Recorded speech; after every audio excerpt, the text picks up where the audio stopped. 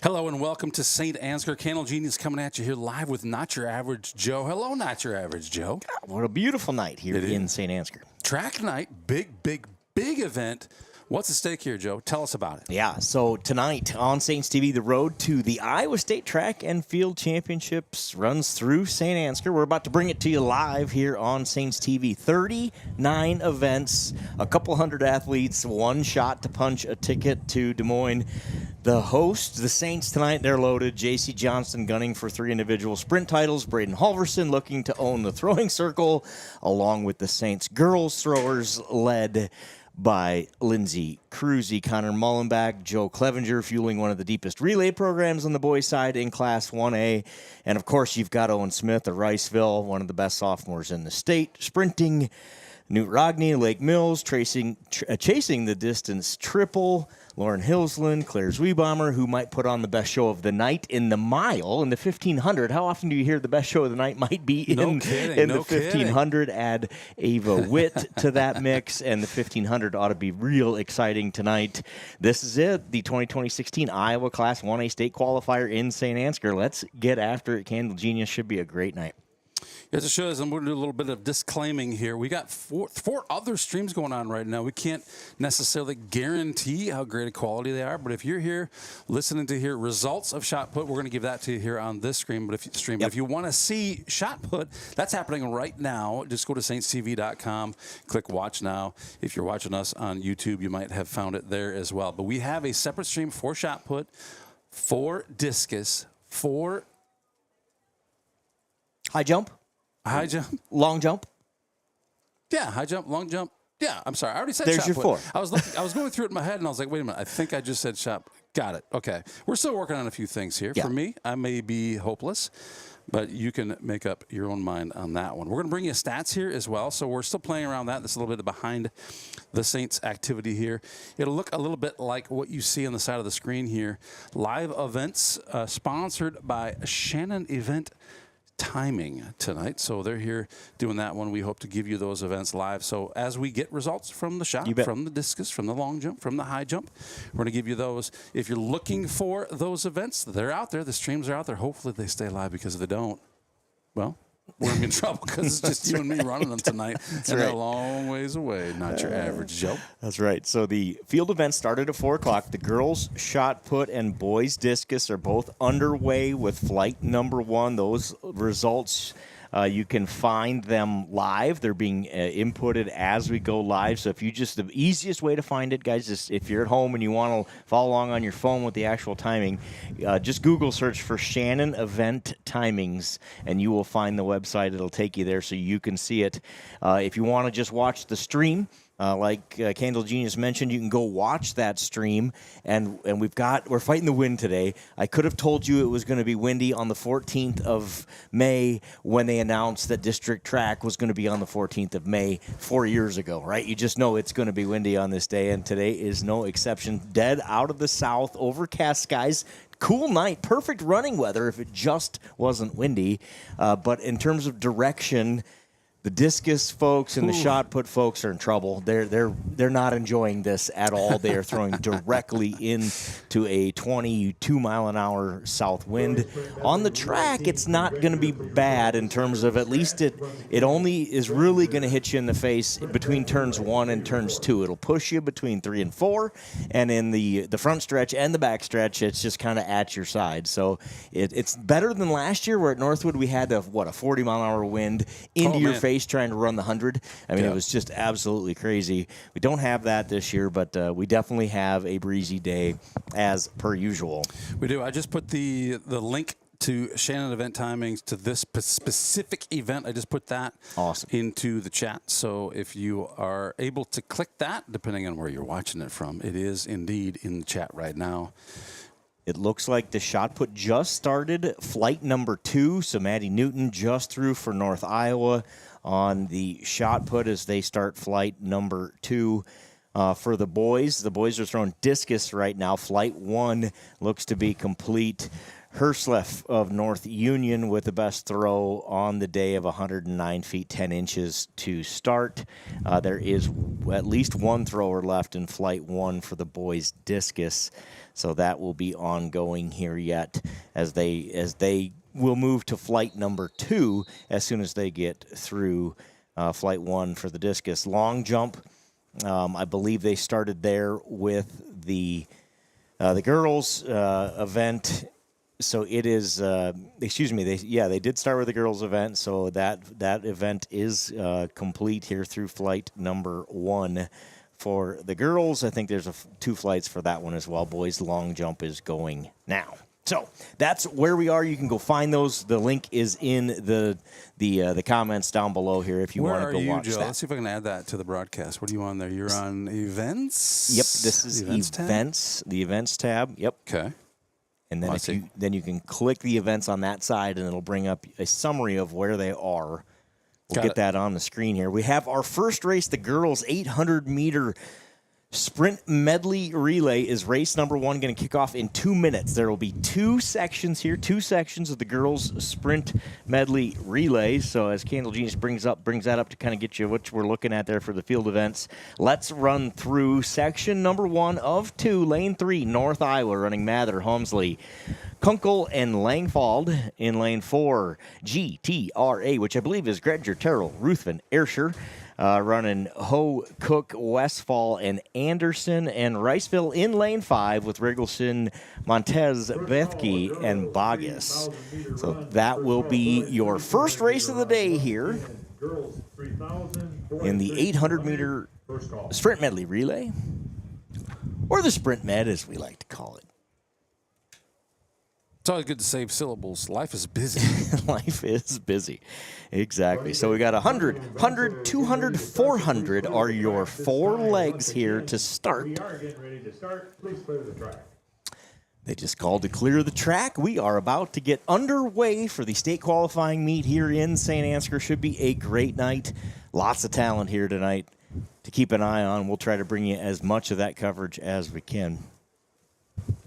While we wait for that first official start, you see all the folks around the track with red and white flags, volunteers from around the community who stepped up to make this thing happen tonight, to act as track officials and to help keep everybody organized and sorted. Appreciate all those folks.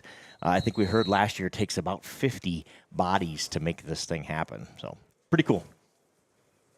Let me know when they're about to start here, Joe. I'm working on setting this up.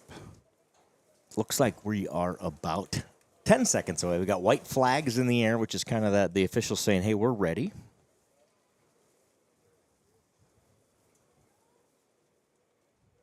We got an on your marks there. About ready to get going here. Race number 1, section 1 of 2, girls sprint medley relay.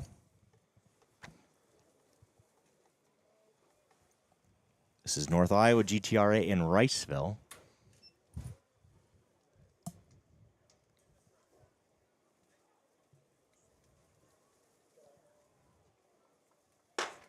Race number 1 is officially underway. Section 1 of the girls' sprint medley relay. The first 100 of the meet is about in the books. They'll make a handoff here to runner number 2 after turn 2. Clean handoffs all the way around. White flags in the air.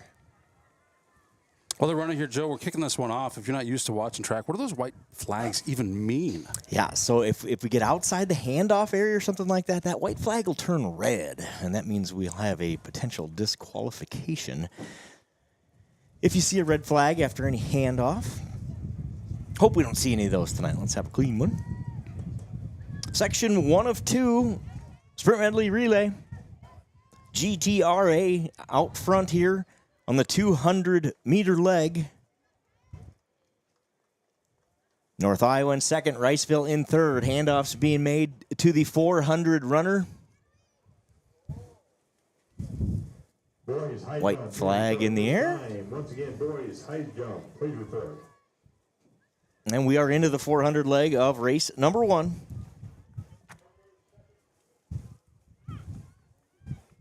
Grettinger, Terrell, Ruthven, Ayrshire, GTRA out front in this one. The 400 runner is Anderson. She's got a lead over Langfall of North Iowa. Riceville running Bogus.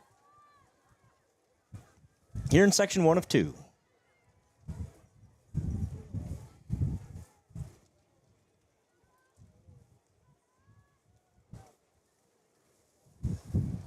They make their last pass. Last turn here. Up the front stretch they'll come. GTRA with that commanding lead here in section 1 of 2.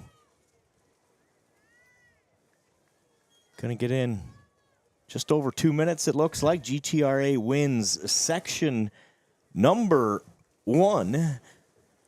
North Iowa second, Riceville third. 2:05.61, the time to beat from Grettinger Terrell, Ruth Van Aerscher.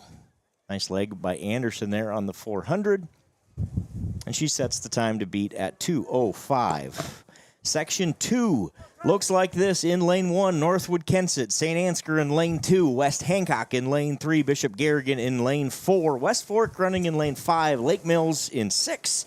North Union in lane number 7.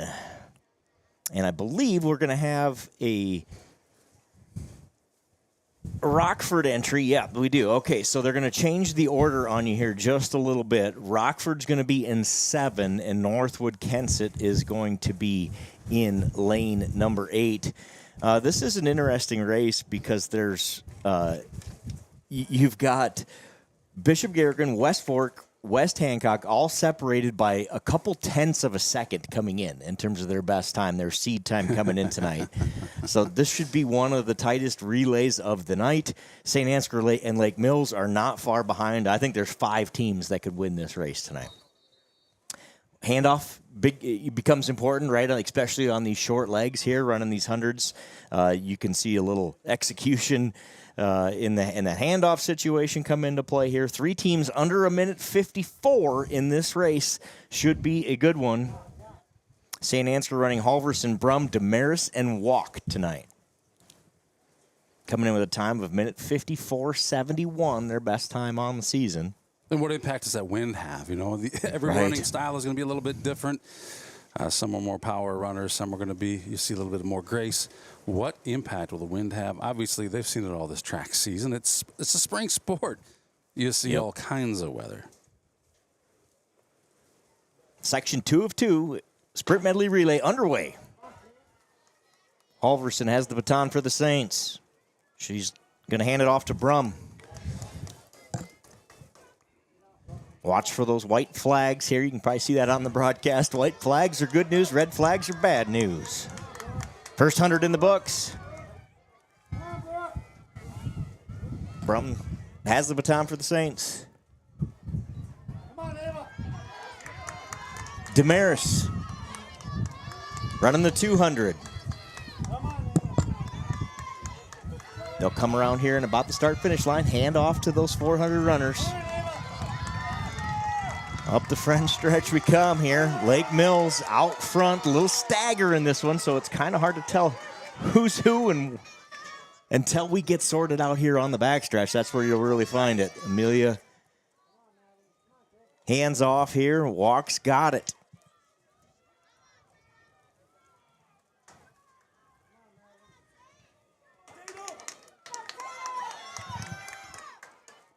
West Fork, West Hancock, Lake Mills. 400 leg on the track. Lake Mills in second.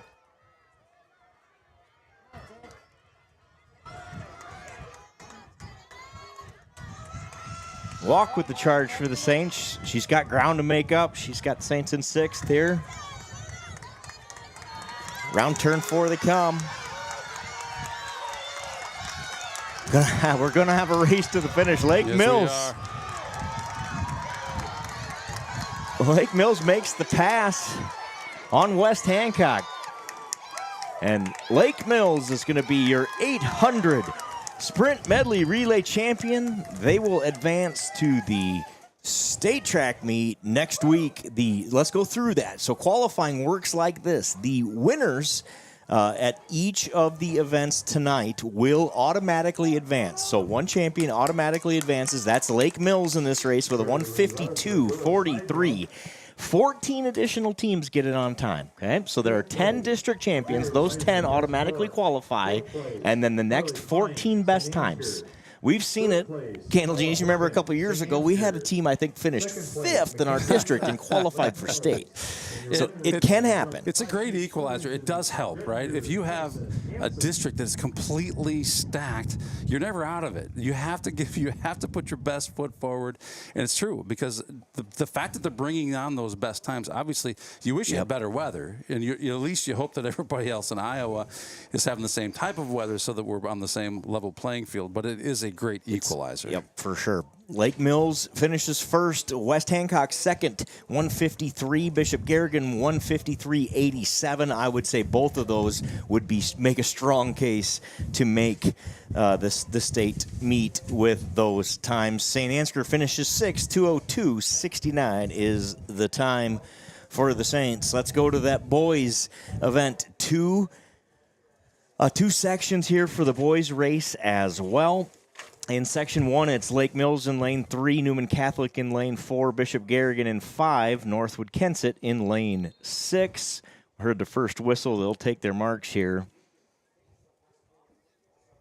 Delger for Lake Mills, Cole for Newman Catholic, Bonnick, Bishop Garrigan, and Frank of Northwood Kensett. They'll hand it off to Hegland, Robbins, Troyer, and Jacobson, respectively.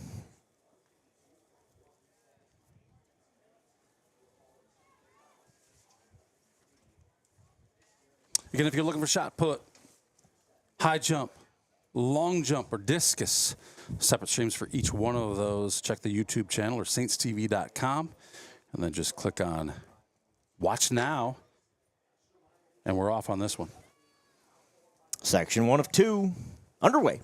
Boys sprint medley relay.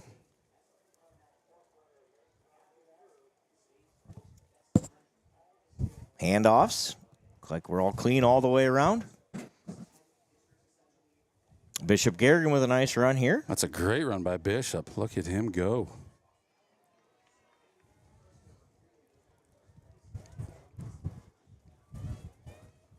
"200-meter runners have the baton.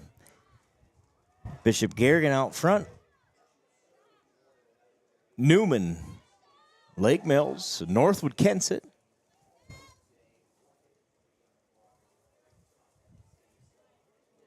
They're going to get that handoff to the 400 runners. This race happens so quick, it seems like those 100-yard sprints to the 200, and then that 400. That's a brutal race, especially with this wind. It's a quarter-mile sprint. Bishop Garrigan out front, running Snyder here in the 400. Document for Northwood Kensett, Petrie, Newman Catholic, and Eden of Lake Mills. Bishop Garrigan has extended that lead with those bright green shoes. You know, shoes can make a person faster. I realized that when I was about 5. It's true. It can happen. It can happen. There's the brutality of the 400 kicking in here. Bishop Garrigan trying to finish. Newman chasing. Lake Mills in third. Northwood Kensett's going to finish fourth here in Section 1 of 2. Bishop Garrigan sets the time to beat at 1:43.15. Newman Catholic less than a second behind that, and Lake Mills a second behind that. Those are your times to beat as we head in to Section number 2 of the boys' sprint medley relay. In Lane 1, St. Ansgar running Dietrich, Schnabel, Clevenger, Clevenger, I believe that would be Matthew, and Hillman, not to be confused with Taylor or Hunter, but Landon Hillman. North Union in Lane 2, GTRA in Lane 3, Riceville in 4, West Hancock in 5, West Fork in 6, Belmont Clemmy in 7, and North Iowa in Lane number 8. Riceville enters as the leader here, a 134.8. Jack Node and Owen Smith both can absolutely fly. They'll be two to watch. They're two of the best sprinters in North Iowa. West Hancock, GTRA will push them. St. Ansgar and North Union neck and neck right behind. Again, should be a great race. A lot of times this one comes down to that 400, right? Of just, can you be clean in the handoffs in the beginning of the race, and then can your 400 guy just outrun the guy behind him? We're going to find out. We're about to find out.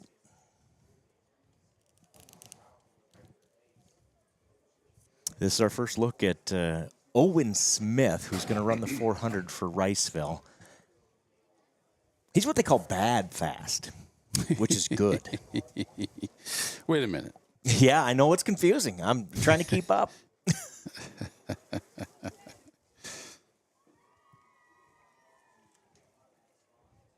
We need a track glossary of terms, perhaps, don't we?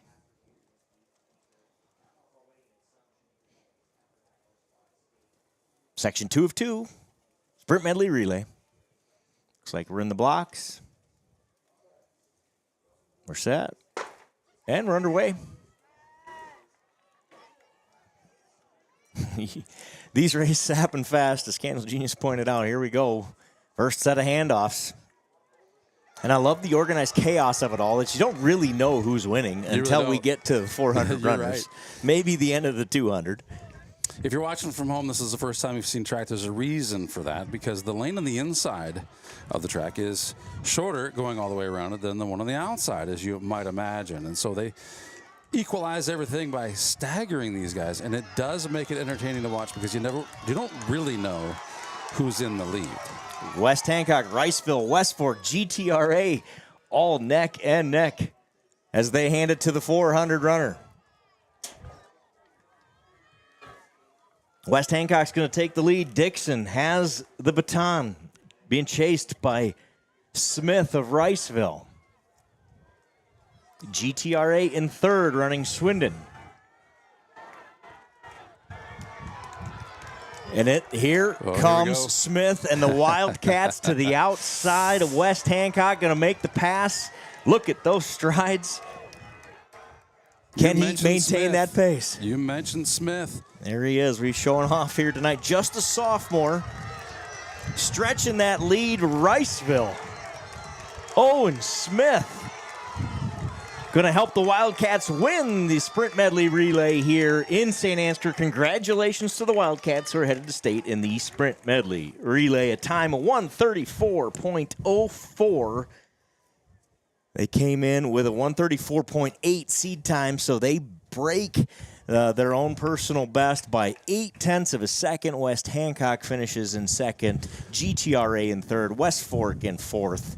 The Saints come in sixth, 1:40.31 is their time. And those times click off really fast on the dashboard here as soon as that race is over. But if you're following along at home and want to see it, you can log into the same website. The link is in the comments right down below. Yeah, I put it in the comments, you bet. So they can go find it there at home if they want to kind of go study those times. You can also manually make it go back to that Candle Genius if you want to. We got events to do that? Like, I should probably know how to do that. Is that scores? Yep, if you... event, yes, you have to go to events. I'm sorry. Yes, you go to events and then you click the event itself. So in this case, you'd go boys 800 SMR, and boom, there it'll bring them back up for you. Yep. Perfect. So that's how you bring them back up, and it shows you who ran them and their times. But it'll stay on that until you click back to it. All right, Let's go to the next race, which is the girls' 3,000 meters. So just shy of 2 miles for those of us here in America. We're going to run 3,000 meters. We have 12 entries. We're 35 seconds into it, as it turns out. While you were teaching me how to use this thing, they started. Here we go.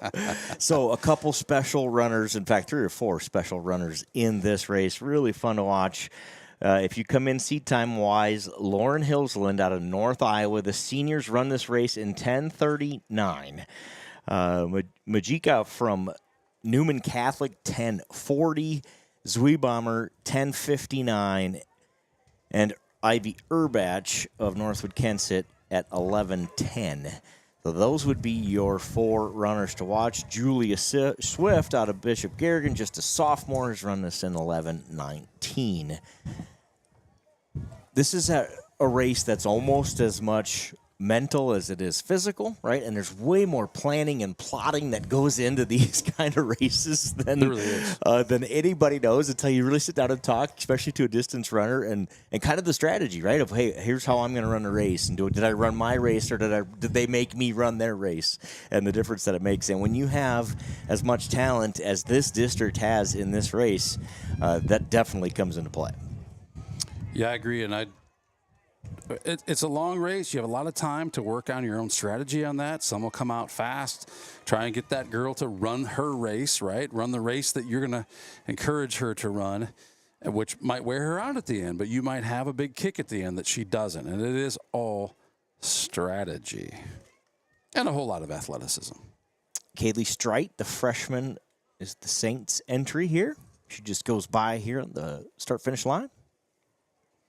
Newman Catholic out front, the freshman from Newman Catholic, chased by Zweibommer and Hillsland and Urbach. Fifth place, Belmont Clemming. Fourth place, West Fork. Third place, Brettinger. Second place, West Hancock. The girls' high jump is complete, so we can tell you Addison Hansen, GTRA, is your qualifier, your automatic qualifier here from District 9 in St. Ansgar. She jumps 5'2", which is a personal best. The junior advances to the state meet next week. Congratulations to Miss Hansen out of GTRA. Budak Lake Mills jumped 5'1", and Ella Horgan jumped 5'1" from St. Ansgar. Charlie Klein, 4'6" for Charlie Klein. So the Saints finished third and fourth there, and Ella will have to wait to see if 5'1" is enough to qualify. We'll try to bring you those during these longer races. We'll try to bring you some of those field event results as they become final. Yeah, and that's why we're going to put this one up there, and just in case they weren't listening for whatever reason or wanted to see that repeated, there you've got those results. Get the camera back on these girls who are presently on their... Gosh, what lap are these ladies on right now? They're spreading out a little bit. Yep, they have spread out just a bit. I believe this is the start of lap number 4. Here is your leaders right here. Newman Catholic, Buffalo Center, Riceville, and Northwood, which were your 4 runners to watch, are your top 4 there. Majika, Urbach, Hillsland, Zweibommer. Swift, Bishop Garrigan, I believe, is in 5th. Results on your screen, again, our girls' high jump. Go over how state qualification works for this again, Joe, will you please? You bet. So there are 10 districts being run here across the state of Iowa tonight. In Class 1A, the winner of every event automatically qualifies at each of those 10 district events. From there, it goes to time, distance, or height, right, of the next 14 best results. Doesn't matter if 9 of them are at the same district. It's the next best 14. So a total of 24 qualifiers, 10 automatic, the 10 victors of each event, and then it will go to time, distance, and height. I love it. Thank you for that. We may end up repeating that as we go. It's a long event, and if people are chiming in a little bit later, maybe they were watching high jump and they come into us and they just want to know what's at stake here tonight. So if we do repeat ourselves, it's for those who weren't able to join us for this part of it. So we'll just apologize for that in advance if it sounds monotonous. But there's a lot of folks out there. We tend to see more and more viewers entering the stream as we get into the night, because we'll have team updates, team score updates. You bet. Very live and very real. Lake Mills qualified in the girls' shuttle hurdle relay. They won that event. And in the boys' race, Riceville wins with a 134.04. So those are your 2 qualifiers in the first 2 running events. Girls, 3,000 meters on the track now. This will be a good one as this comes down to the end. We expect Newman Catholic, North Iowa, Northwood, Kensett, and Riceville to battle this one out. Last time we watched a couple of runners, I believe that would have been Urbach and Zweibommer at the home meet, kind of pulled away with a couple laps to go. they'll have a little more competition today. Lauren Hillsland, one of the best distance runners in the state of North Iowa at this one. Got another camera we just got on board here, Joe, so we're going to take this time to check that out as the runners run. 4 laps to go, I believe, for your leaders.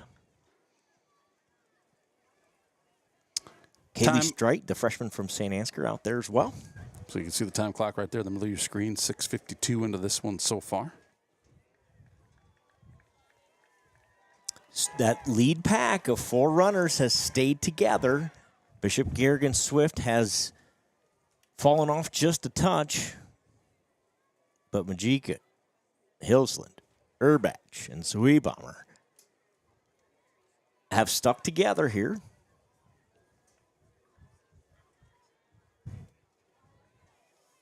Hillsland seems to be happy just to kind of pace up front there. Stand just off the shoulder of the Newman Catholic runner. We call that stalking, I think, in a good way. Again, with track glossary. Is that really what it's called? Yeah, I think it is. It's the, hey, I'm right here in your peripheral vision. And by the way, I'm not breathing hard. This is, no, my face isn't red. This is easy for me. I'm ready just to go around you. That's the mental game you're playing anyway. That is a very, very powerful position to be right behind the leader, right? The leader doesn't know, what are you doing? Are you struggling back there? Are you waiting to pass me? What's happening? Yep. Heck, you might just be borrowing a little bit of windbreak in today's meet. Especially between turn 1 and 2. I can tell you we were down there setting up cameras for some of the other streams, and that wind was howling across the cornfield there to our south. Speaking of other streams, Candle Genius, if you wanted to watch the high jump, you can go do that, right? Yes. On a completely separate stream, separate camera. You won't get to hear our beautiful voices, but that might be a benefit. You can go watch that, see what's going on. You should be able to hear we're doing the best we can in the wind, but hopefully you can hear the officials calling out some heights and some times and maybe who's jumping or who's throwing at the current time, so you can catch your favorite athlete throwing, running, or jumping out there on a separate stream. So just go to saintstv.com and follow the link to the YouTube page. We'll bring you all 5 of these streams. This is one of 5. Yep, and our goal is on a perfect night, you can just hear the voices of the names being called out, so you'll know when the person, your loved one, or whoever you happen to be watching, their name is called. You get to see them jump or throw. On a windy night, it's not quite so perfect, but we do the best we can. So hopefully everything stays live and connected, because we basically set our systems up and abandoned them, and there was just a crowd of people. It's like the county fair out there with a number of bodies, people throwing stuff around, swinging hammers. Yep. All kinds of stuff going on over there. And there's no hammers. It's a safe place. 1 lap to go for the leaders. Newman Catholic stretched that lead just a touch. Zweibaumer, Riceville, Hillsland, North Iowa. In pursuit, Urbach, Northwood Kensett. Is falling back. Yeah, Alexis Majika. She seems to be gaining that lead, doesn't she? She does. Newman Catholic freshman came into this race with the second best time, just a second off of Hillsland's best time. But she is putting on a show, the freshman, with her last corner. Hillsland back into third. Zweibaumer second. Comes Alexis for Newman Catholic. What a run by the freshman. She's going to win the girls' 3,000-meter run and advance to the state meet next week and had gas in the tank yet. She sure seemed like she did. What a run. The 41st best time this year in Iowa, personal best 10:37. Alexis Majika, Newman Catholic. Congratulations. Claire Zweibaumer of Riceville finishes in second at 10:42.7, a season best for her, and the 49th best time in Iowa this year. Lauren Hillsland is going to finish third. 10:46 for Lauren. Yeah, that's amazing. I mean, look at the freshmen in this lineup. You've got Alexis, a freshman in there. You've got Ivy, a freshman in there. She ran a personal best today as well, at least according to. So let's talk a little bit about that. When we talk about personal best, we're not always going to be right there because not all of the events get entered into the Athletic Live site. So there's sometimes a little discrepancy there. But it's a good indicator of, hey, she probably ran a pretty good time when it's got that little PB next to her name in there. And the SB is season best. And then if you see the new 26 IA number 41 there for the freshman from Newman Catholic, that is all classes. That's the 41st best time. All classes, all events. Yeah, that's important to know. Yep. And again, that are recorded in this website, which may not be 100% of all races. It's the big ones. So again, if you can make that number light up, if you get yourself a number on there, that means you ran yourself one heck of a good race, and she did that tonight. Congratulations. Girls, 3,000 in the books. The boys, 3,200-meter run is next. It's amazing that in all of the excitement, especially with these, well, in particular with these long races, I'm looking at the timing up on the top right here.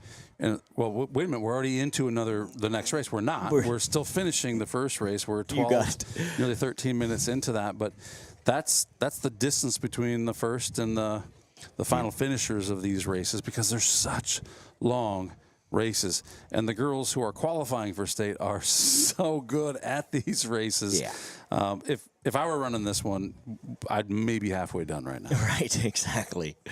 We talked about Urbach Swift. Bishop Garrigan finishes 5th. Gears of GTRA finishes 6th. Brueggemann, West Hancock with a personal best, finishes 7th. Congratulations. And in 8th place, Maren Hansen, Northwood Kensett, also a personal best for her, 12:47. McMichael, Newman Catholic, crosses there in 9th.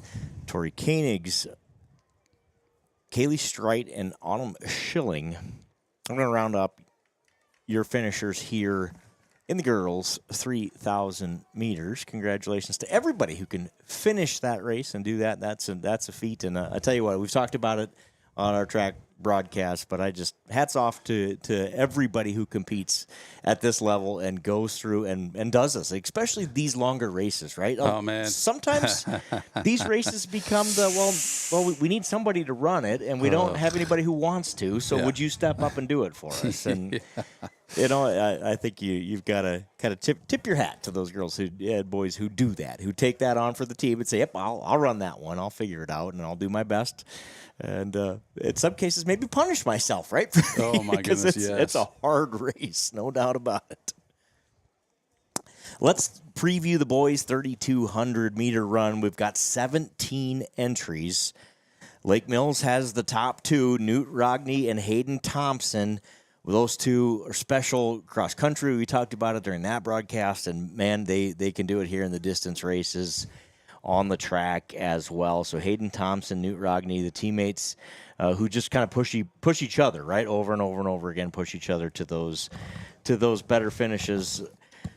Rogney's also seeded number 1 in the 800 and the 1600 tonight to show you that distance race is his race. So this one will be interesting to see how as he chases that distance triple.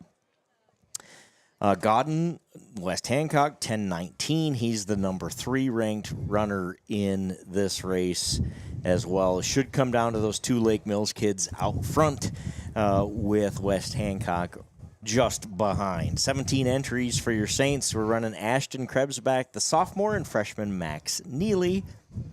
Krebsbach trying to beat 11 minutes in this one. He comes in with 11:03 seed time. Boys, 3,200-meter run about to get underway.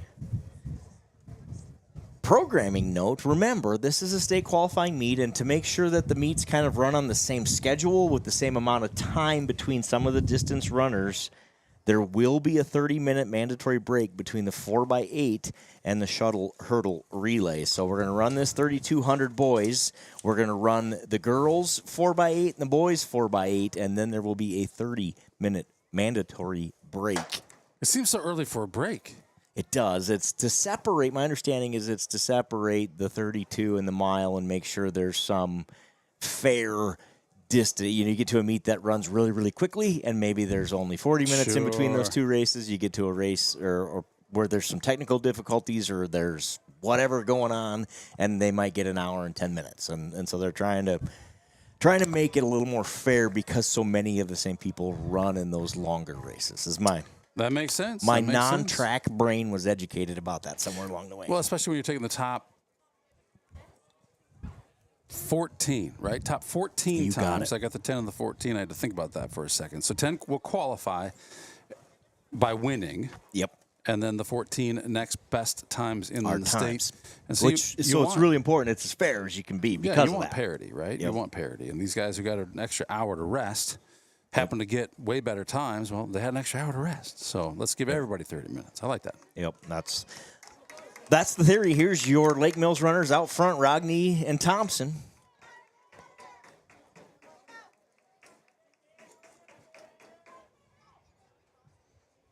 Riley Godden, West Hancock, is with them as well. And then the Belmont Clemmy runner, who I believe is Nolan Mullenbrook, keeping pace through the first lap. Fifth place, Julia Swift, Bishop Garrigan. Fourth place, Heidi Urbach, Northwood Kensett. Third place, Lauren Hilsman, North Iowa. Second place, Claire Reinbauer, Raceville. Your winner in a time of 10 minutes, 37.45 seconds from Newman Catholic, Alexis Majika. There's another look at those runners as they pass corner number 3 on this track. Don't get excited. They still got a ways to go. They're only 2 minutes into this one, finishing their second lap coming up right here. Is that right? Yeah, that is correct. This is their second lap. See the two Lake Mills runners out front. Thompson and Rogney, Riley Godden, West Hancock with them as well, and then Mullenbrook of Belmont Clemmy. So Thompson and Rogney have run a lot of races side by side, so I wonder how that changes the mental game, right? Since they're teammates and friends and they're running partners, does that, I assume there's some strategy going in there. I bet there's probably some coaching going in ahead of time too of, hey, here's how we're going to run this race as a team. Why not? You've got that advantage of having a friend that can run with you. Agreed. It looks like maybe part of that plan was one of them was going to lead the first couple of laps, and maybe this other one's going to lead the second couple. I think you're right. Lake Mills has done a good job. They have always such great running programs at Lake Mills. Cross country has been strong for a lot of years. Why not? Yep. Right? Why not say, look, let's get one of us qualified. Let's make sure the other one gets qualified with one of the 14 best times. Yep, exactly. And when you have that partner to help push you and drag you along, the track's a huge, I tell you, you've seen it over the years of when you have somebody to race against, the times are so much different than when I'm out by myself. That's fact.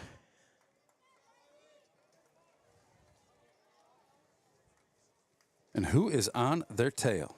That would be the West Hancock runner, the junior, Riley Gowden, I think is how you say his last name. By the way, if you're out there in YouTube land and you can help us with a pronunciation that we're not getting correct, most of these guys, we say their names, and gals, say their names 10 times a night. We don't want to say it wrong 10 times. We don't. So if you can help us out, you will not offend us at all. If you help us out with those, we try to do the best job we can. In a lot of cases, Mr. Kendall Genius and I are on a lot of these broadcasts, so we get to know some of these kids, but there's always new ones.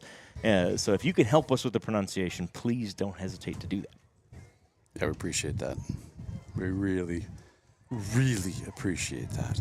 It is Saints TV, so you might hear us rooting for the Saints, but there's a bunch of athletes, dare I say hundreds of athletes out here today, and we want to see them all do well. We want to see them all bring their best night tonight. Yep. And we want to honor the names that they've been given as they come in. We don't want to mess that up. Exactly.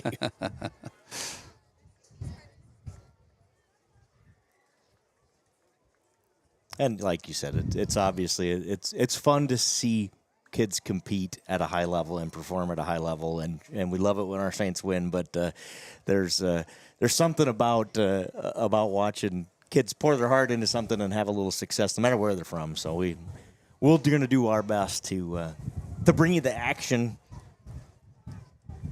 You are correct, sir. There's a time on the clock, 5:14.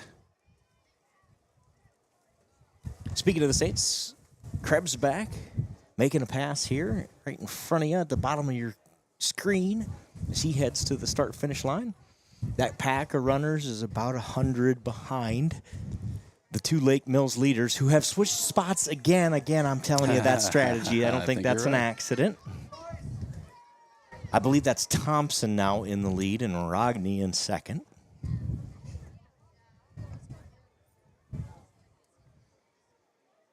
The West Hancock runner, Riley Gowden, holding his own, just 10 steps behind as they come up to complete another lap. 6 minutes elapsed in this one. Should see those best times somewhere under 10 minutes. Both of these Lake Mills runners have run this race in 9:41. And they are smooth. In sync and smooth. 3 laps to go for the leaders.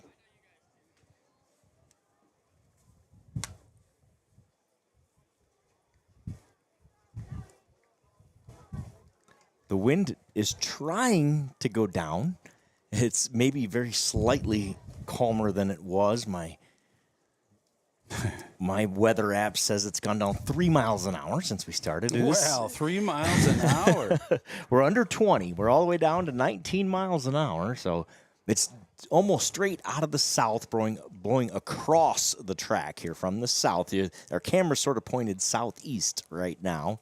Southwest right now to give you some idea. And you can see the flag sticking straight out on the football scoreboard. Where is the exact finish line? Is it that white post out there, you think? It is. You got a camera set up on that. That is the finish line. Oh, good. We can see the clock there. That's a good shot. Let's lock that one in. Rodney and Thompson out front. They extend that lead over the West Hancock runner. 2 laps to go. Rodney makes the pass.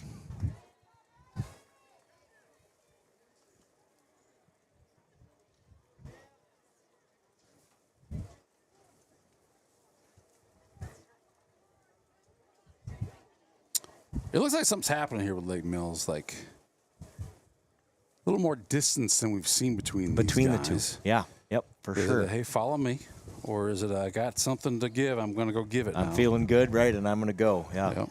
Lap and a half to go for the leaders. It's going to come down to Thompson and Rodney of Lake Mills.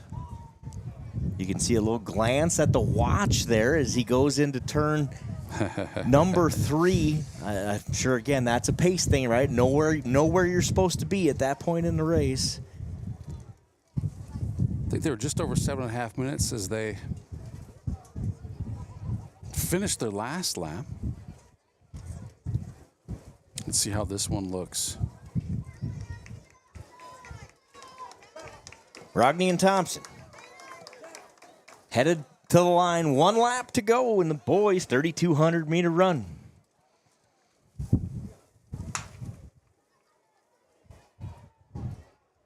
Final lap. I'm anxious to see how these guys finish this one up.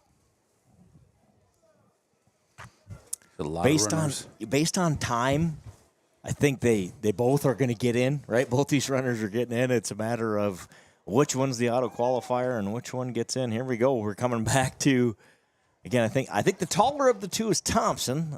Looks like he's going to try to make the pass. Or maybe just pull alongside his buddy and we'll have a photo might just finish. be telling jokes. They might be. They look comfortable out there, don't they? They do look cozy out there. But like I said, it's got to be in both their minds that finish first, that's the easy one, but you got to finish fast, even in second place. Even in second, you got it. Get a chance. 100 meters to go in the boys' 3,200-meter run. It's Rodney and Thompson of Lake Mills, as expected, out front. Who's got a little gas left in the tank? These two have run almost exact times every meet this year. This looks like it's going to be the same way. To the line they come. Shoulder to shoulder, the two Lake Mills runners are going to win it. Let's just go with that. I feel like that was intentionally tied. I think you are correct. 0.89 and 0.9. Hayden Thompson, officially your winner by... Wow, that's as close as it gets, I guess. Good for both of them. They both will make the state meet amazing. next week with times 10:15.89 and 10:15.9. Should be good enough for both of them. Like I said, both of them can run it under 10 and have this year and will next week in Des Moines. Riley Gowden, West Hancock finishes third, 10:36.45. That's amazing. That really is. Congratulations, guys. They knew what they needed to do. They went out and did it tonight. No doubt about it. Cody Hart of Riceville finishes fourth. Spooner, Newman Catholic in fifth. Wyatt Wright of North Iowa with a personal best in sixth. Mullenbrook, Belmont Clemmy, who started with that lead group, falls to seventh. Ashton Krebsback for the Saints is going to cross the line in eighth and get an all-valuable team point here as that Saints boys team looks to try to win a district championship tonight. The girls are heavy favorites in the team race. The St. Ansgar girls, heavy favorites in the girls' race.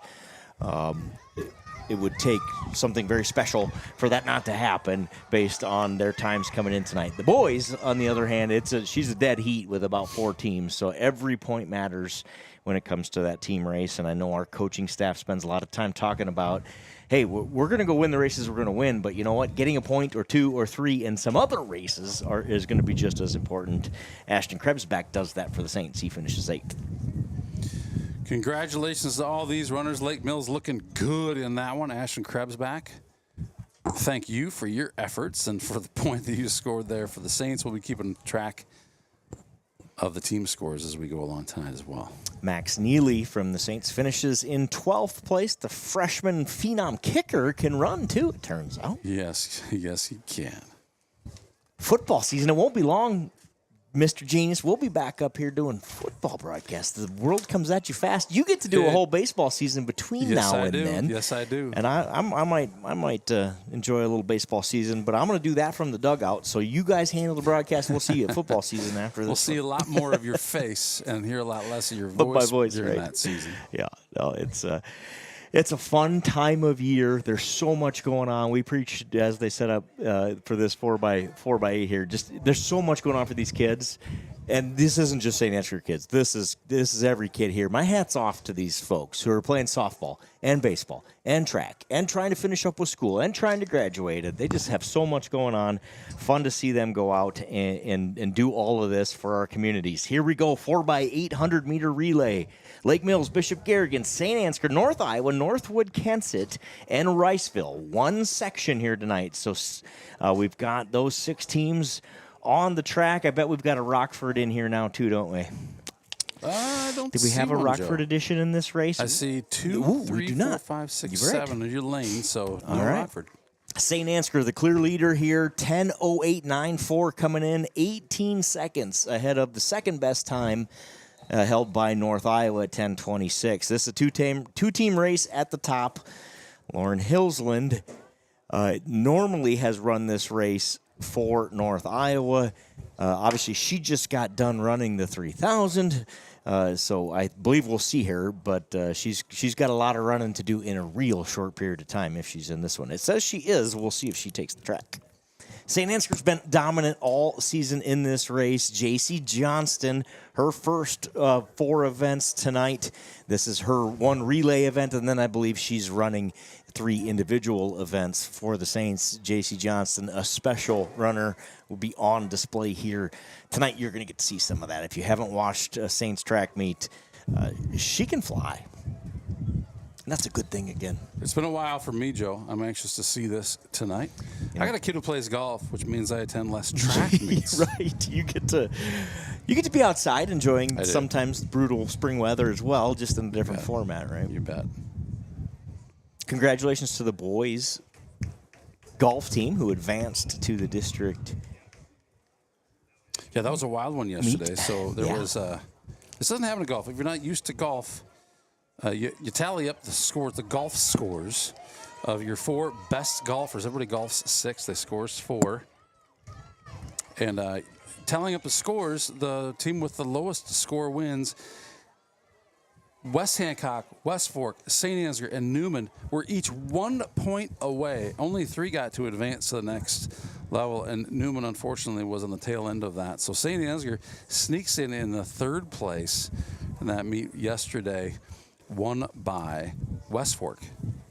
And hosting West Hancock took 2nd place, again, by 1 stroke between each of them. It was crazy. Never seen a finish like that. I think St. Ansgar was favored to win that one, but probably the worst overall meet of the season for St. Ansgar. Lucky to advance because some other teams brought the heat. Got that one out of the way, right? Get We the did. bad one out of the way, We advance anyway, and then go. You got it. There you go. That's the plan. Johnston has the baton and the lead for the Saints. North Iowa, Blodgett has the baton for the Bison. She's in 2nd. We said this might be a 2-team race. It appears to be that way. 4x800-meter relay for the girls. Saints have far and away the best time coming in. J.C. Johnston running her 2nd lap. She's coming to the line here where she's going to hand it off to Jada Meyer. Johnston with the strong finish. Jada Meyer in 1st. Hillsland is on the track. I believe that's her running for North Iowa here on this 2nd leg. 2 laps for each runner. That's gutting it out for your team there. Run the 3,000, get a drink of water, and go back out and run 800 more. Man. Yeah, it is. Yes, it is. See, get a look at the lead here by Jada. Another smooth runner, nice stride. I know talking to the coaches, they're super impressed with the amount of work she's put in this year and the improvements she's made from her freshman year to this year. Just awesome to see that when you have an athlete who does that, who commits and shows up every time, and then you see that jump, man, that's fun. That's pretty rewarding as a coach to watch that happen. So Jada's been one of those this year, just looks great. I can't believe how fast time flies and how fast these little people grow up to be young Right. adults. Right. Jada's a great reminder of that for me. Like the last time you remember meeting her, she was 4 or 5, and now she's 15. Yeah, there's this adorable little 4 or 5-year-old. Next thing you know, she's dominating at track in high school track. Excuse me, Coach Tabbert from Riceville, please report to the shot put. Once again, Coach Tabbert. Jada losing ground here. Hillsland, yeah, again, we talked about just what a runner she is. And she's applying a little pressure, little response from Jada there. I like that. She saw her coming, felt that coming, said, "Well, I'll just kick it up a notch here and try to keep you behind me as long as I can." Nice leg from Jada Meyer and the Saints. Hillsland, North Iowa has their team in a close 2nd. I think Jada's response has kept Hillsland from trying to pass or trying to be too aggressive. We'll see what happens here in the final straightaway on this 2nd leg. 100 meters to go for both runners from St. Ansgar and North Iowa. This is the 2nd leg. Johnston had the initial carry. Meyer pulling away from Hillsland. Jada Meyer with a strong finish. She's going to hand it off to the senior, Lila Powers. Powers has the baton. North Iowa running gray. And Lila Powers comes out flying. Does she ever? Stretching that lead. Over 2nd place, North Iowa. I think she put on 20 meters in the first 100 onto that lead.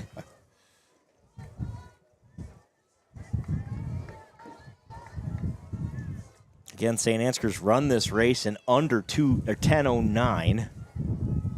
They'd love to put up a personal best here tonight, I'm sure. Coach P, thank you for chiming in. Keep doing great work, guys. He may be talking about the runners. He may be talking. He couldn't be talking about Couldn't us. be. I'm Has sure to be the of that. runners, I'm sure. Coach B hosted the golf meet that we were talking about yesterday. Working on doing some live scoring for that. So they had a great group of guys over there helping out from an administrative perspective. Had our AD and their AD over there helping us out. Pretty good day. Everybody works together. A lot of good things can happen, can't they? You got it. Lila Powers, 1 lap in, 1 to go, running the 4x800 meter relay. The Saints have a commanding lead. Lila Powers continues to stretch her lead over North Iowa, running gray here on this leg. Man, she is keeping that hammered down, isn't she? She is. Just, you talk about consistent in stride and just that kind of smooth. That is Lila Powers.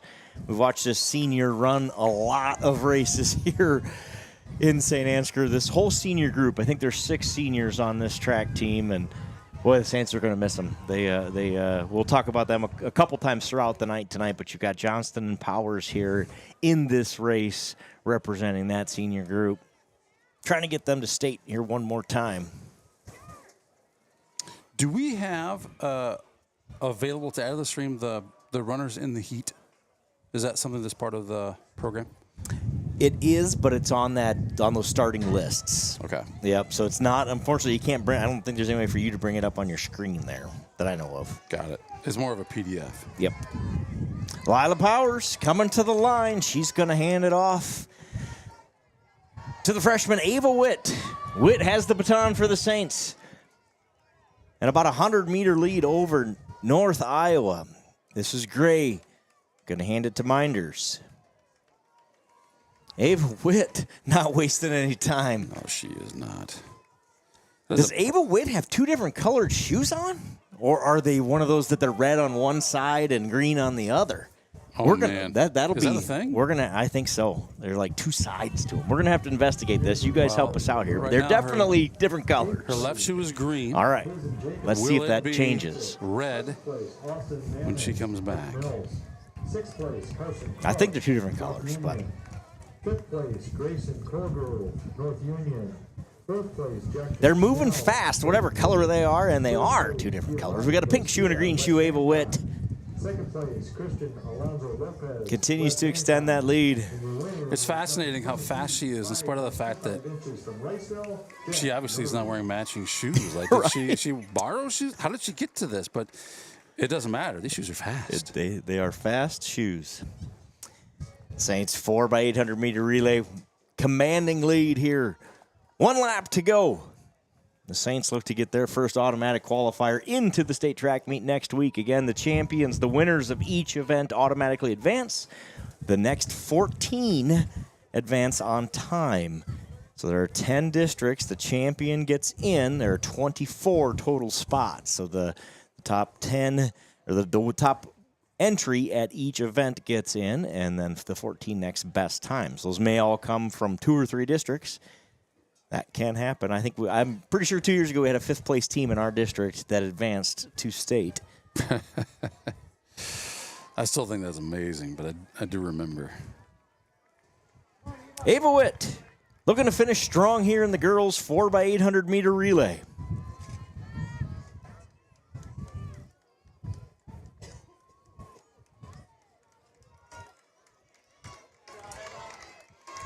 Ava Witt.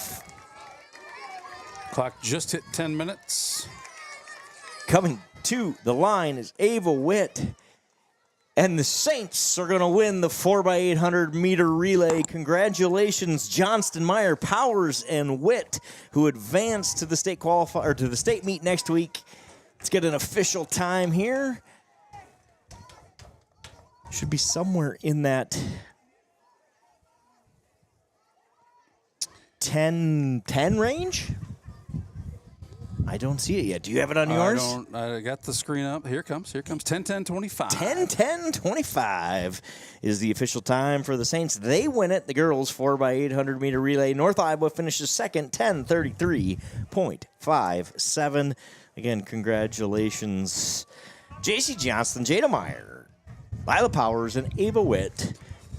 your girls 4x800 meter relay champions. What a race. And that time, I'll tell you what, this will be one you can mark it down right now if you'd like at home. If you're keeping score at home with Joe's predictions, that team is going to bury that number next week in Des Moines. Like, absolutely bury it. Like, be like, what? How did you run 10:10 last week when you ran 9:52 this week? I mean, I've seen these girls do this for so many years. It's just what we do. You get to Des Moines, you get that adrenaline, you get what our coaching staff does to prepare people for that meet and get them ready. And then you get the whole, well, now instead of just kind of racing against ourselves, we're racing against somebody who traditionally is faster than us, right? Or at least throughout the season has been faster than us. And it's crazy what these relay teams do down at state and go shave 15 or 16 seconds off their times. Well, being around a lot of competition does have a major impact on that, doesn't it? It does. It does. So the last race before break coming up, it is the boys 4x800 meter relay. One section here, so we're going to run this all in one section, even though I believe there are 9 teams entered in this thing. West Hancock comes in with the best time on the boys' side, 8 minutes, 28 seconds. Lake Mills right behind at 8:36, as well as Bishop Garrigan at 8:36. So effectively 3 teams tied when you think about how far they're running, and they're less than 8 seconds apart. Watch Preston Gakin of West Hancock. He's the anchor for them. He's the group leader when it comes to the individual 8, so he's going to be the guy to beat. If West Hancock is in it when he gets the baton, I think it'll be hard for the Saints to, or anybody else, to run around that. This could be one of the most competitive relays we've had to this point. In fact, I think it will be. So watch Lake Mills, West Hancock, St. Ansgar, Bishop Garrigan, North Iowa all have a shot here at this one. And as you mentioned, Eric, just running against competition here that you know is supposed to beat you is going to speed up some of these guys as well. So this will be a fun one for the Saints. They're running Joe Clevenger, Grayson Falk, Freeman, and Zacharias. Yeah, so here's a list here. You can see all the runners that are running in the, I assume, the order that they're running them. That is the planned order. I believe the coaching staff can change them, like, right at the after they get here. You can't change the entry, but you can change the order. But I believe tonight, so far, everybody's running the order in which they were submitted, which sure makes it easier for the announcers. It sure does when you don't necessarily know all these guys or don't recognize them from here, even if you do. It happens. Saints senior Joe Clevenger out to start the 4x8 for the Saints. They're in lane 6. Lake Mills in lane 5, running Charleston on leg number 1, and Collins for West Hancock. Sink, Bishop Garrigan, and Nelson, North Iowa. North Union with a Nelson as well, but with an E instead of an O. Co for Belmont, Clemmy, Ebert for Riceville, and Tufty, Northwood, Kensett. Those are your first runners on the track. Boys, 4x100 meter relay about to get underway.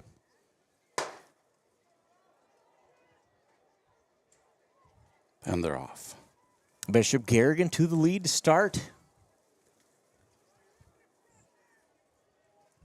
Joe Clevenger in 4th for the Saints. Northwood Kensett right there. Here comes West Hancock. They're going to make that pass early on the outside. Collins of West Hancock and try to push the pace. Joe Clevenger responds and goes with him.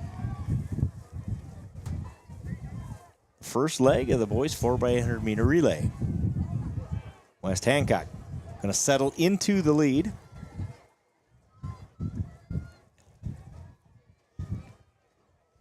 A lot of wind coming in here tonight. Apologize if you hear that at home. Joe Clevenger makes a move. Boy, does he. That's West Hancock, St. Ansgar, Bishop Garrigan, Lake Mills is your lead pack.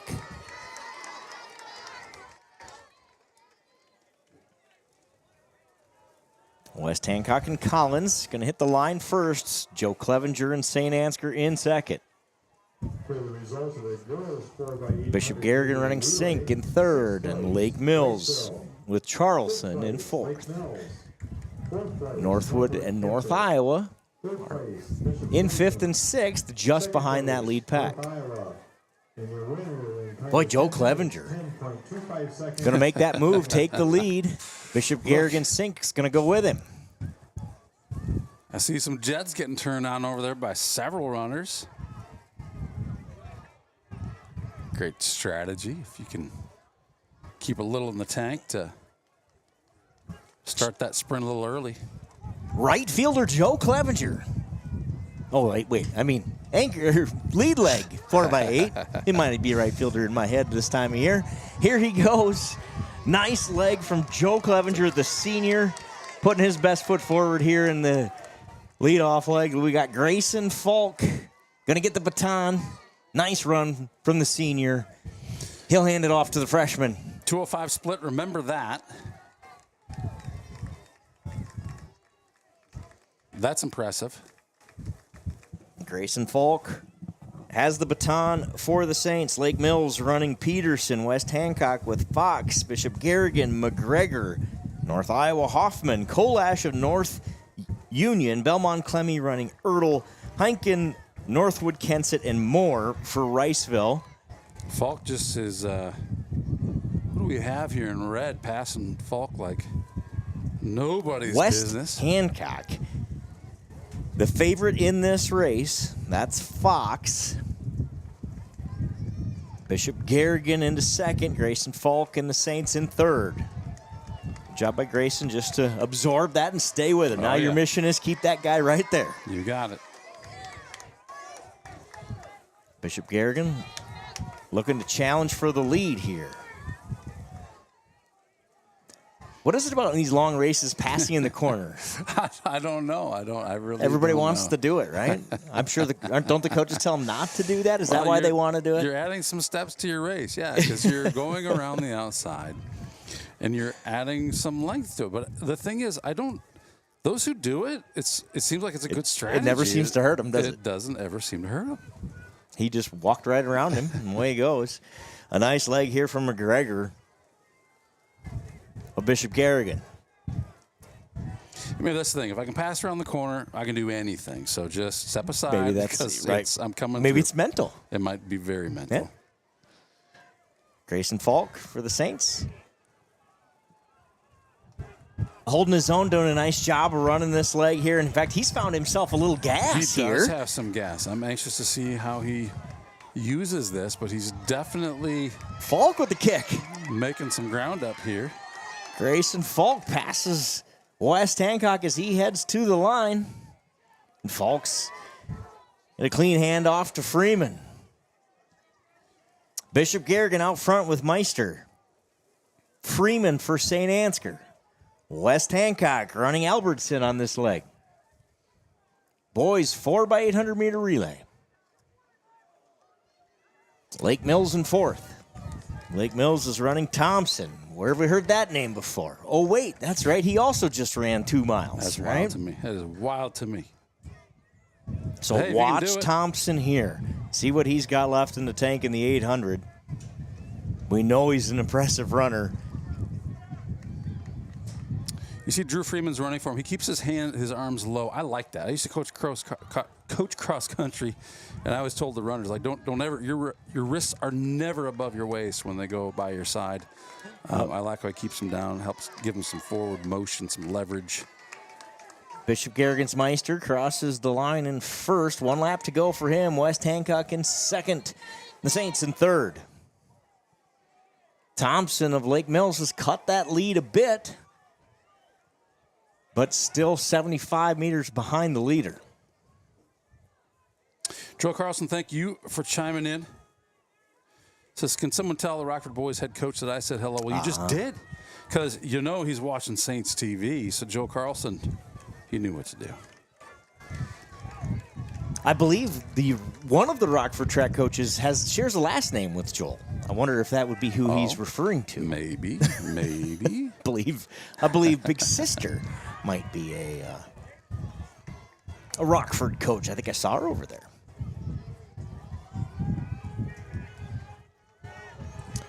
Meister, Bishop Garrigan out front, but West Hancock making a charge. This is Albertson of West Hancock, and we talked about the anchor leg here for West Hancock. And they're going to be right where they want to be with Bishop Garrigan in sights. Thompson does make the pass on Freeman. Lake Mills into third.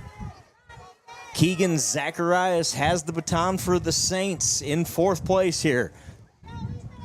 And watch Gakin, West Hancock. He's chasing Bishop Garrigan's C.J. McGregor. And they have extended that lead over Lake Mills and St. Ansgar. Rigg for Lake Mills, Zacharias for St. Ansgar. Can they close that gap between second and third? Looks to be a two-team race out front. Keegan going to pass in the corner, isn't he? He sure is. He wants to anyway. He thought about it. But a nice job by the Bishop Garrigan runner to hold him off for a second, but around he goes. Here goes Gakin and West Hancock. Bishop Garrigan's McGregor tries to keep pace. Lake Mills and St. Ansgar in third and fourth. Zacharias has the baton for the Saints. Northwood Kensett in fifth. West Hancock extends their lead here. They were the favorite coming in to this 4x8 for the boys. They've ran this race in under 8.5 minutes this year. He is really putting it on, isn't he? He's putting on a show out there. He sure is. He extends that lead. Look at him caking, going to the front. West Hancock in first. Bishop Garrigan in second. Zacharias passes Rigg for third. The Saints into third. But this one's going to be all West Hancock. Preston Gakin with an impressive leg. And West Hancock is going to advance to the state meet next week. In the boys 4x800 meter relay, congratulations, boys. Collins, Fox, Albertson, and Gakins. Bishop Garrigan in second place. Lake Mills makes the pass for third. St. Ansgar finishes fourth.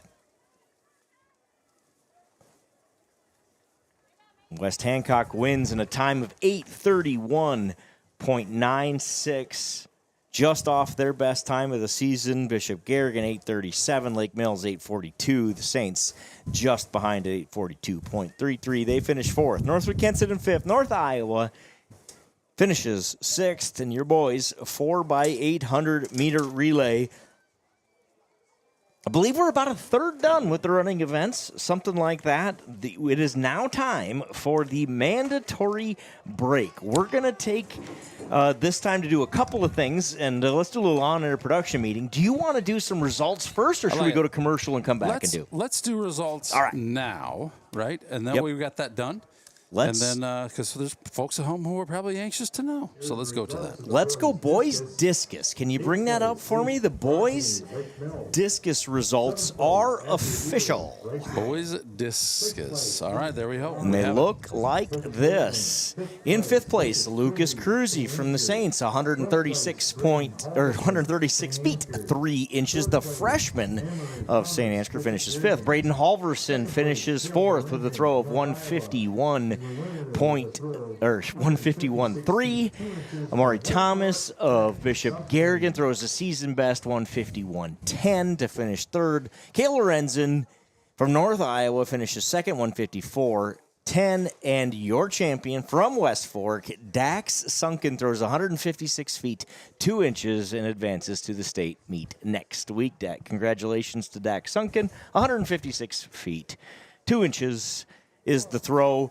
Halverson will have to wait and hold his breath and see if he can get in on 151 feet 3 inches. So I'm going to ask the question because I know sometimes you do this sort of analysis, but do you know the direction of where I feel like you knew this at one of these meets recently, the direction of the other qualifying areas, because these guys are throwing directly into the wind. Into the wind, yeah. If there was teams that were throwing with the wind, you're going to get an extra, I'm going to say several feet out of that throw. Yep. Do you know the answer, Joe? I know it's I do on the not. spot. I did not look. We did that a couple of years ago when we had the same situation where we were throwing directly into the wind, and we kind of looked around to see who was swear. I did not do that today, but it definitely has an impact. If you look just on length, the 24 best throws this year in Class 1A, 147 feet should get you in. Wow. Coming into today, and he threw 151. It's going to be very, very close. You bet. Depending on, like you said, the wind's going to have an impact. Unfortunately, Mother Nature is going to play into this one, and if you're in a site that is throwing north, you've got one heck of an advantage today. No doubt about it. You got that right. There's your boys' discus results. What else do we have final? Let's go boys' long jump. If you can bring that one up for me. Long jump results. Here we are. There you go. There's your top 5. Coldgrove of North Union. Schnell of GTRA finishes 4th. Garcia of West Hancock in 3rd. Alonzo Lopez, West Hancock in 2nd. And with a jump of 20 feet, 5 1/4 inches, and a season best, Jack Node of Riceville advances to the state meet next week in the boys' long jump. Congratulations, Jack. Girls high jump we did earlier. Do you want to flash that up on the screen just to kind of show? We talked about Addison Hansen. She advances with a jump of 5 feet 2 inches. The boys high jump, I don't believe we've looked at these yet. Here's your first look at the boys high jump results. In 5th place, Van Epps of West Hancock at a 5'10". Hughes of Rockwell finishes 4th at 5'10". Colton Winia ties for 2nd with a jump of 5'10". Eli Marchand of West Hancock also jumps 5'10". They tied, which I believe means they achieved that 5'10" on the same attempt. That would be the tie. Got it. Okay, so because I think that's how they sort out the ties there. If I get it on the first jump and you get it on the second jump, I beat you. Make sense? Oh, got it. So I think there's 4 5'10s, but there is a 5th place, a 4th place, and 2 seconds. Got it. That's my understanding. If I'm getting that wrong, please let us know in the chat. But I believe that's right. Max Heinen, North Union, your champion with a jump of 6 foot flat. The freshman jumping 6 feet. That's impressive. Congratulations to Max Heinen, North Union's first state qualifier of the day here in St. Ansgar. He jumped 6 feet flat. Colton Winia will have the long sleepless night of waiting to see if 5'10" is enough to get him in to the state meet next week. Where do you want to go next, sir? Girls shot put. Girls shot put. Let's do it. Girls shot put results look like this. In 4th place, Haley Niemers, 34 feet. Lindsay Cruzy finishes 4th with a throw of 35 feet, 2 1/4 inches. Celie Mae Athey finishes 3rd for the Saints. So the Saints go 3rd and 4th, 35 feet, 6 1/4 inches for Celie Mae. Avery Culbertson of Bishop Garrigan finishes 2nd, a personal best for her of 35 feet, 8 1/2 inches. And Briley Dickman of West Fork is your girls shot put champion here in St. Ansgar with a throw of 36 feet, 1 1/4 inches. Congratulations, Briley.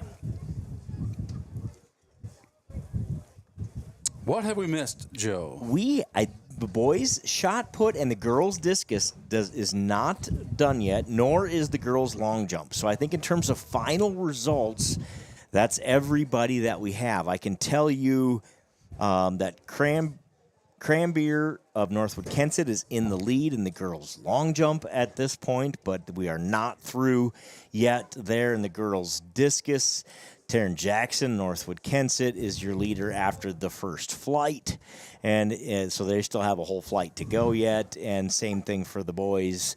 Max Johnson is your leader at 32 feet. But that is flight number 1, a whole flight to go there yet. So we'll have to bring you the last 3 field events, the boys shot put, the girls discus, and the girls long jump. We'll bring those to you after the break here. We should have those final results.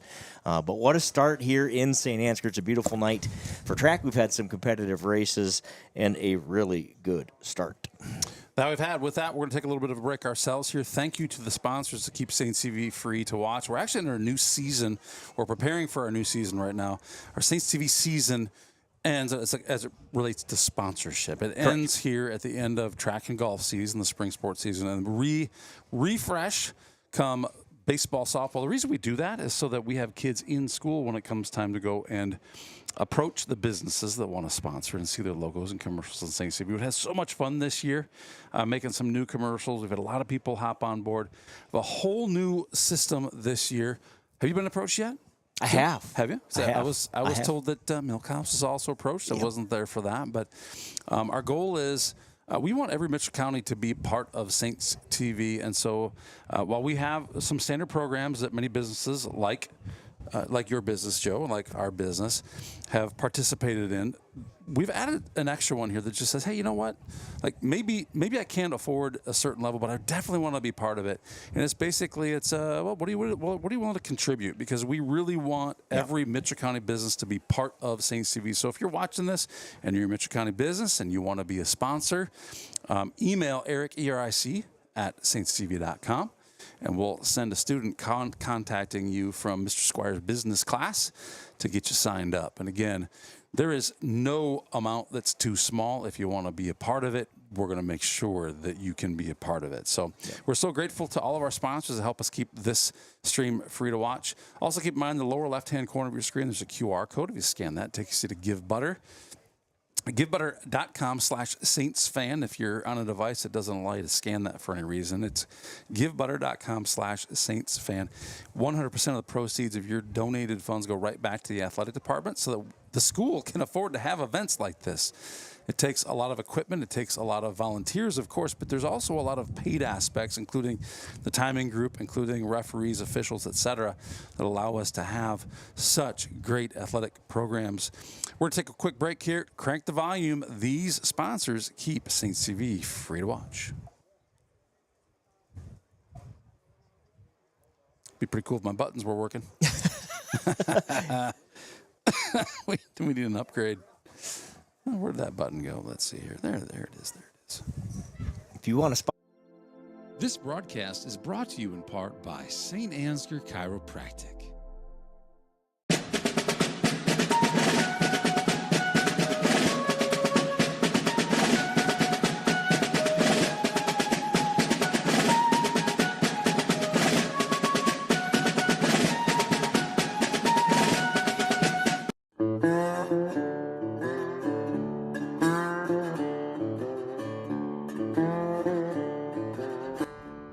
How do you keep a basketball fan in suspense?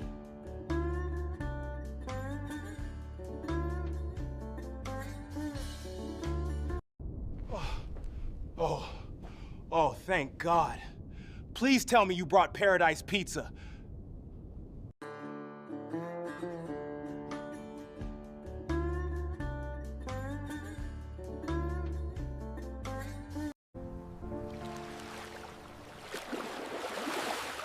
You've got to get to know Joe.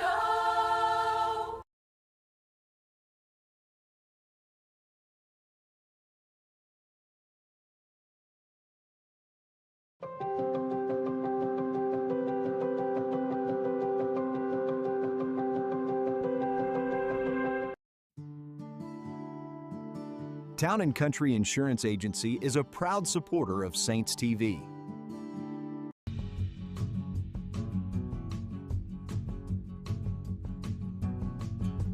Are we taking the whole mobile banking thing too literally? Our customers want exactly this.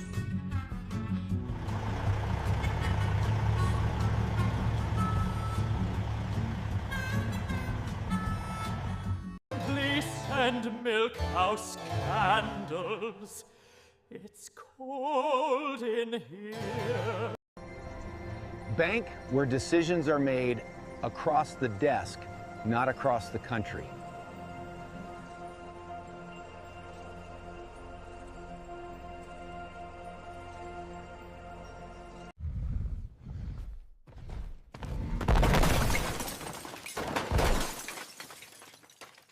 Time for a new golf cart. Miners Outdoor is major tough. Seed, chemical, nutrition, fertility. Three Roots Ag is rooted in rural, and that's why our roots run deep.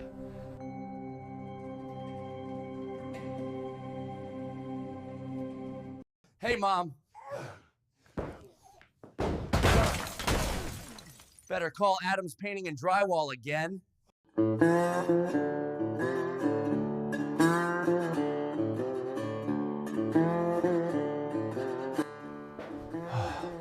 painting a room, it's best to use a roller.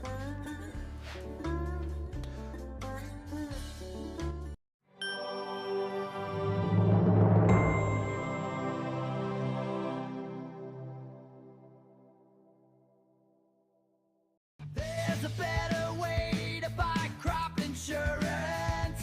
You've got to get to know Joe.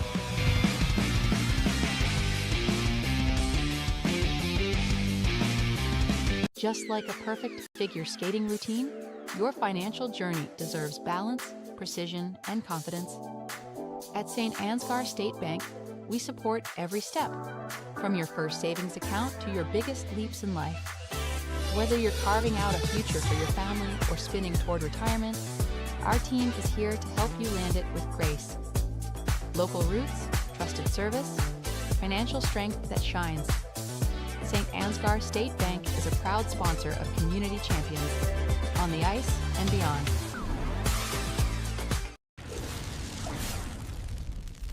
When you need a hero, contact the boys at Al's Electric in St. Ansgar.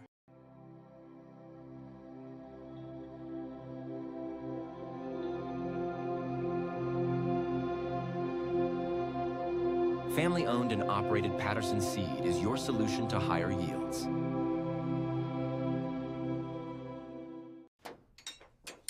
Cars hit me all the time.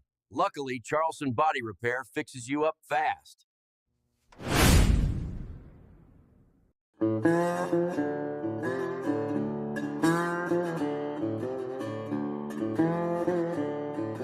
I told my wife that she needs to embrace her mistakes.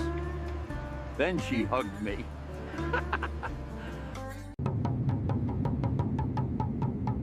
With soybeats.com, my candle making is on cloud 9.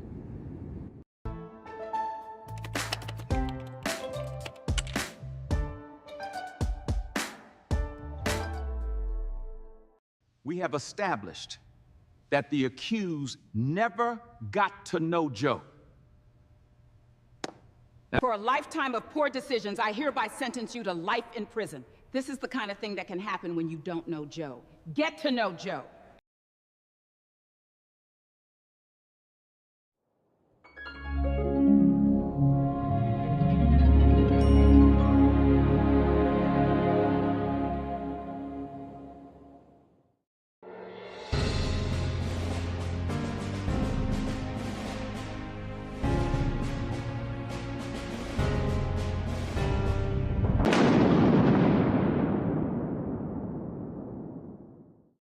Harvest is right around the corner, but Farmer State Bank is more than just a bank for farmers. So whether you're a small business owner, a student, or a family, FSB is the right financial solutions for you. We are a family-owned local community bank with 7 locations across North Iowa. Visit one of them today or check out our website at fsbbanks.com.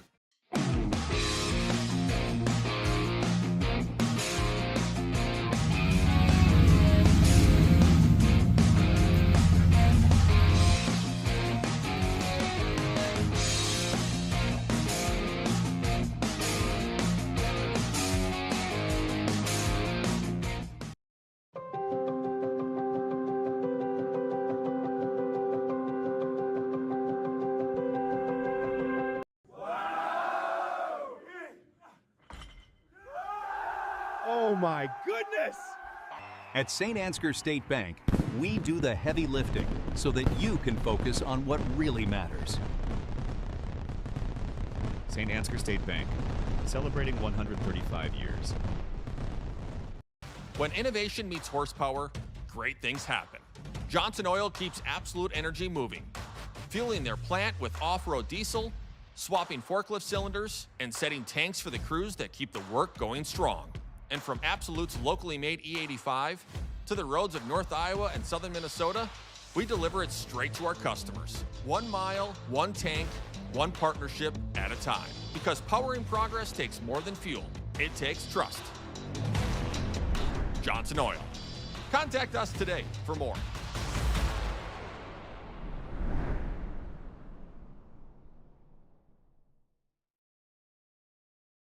Before I knew Joe. Before I knew Joe. Before I knew Joe. Before I knew Joe. Before I knew Joe. Before I knew Joe. Before I knew Joe. Before I knew Joe, buying crop insurance was hard. There's a better way to buy crop insurance. You got to get to know Joe.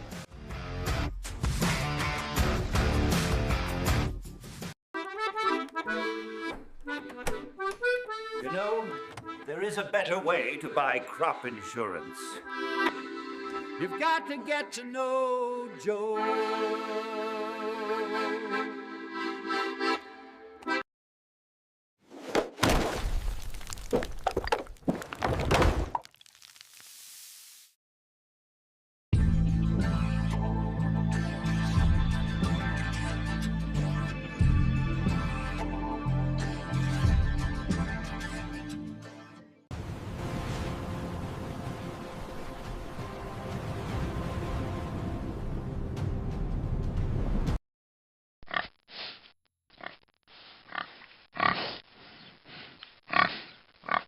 Take care of your spine. St. Ansgar Chiropractic.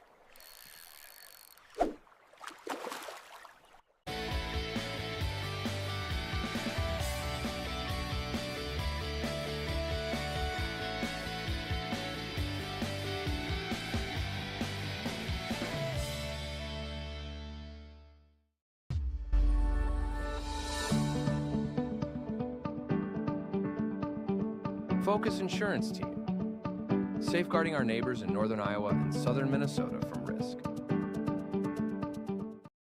It's Saints TV's goal to bring the game to those who are unable to cheer from the stands. Watching the stream is free. Creating it is not. Please consider donating to our cause through our donation partner, Give Butter. 100% of your donation goes directly to the St. Ansgar school system, where it is used for the education of our students, the equipment used to create these streams, and the athletic department so that our students can keep competing in the sports that are near to their hearts. Thank you for supporting St. Ansgar, and thank you for giving Butter.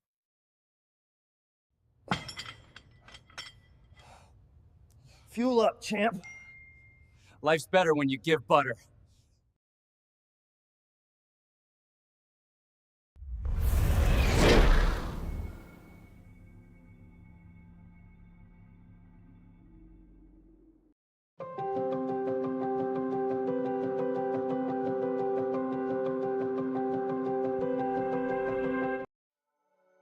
Thank you, Patterson Seed and St. Ansgar, for your generous contributions to Saints TV. For more information on how Patterson Seed can help you get higher yields, contact Mike Patterson at mike@pattersonseed.com.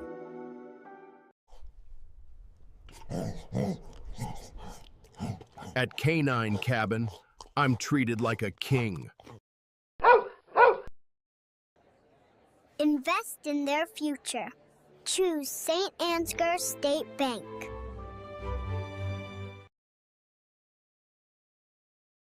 And we've got a really pretty cool rock here. This is from LR Falk Construction.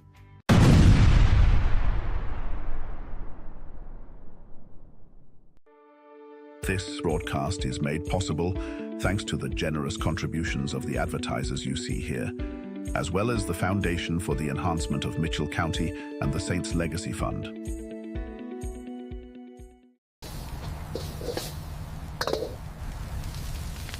Relax. We've got a policy for that.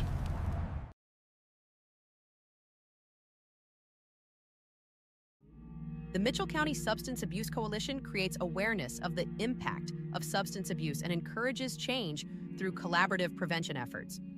The Mitchell County Substance Abuse Coalition meets on the fourth Tuesday of each month at 1:30 p.m. at the Mitchell County Courthouse in Osage. We are looking for new members to join the coalition to work together to build healthy communities within Mitchell County. Big banks know your balance. St. Ansgar State Bank knows you.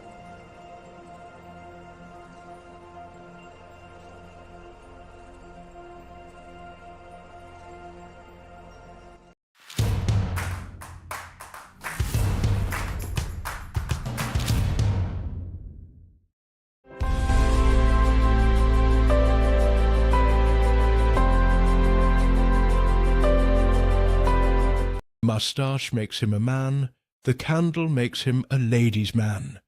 Milkhouse candles, tonight's the night.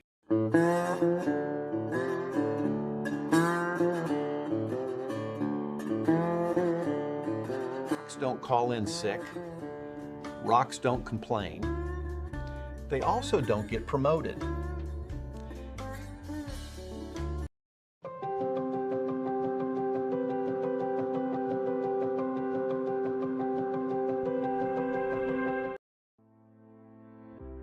At Mitchell County Public Health and Home Health, we protect, strengthen, and improve the health and well-being of our community through collaboration, prevention, education, and advocacy.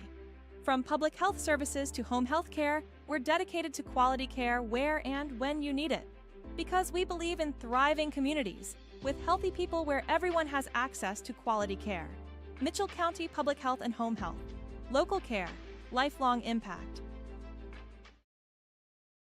Thank you Box K Beef and Freeman Welding for your generous contributions to keep this stream free to watch. The Canine Cabin Kenneling and Pet Services proudly supports our Saints athletes. When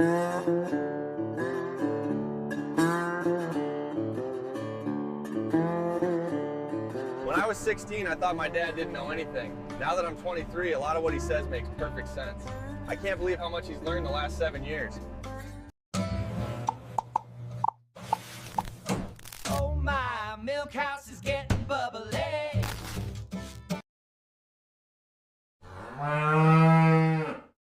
They've sealed up the roof tighter than a hippo in a hot tub, and now I'm homeless.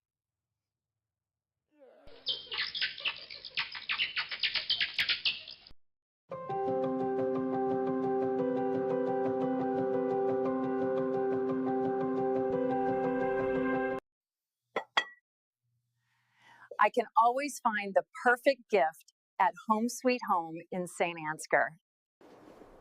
Colbert Realtors helped us find the perfect home. Love you guys!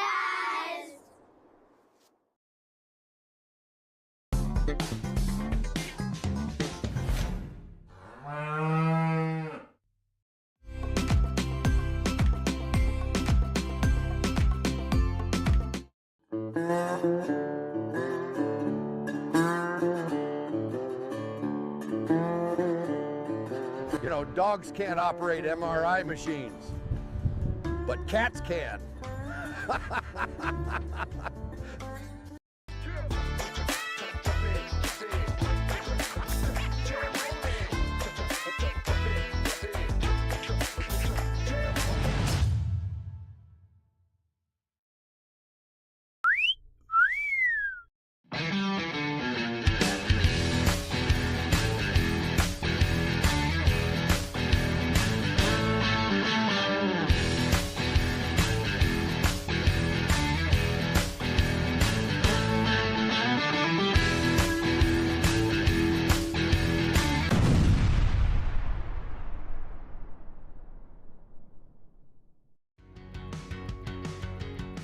Every single job that we do, either one or both of the owners are on the roof overseeing and often installing the products, which is something that we really pride ourselves on and make sure that we're going above and beyond.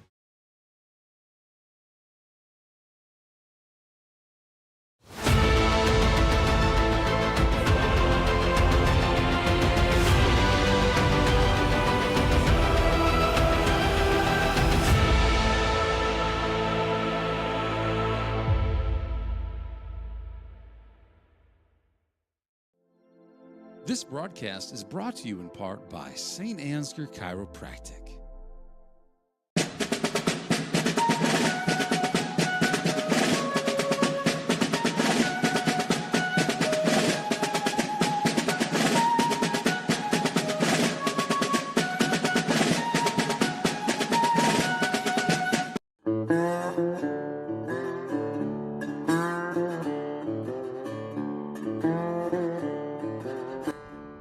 How do you keep a basketball fan in suspense?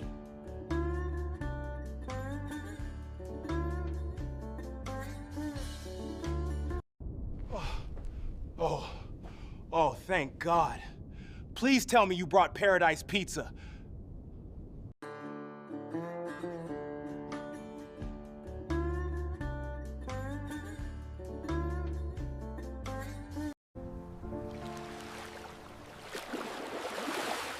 You've gotta get to know Joe.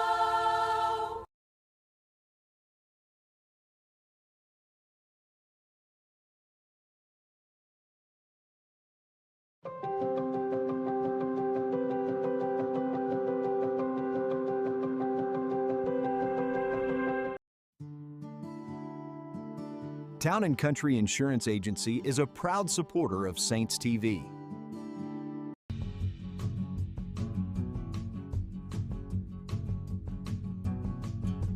Are we taking the whole mobile banking thing too literally?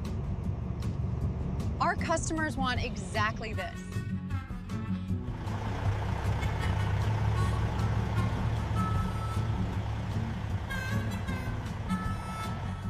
Please send milk house candles. It's cold in here. Bank where decisions are made across the desk, not across the country.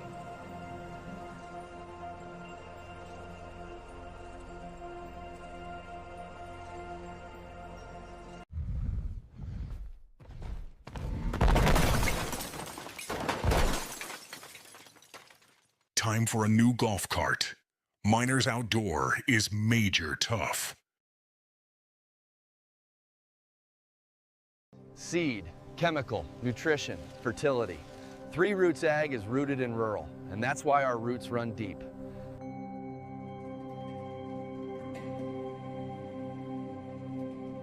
Hey, Mom. Better call Adams Painting and Drywall again.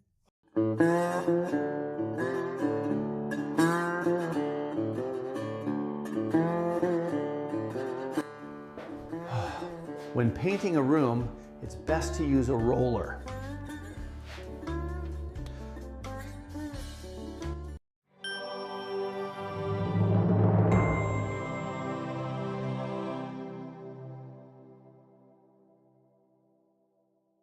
There's a better way to buy crop insurance.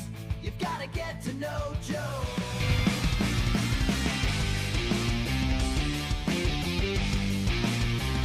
Just like a perfect figure skating routine, your financial journey deserves balance, precision, and confidence.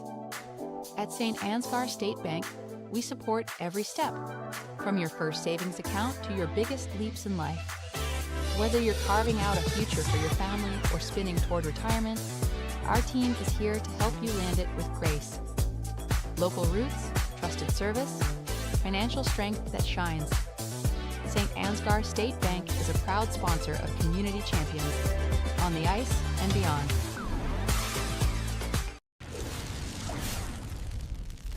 When you need a hero, contact the boys at Al's Electric in St. Ansgar.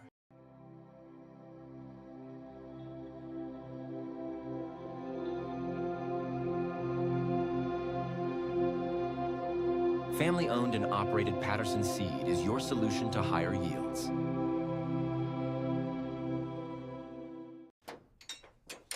Cars hit me all the time. Luckily, Charleston Body Repair fixes you up fast.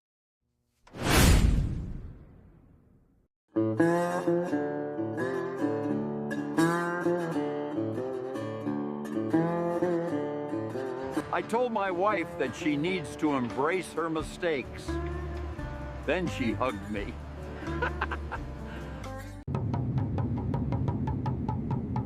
With soybeats.com, my candle making is on cloud 9.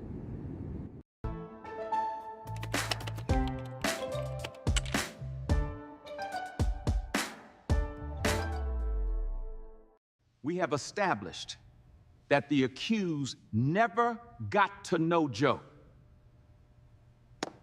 For a lifetime of poor decisions, I hereby sentence you to life in prison. This is the kind of thing that can happen when you don't know Joe. Get to know Joe.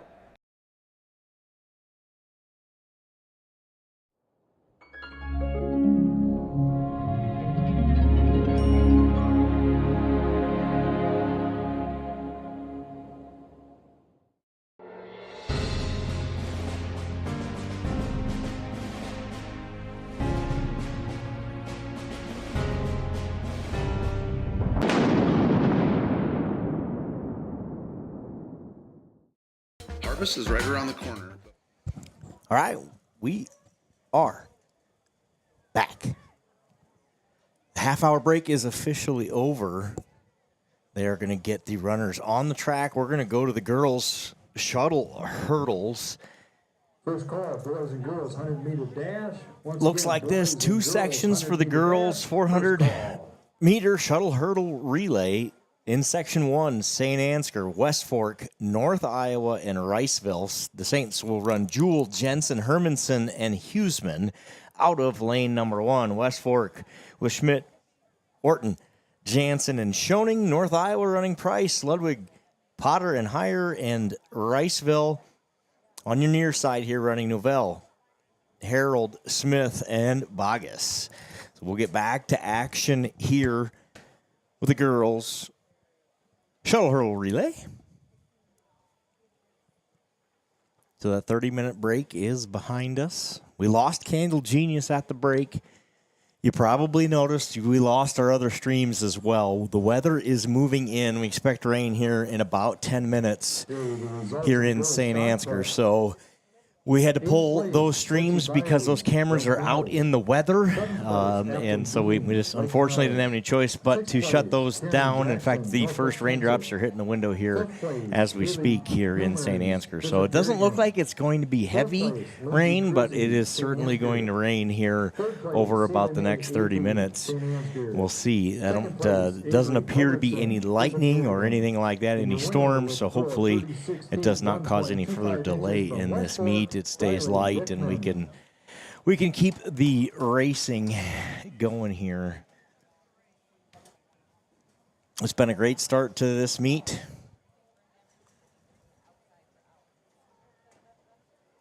Let's keep that going. Thanks for hanging with us there through the break and supporting those Saints TV sponsors. As Eric mentioned before the break, if you have an interest in advertising on Saints TV, now is the time of year to jump on. We will have a business class student here from St. Ansgar Schools reach out and contact you about the options. We've got lots of options and some new options added this year. So if you'd like to advertise, we have a way to get that done. The best way is to send an email to eric@saintstv.com. If you send an email to that address and say, hey, I'm interested in looking at some advertising options for Saints TV, he will get those to you. 2 sections here of the girls' shuttle hurdle relay. Spoke too soon. As soon as I said no lightning in the area, I'm afraid I'm wrong about that. The results of the girls' shot put in the wheelchair. The sky appeared to got bright there, but maybe it was just a flash of a camera. Let's hope. It certainly is raining. The umbrellas are coming out in the stands, as you can see. We're going to be kind of in a holding pattern here, I have a feeling, for a couple of minutes. We'll try to keep you updated on what happens from here. I see the meet official, Mr. Jordan Reindl, headed down. You can see him there on your screen. I believe that would be his decision to make in conjunction with the meet officials. Yeah, it looks like he's going to go there to, I believe, Dave Sunken and ask some questions. As Dave's last official track meet, they honored him during the break. He is going to retire after a bunch of years of service as a track coach, a cross-country coach, a track official. So congratulations to him. They did a nice job of honoring him here at the break.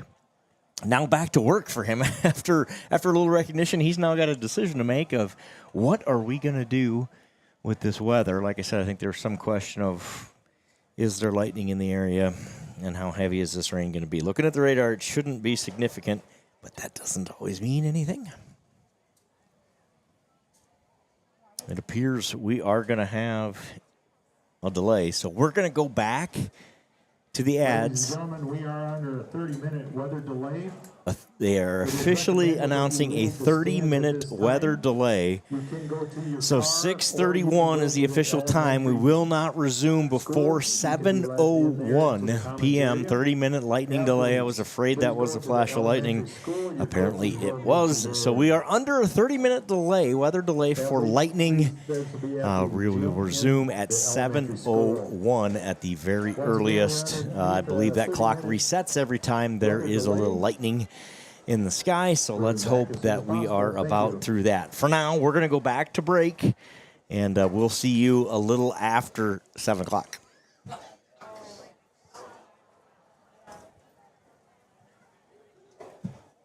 Farmers State Bank is more than just a bank for farmers. So whether you're a small business owner, a student, or a family, FSB is the right financial solutions for you. We are a family-owned local community bank with 7 locations across North Iowa. Visit one of them today or check out our website at fsbbanks.com.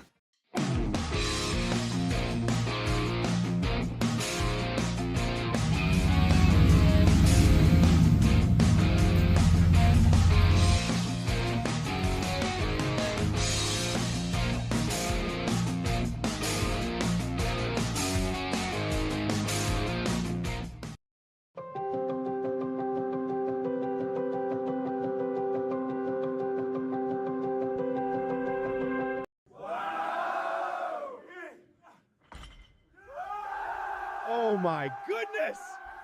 At St. Ansgar State Bank, we do the heavy lifting so that you can focus on what really matters. St. Ansgar State Bank, celebrating 135 years. When innovation meets horsepower, great things happen. Johnson Oil keeps Absolute Energy moving, fueling their plant with off-road diesel, swapping forklift cylinders, and setting tanks for the crews that keep the work going strong. And from Absolute's locally made E85 to the roads of North Iowa and southern Minnesota, we deliver it straight to our customers. 1 mile, 1 tank, 1 partnership at a time. Because powering progress takes more than fuel. It takes trust. Johnson Oil. Contact us today for more.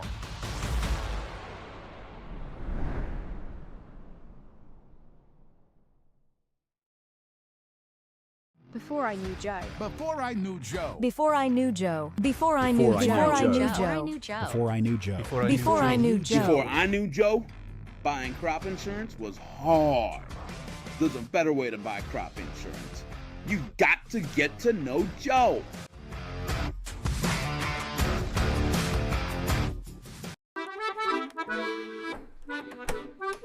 You know, there is a better way to buy crop insurance. You've got to get to know Joe.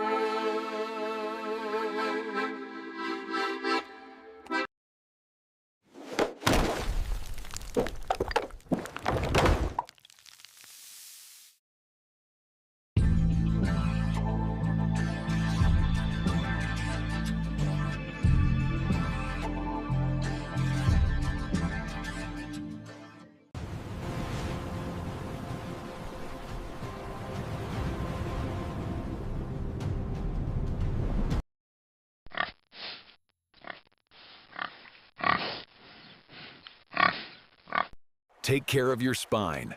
St. Ansgar Chiropractic.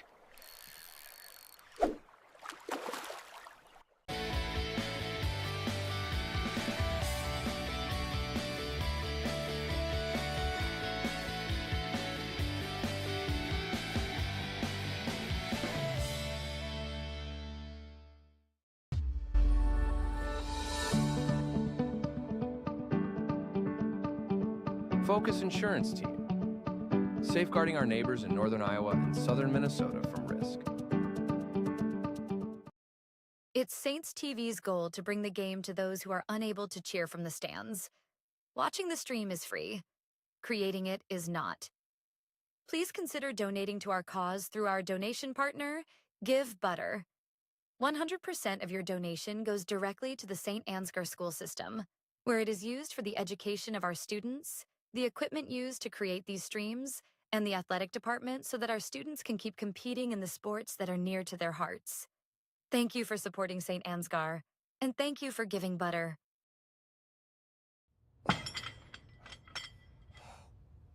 Fuel up, champ. Life's better when you give butter.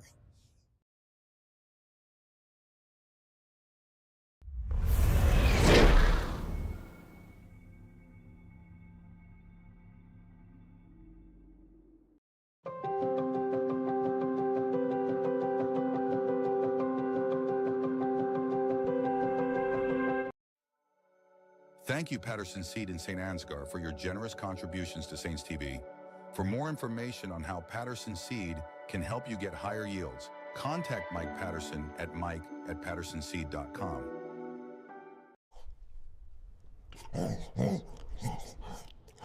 At Canine Cabin, I'm treated like a king. Invest in their future. Choose St. Ansgar State Bank.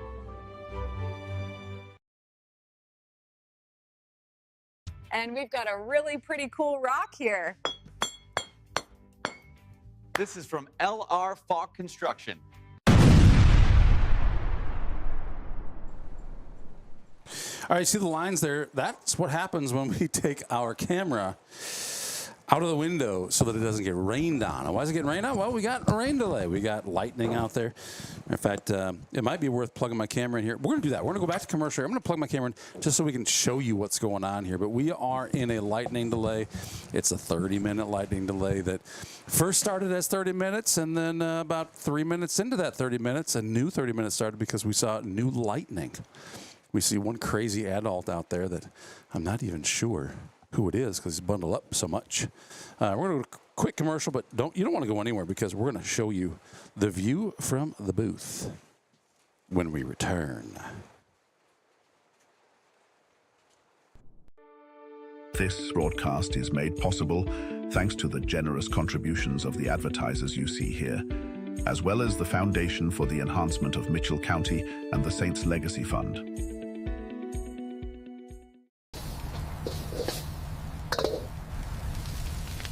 Relax. We've got a policy for that.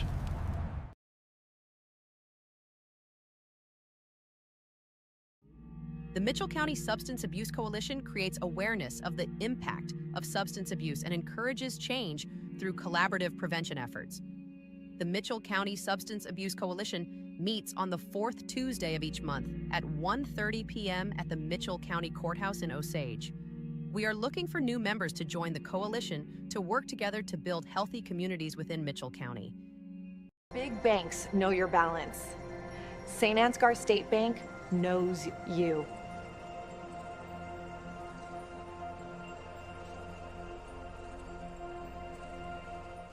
Thank you, St. Ansgar State Bank, for your generous contributions. Keep Saints TV free to watch. We can't even focus through all that rain. We're looking through the window here.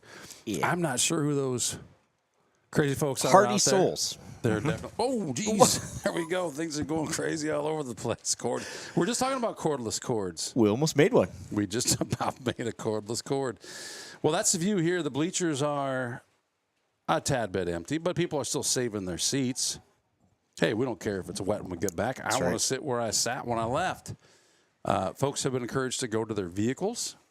The elementary commons area is open. If you're at this establishment watching our stream, and that might be you out there. Check it on the update. That might be you out there. Let's see if we can see. That might be you out there. Yeah, head to the elementary school. You're going the right way. Keep on walking. Also, a crowd underneath the awning there of the concession stand. That line sure shrunk to the concession stand when the rain started falling. It did. The sky is getting brighter to the west already. So I don't think this is no, let me back up. Right before the first stroke of lightning, I said, there's no lightning in the area, no storms or anything, just a little light rain. I might have uttered those words nary more than 30 seconds before someone took a very bright picture with a big flash, like one of those, 1919 Old West pictures. That's what I know what you mean. Only one flash per push of the button. Yes. And since then, there's been about 15 more of those. So I was very wrong about that. So I'm going to officially go on the record and say this is almost done. And I hope I'm not as wrong as I was about there not being any lightning. I don't think this meet's in danger of getting rescheduled or pushed back. The only way that happens is if this lightning doesn't go away, right? If it's this persistent, it just will not stop lightning. We've been at events before where it stops raining, the wind quits, everything's beautiful, but the lightning just stays on the horizon and just keeps flashing. I think I sat in Eagle Grove for about 6 hours one day waiting for the last lightning to move 80 or 90 miles off to the east so you could stop seeing it. We may be doing that tonight again. So we don't have any inside information. We don't know any more than you do, but we can tell you what we can see. And there is still lightning in the area. We just saw another flash. I'm afraid that clock just keeps getting reset. But it does look clearer to the west, and there's not heavy rain associated with this thing. We just got to get rid of the lightning. Let's do that. We're going to go back to commercial. We hope to come back with more track. Well, the earliest at this point would be is probably 22 minutes or so. But crank the volume so that you know when we go back live. But more than that, crank the volume because these sponsors made it possible that you could watch this for free today.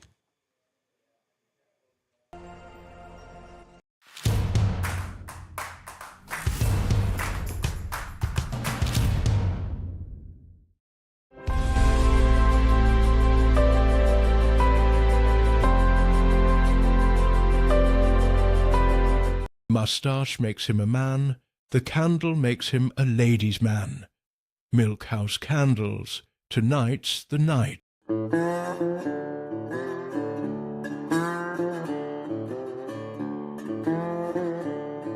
Rocks don't call in sick. Rocks don't complain. They also don't get promoted.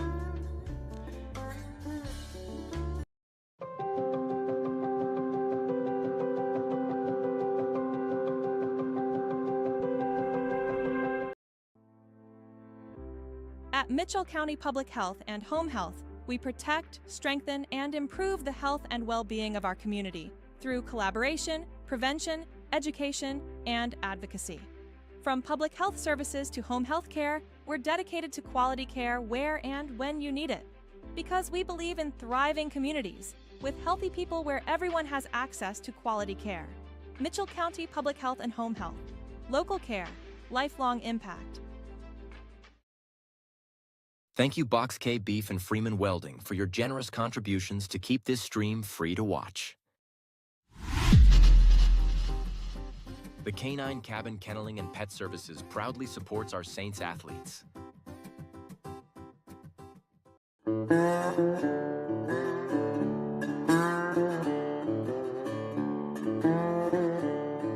I was 16, I thought my dad didn't know anything. Now that I'm 23, a lot of what he says makes perfect sense. I can't believe how much he's learned the last 7 years. Oh my, milk house is getting bubbly.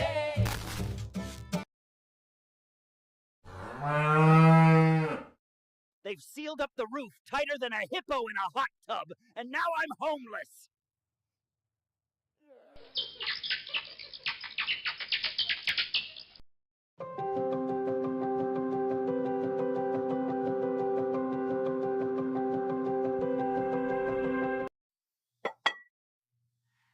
I can always find the perfect gift at Home Sweet Home in St. Ansgar. Colbert Realtors helped us find the perfect home. Love you, Dad!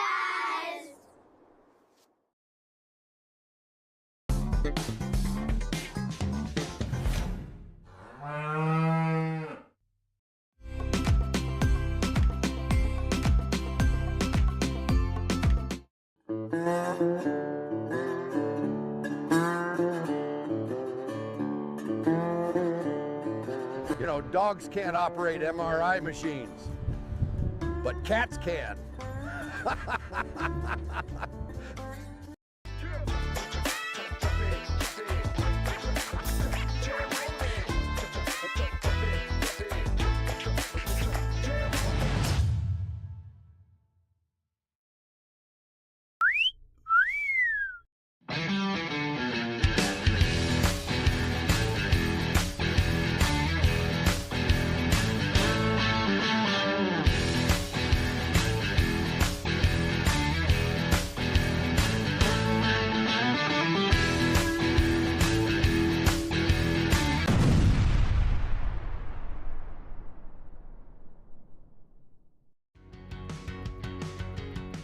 Every single job that we do, either one or both of the owners are on the roof overseeing and often installing the products, which is something that we really pride ourselves on and make sure that we're going above and beyond.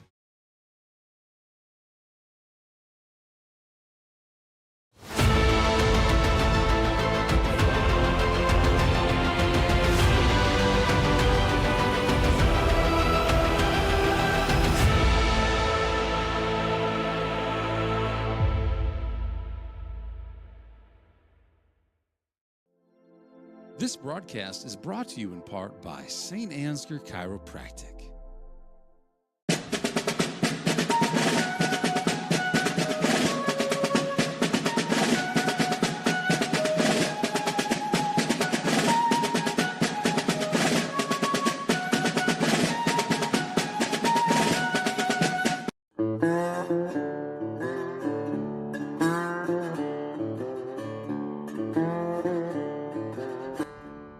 How do you keep a basketball fan in suspense?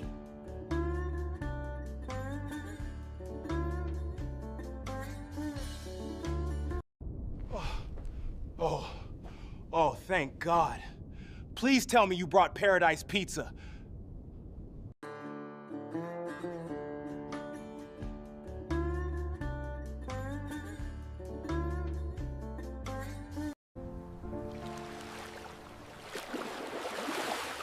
You've gotta get to know Joe.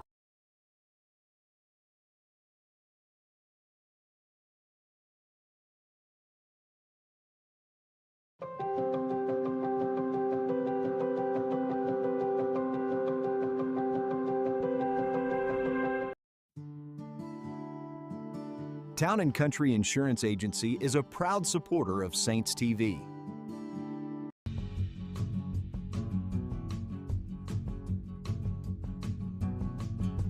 Are we taking the whole mobile banking thing too literally? Our customers want exactly this.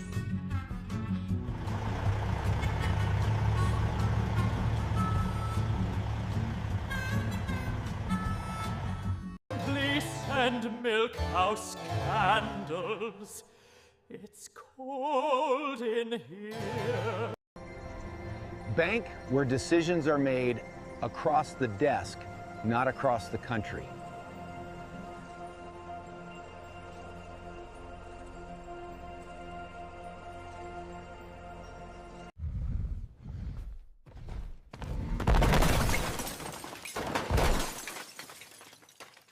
Time for a new golf cart.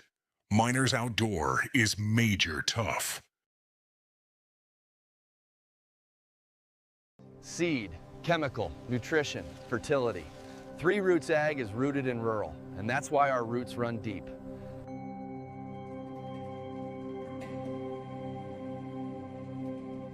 Hey, Mom. Better call Adams Painting and Drywall again.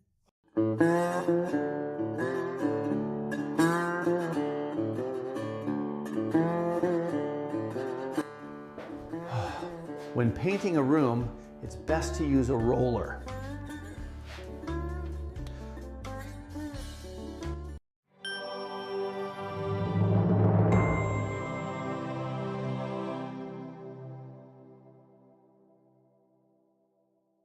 There's a better way to buy crop insurance. You've got to get to know Joe.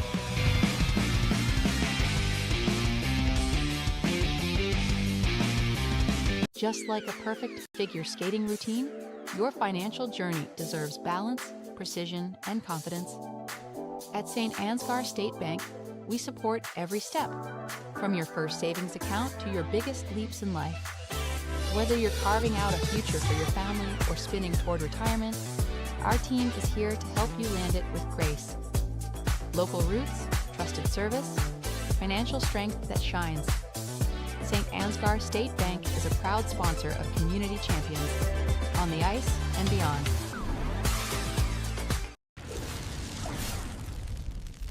When you need a hero, contact the boys at Al's Electric in St. Ansgar.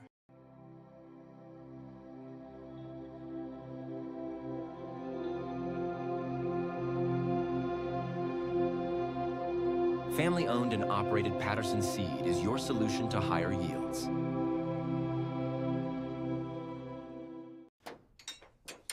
Cars hit me all the time. Luckily, Charleston Body Repair fixes you up fast.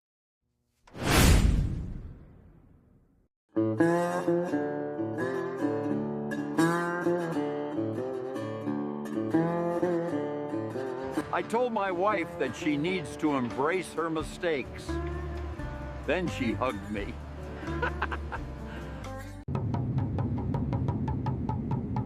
With soybeats.com, my candle making is on cloud 9.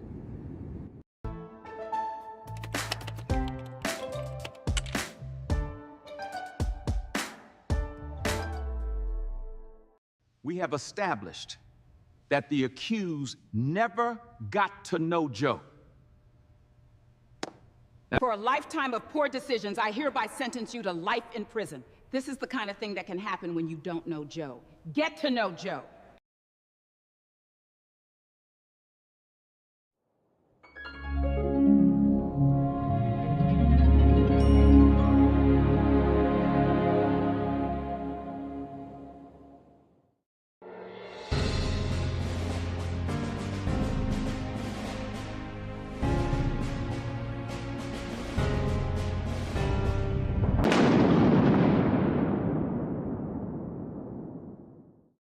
Harvest is right around the corner, but Farmer State Bank is more than just a bank for farmers. So whether you're a small business owner, a student, or a family, FSB is the right financial solutions for you. We are a family-owned local community bank with 7 locations across North Iowa. Visit one of them today or check out our website at fsbbanks.com.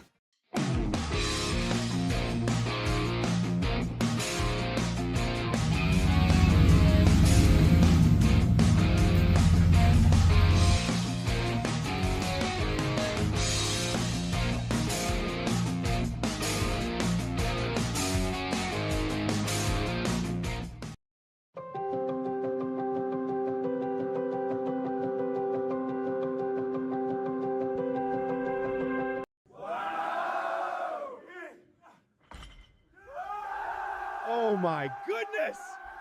At St. Ansgar State Bank, we do the heavy lifting so that you can focus on what really matters. St. Ansgar State Bank, celebrating 135 years. When innovation meets horsepower, great things happen. Johnson Oil keeps Absolute Energy moving, fueling their plant with off-road diesel, swapping forklift cylinders, and setting tanks for the crews that keep the work going strong. And from Absolute's locally made E85 to the roads of North Iowa and southern Minnesota, we deliver it straight to our customers. 1 mile, 1 tank, 1 partnership at a time. Because powering progress takes more than fuel. It takes trust. Johnson Oil. Contact us today for more.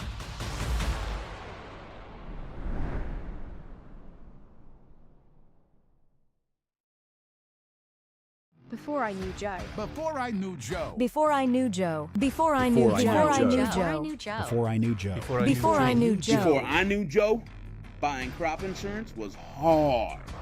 There's a better way to buy crop insurance. You got to get to know Joe.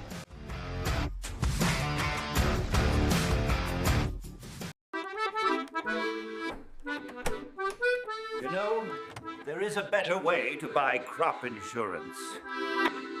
You've got to get to know Joe.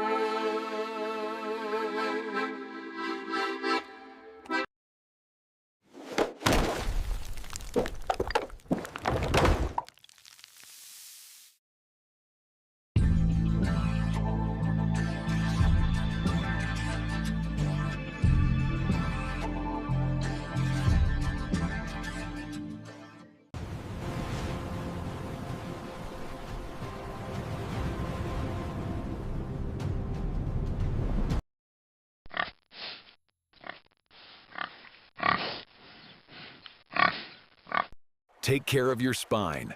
St. Ansgar Chiropractic.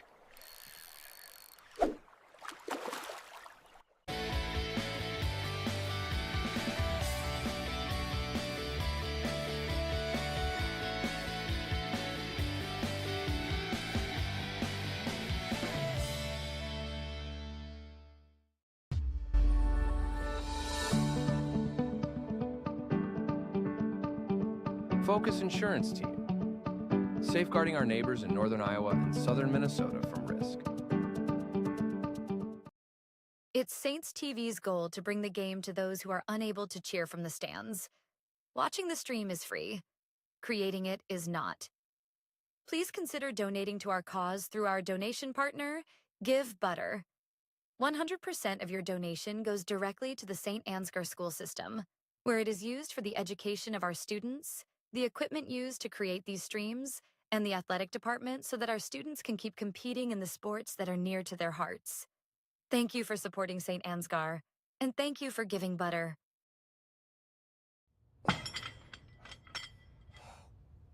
Fuel up, champ. Life's better when you give butter.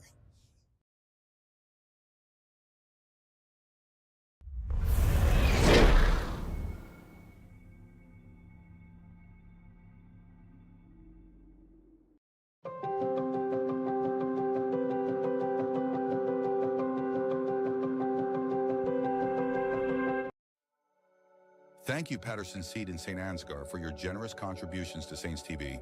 For more information on how Patterson Seed can help you get higher yields, contact Mike Patterson at mike@pattersonseed.com.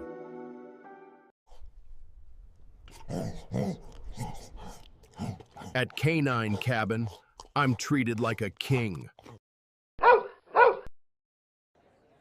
Invest in their future. Choose St. Ansgar State Bank.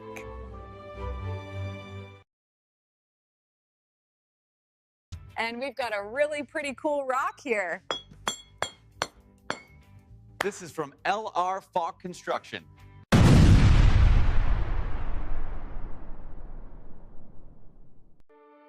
This broadcast is made possible thanks to the generous contributions of the advertisers you see here, as well as the Foundation for the Enhancement of Mitchell County and the Saints Legacy Fund.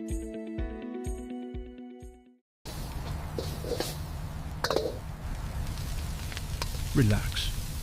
We've got a policy for that.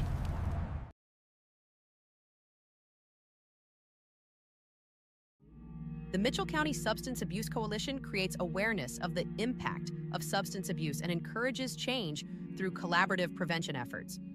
The Mitchell County Substance Abuse Coalition meets on the fourth Tuesday of each month at 1:30 p.m. at the Mitchell County Courthouse in Osage.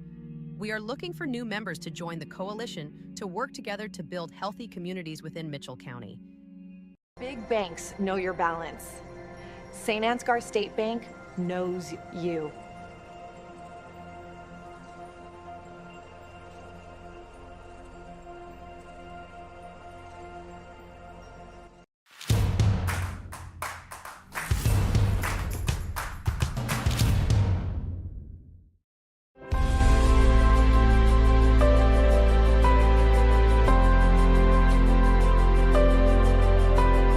Mustache makes him a man, the candle makes him a ladies' man. Milkhouse candles, tonight's the night.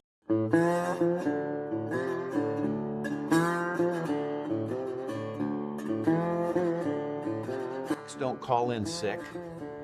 Rocks don't complain. They also don't get promoted.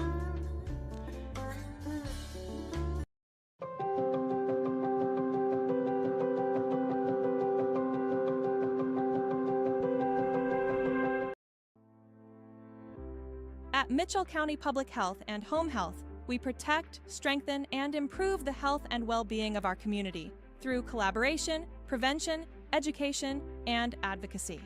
From public health services to home health care, we're dedicated to quality care where and when you need it. Because we believe in thriving communities, with healthy people where everyone has access to quality care. Mitchell County Public Health and Home Health. Local care, lifelong impact. Thank you Box K Beef and Freeman Welding for your generous contributions to keep this stream free to watch. The Canine Cabin Kenneling and Pet Services proudly supports our Saints athletes.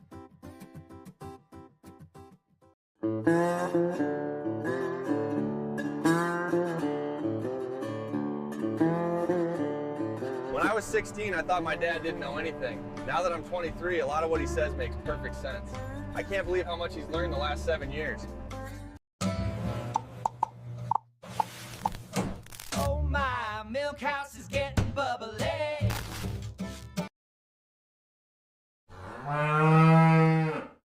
They've sealed up the roof tighter than a hippo in a hot tub, and now I'm homeless.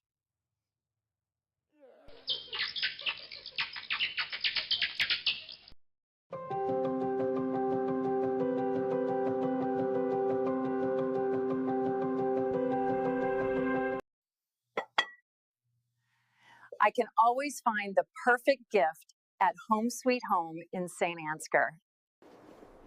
Colbert Realtors helped us find the perfect home. Love you guys.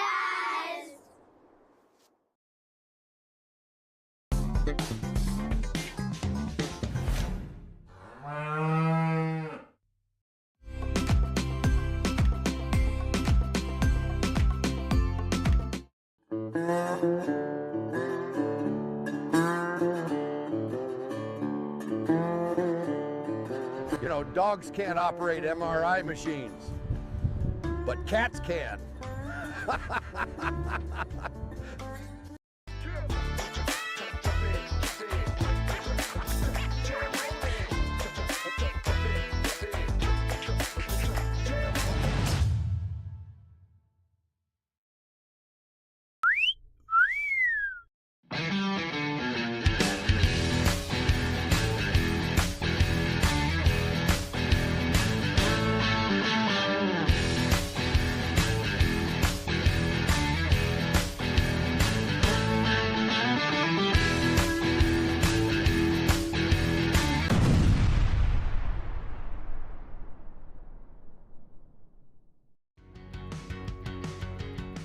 Every single job that we do, either one or both of the owners are on the roof overseeing and often installing the products, which is something that we really pride ourselves on and make sure that we're going above and beyond.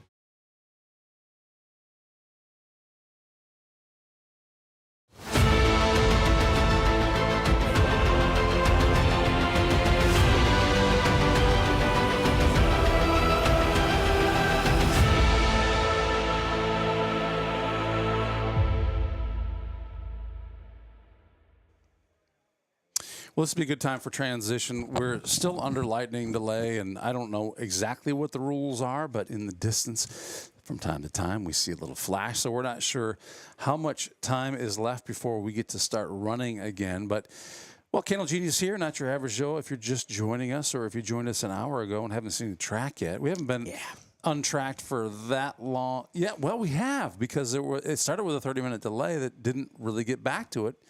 Because about the time 30 minutes were up, we got lightning, right? So it was our 30-minute delay started at 5:55, right? Because it was 6:25. We're supposed to go back after 30 minutes, and then it didn't work out. So it's been a while since we talked about results. Shall we? Let's do it. Let's. I'm gonna let you drive. You bring up some results here. So we had the field events. We have all but 3 of the field events complete. Let's look at some of those to start here. So you've got the girls' shot put. Looks like this. There's your top 7 finishers.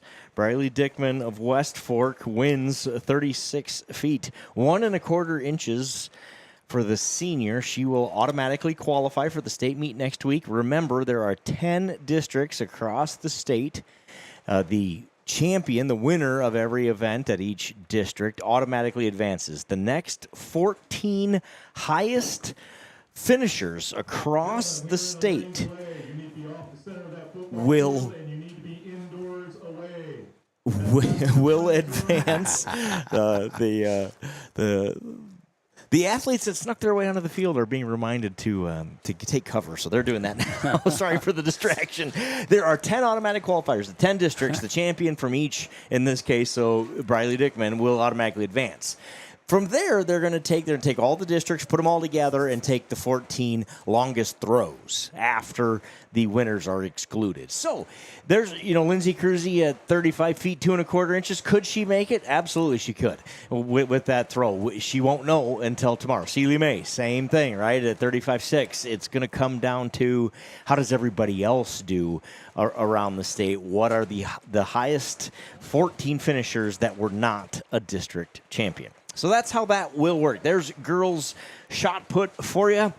What's next on your list over there? Well, we have results for girls. No, wheelchair. That doesn't really help us. Doesn't pertain here. Oh, we did have one. Yes, there is a girls shot put thrower from Riceville. Woltoff throws 15 feet, 4 1/4 inches, so she wins and will advance to that meet next week in the girls shot put wheelchair. Fun competition down there at state. We were down a couple years ago, did some interviews, and there are lots of wheelchair athletes participating down at the state meet. Fun to watch those field events from the shot put wheelchair. That's amazing. We spent a lot of time down the trail to get that shot put going. I didn't see anybody in a wheelchair, so I didn't even think that we had a result, but there it is. There it is. Boys discus. Boys discus, there's your top 7 there for the Saints. Cruzy finishes 5th. Braden Halverson finishes 4th. Same story here for both of those two for your Saints fans. That throw for Braden, that's 20 feet under his personal best. I'm sure he's disappointed in that, but at the same time, he's still got a chance. Chip chance in a chair, right? Get yourself down to state. That going into today, that would have been one of the 24 longest throws in the state in Class 1A going into today. So he certainly has a chance still at 151.3. Probably a sleepless night ahead for Braden. Amari Thomas at 151.10. Same story for him. He finishes 3rd. Cale Lorenzen of North Iowa finishes 2nd. And Dax Sunken of West Fork wins the boys discus at 156 feet, 2 inches. Congratulations to Dax. He will automatically qualify. Boys long jump results look like this. Okay, really close. You can see at the top there, what is there, 4 inches, 4 1/4 inches separating first from 4th. Mm-hmm. So Jack Node of Riceville wins that one with a jump of 20 feet, 5 1/4 inches. Alonzo Lopez of West Hancock and Garcia of West Hancock finished 2nd and 3rd, just a 1/4 inch apart. That's wild. And Jackson Snell's 4th. Cole Grove of North Union 5th. And I don't even know how you measure that, right? Because you're measuring the indentation in the sand. Yeah. That's never, ever perfect. But the guys that do it know how to do it. No doubt. And you're right. That's a mighty, mighty close matchup there. Incredibly close. Girls high jump. I'm just going to scroll down here so you can see the rest of them for those you might be looking for here. We got time. We do have time. Unfortunately, I think I just saw some more lightning. Yeah. The good news is there's very little lightning to the west. That's up here. If we can just get it to move off, I think we'll be all right. But we've said that for going on 40 minutes now, and it continues to lightning. So we are in a lightning delay. We'll go through some results why we do that. Girls high jump. Looks like this. Just 5 jumpers. 4 with marks here today. Charlie Klein finishes 4th, 4 feet, 6 inches for the Saints. Freshman Ella Horgan, the sophomore, 5 feet, 1 inch, and her jump finishes 3rd. In 2nd place, Budak Lake Mills, also at 5'1", and Addison Hansen of GTRA wins the girls' high jump here in St. Ansgar with a jump of 5 feet, 2 inches. So, question for you here: teams want points. They do, correct? Why not jump somebody? Or maybe there's is there a qualifier? Do you know the answer to this? There's not a qualifier. They can enter anybody. So I think the high jump, unfortunately, appears to be one of those skills that's getting, I don't know if it's getting lost or girls aren't interested in doing it, but the participation, and especially in girls high jump, seems to be declining. That's wild. Yeah, and we noticed that the last couple of years too. There were a low number of jumpers in small school sports in Iowa. You guys have heard me. You regular Saints TV viewers have heard me enough.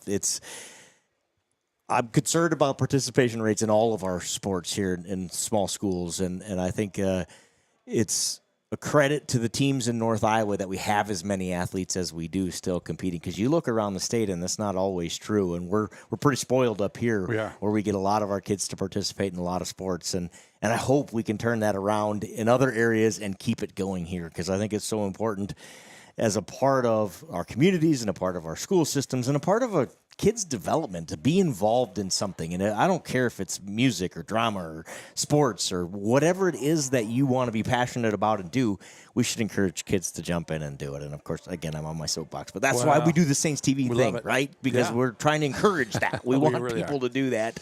It's good for our communities, good for our schools. And you know what? It's good for kids, and that's what's probably most important. It really is. And looking from a team perspective, so I'll say the coaches here, and the coaches are one of the big reasons, the coaches and the teachers who expect a lot of these kids, and they're lifting every morning. We have this beautiful new athletic training facility.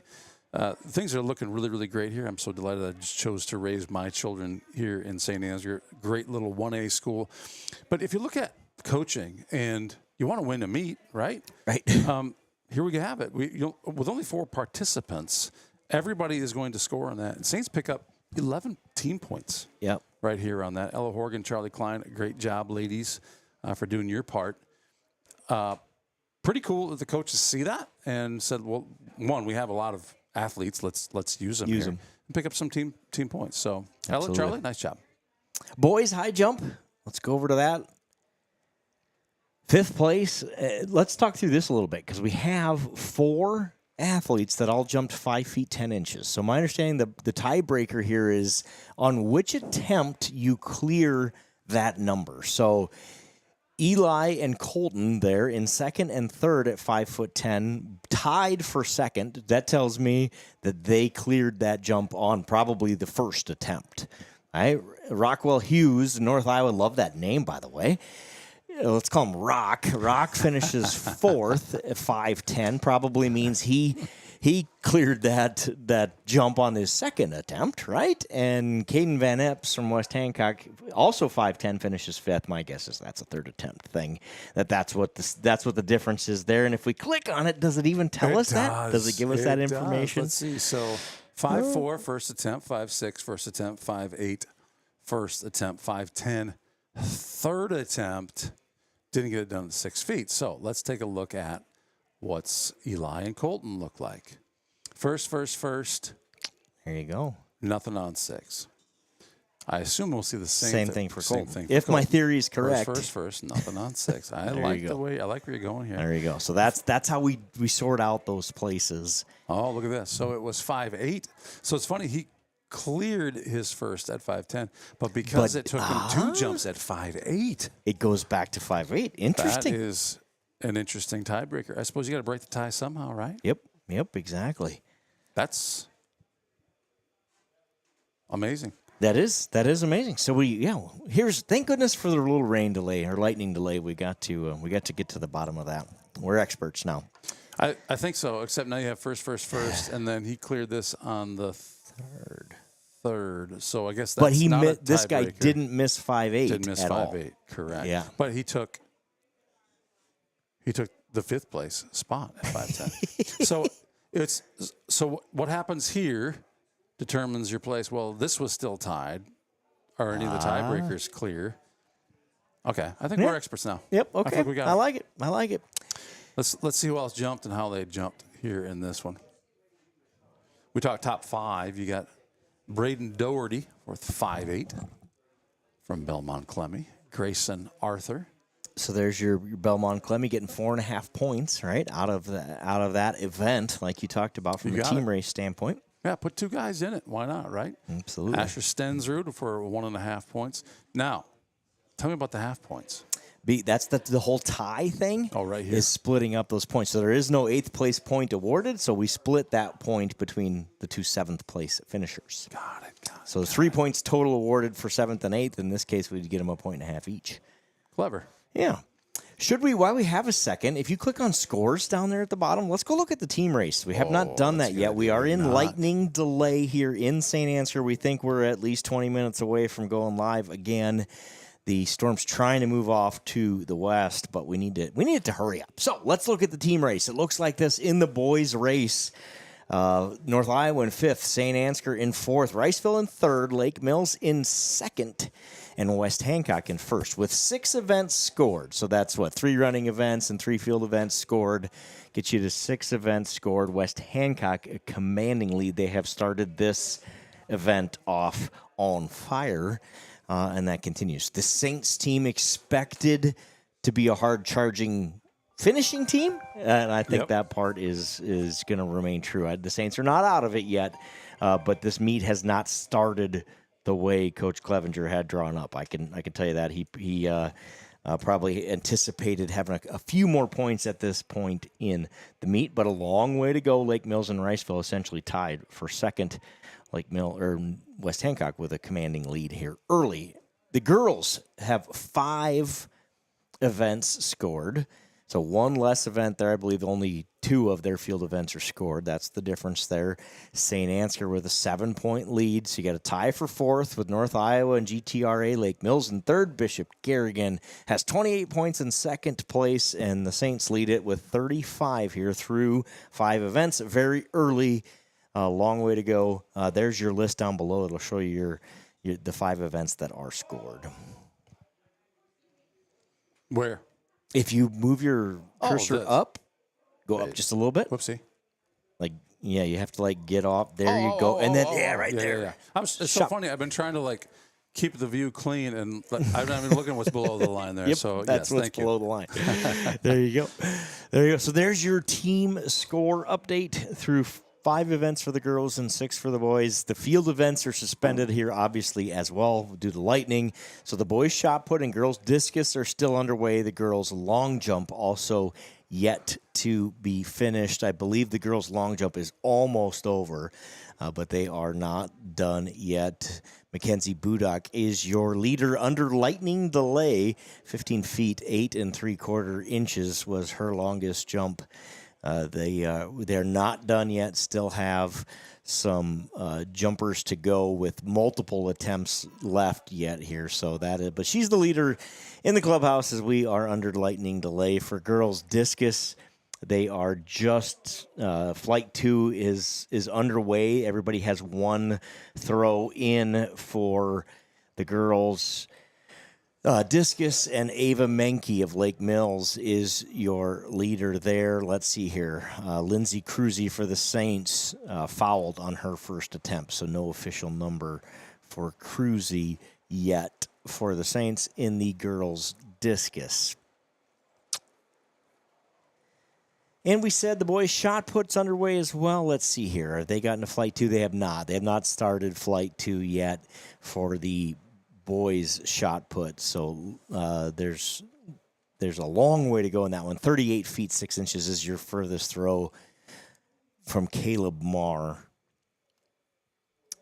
through the flight number 1, but flight 2 is just getting underway. So a long way to go in this track meet. 7:19 p.m. Like I said, we think we're 15 or 20 minutes at a minimum away from restarting here. I believe it's this. Now I'll interject my opinion. So disclaimer: this is Joe's opinion. I believe they're gonna do what they can to get this meet in tonight. Nobody wants to postpone this thing and come back tomorrow night to finish it. We know what the radar looks like. We know the storm's trying to push off the other direction. I see the coaches, the athletic director here in St. Ansgar, and the meet officials are all meeting in the trailer down here right now. Look to be having a discussion about, and I imagine that is the topic at hand of, okay, how long will we wait? What does that look like? But I imagine everybody's vote would be, let's wait this thing out until it's an unreasonable time to finish. And then if we're forced to, I believe that would be the plan, is you'd postpone it and we'd come back tomorrow night and finish this thing tomorrow night. No one wants to do that. Like I said, I imagine they'll be hanging around here at least another hour trying to get this thing in. You made the trip to Bishop. Right. Can you imagine making the trip back to Bishop so that you can come back from Bishop if you're Bishop? Right. Right. So I think that everyone's going to favor, we kind of don't care when this ends. Let's get this done tonight. We prepared for this tonight. Yep. Because even if you have to come back, even if it makes sense to come back tomorrow, that's one less day of preparing for the state event, for resting for the state event, for those qualifiers. That's a tricky hill to climb. But Not our decision. Yep.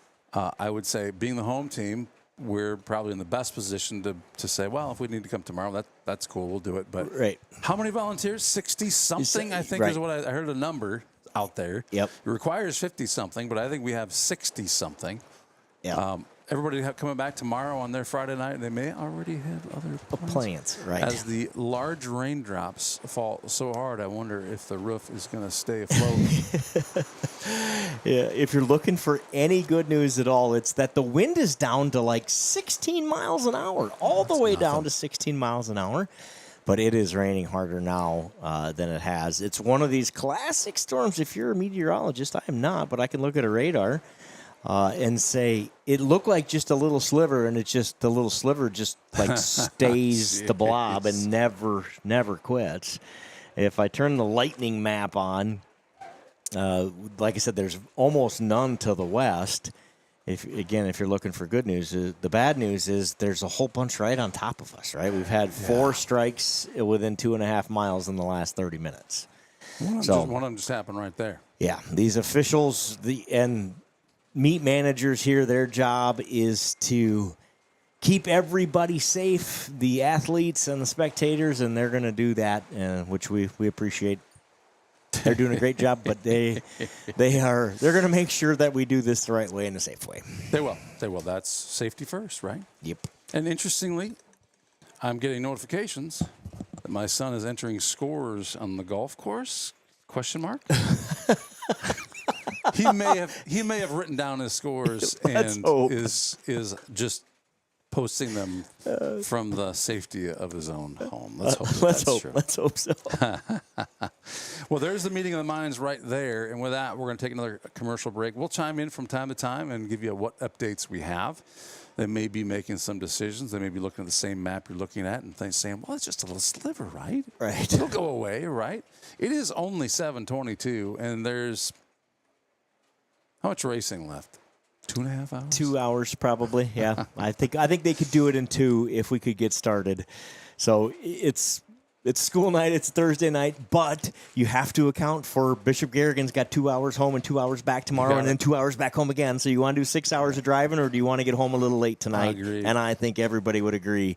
Let's get home a little later tonight if we can get this thing in safely before 11 o'clock. Then let's do it. That's my vote. All right. We'll be back with news in the meantime. Crank up. These sponsors keep St. TV free to watch. This broadcast is brought to you in part by St. Ansgar Chiropractic.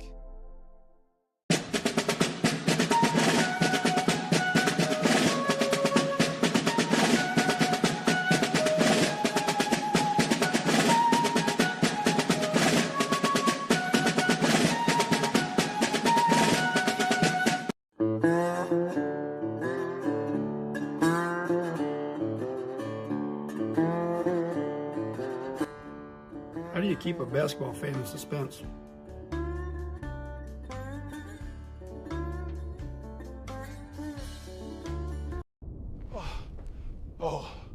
Oh, thank God. Please tell me you brought Paradise Pizza.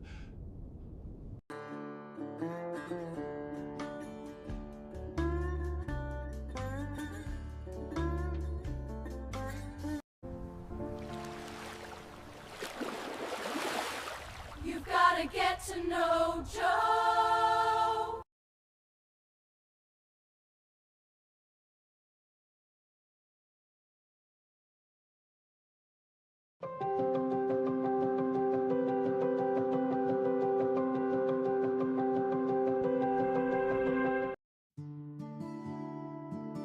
Town & Country Insurance Agency is a proud supporter of Saints TV.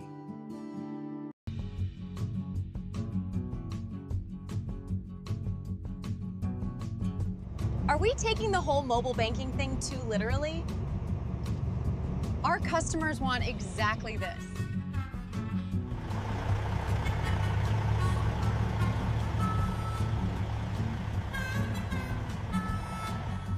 Please send milk house candles. It's cold in here.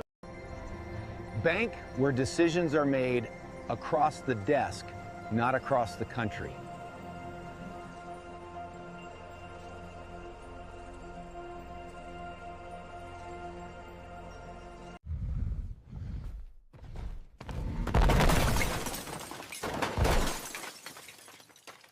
Time for a new golf cart. Miners Outdoor is major tough.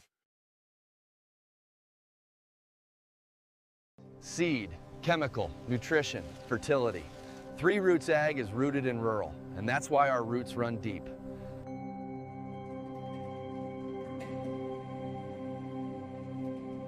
Hey, Mom. Better call Adams Painting and Drywall again.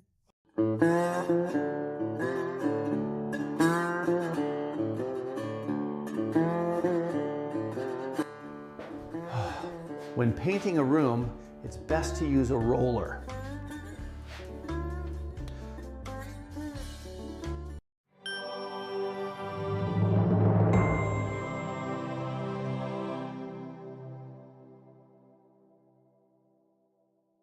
There's a better way to buy crop insurance. You've got to get to know Joe.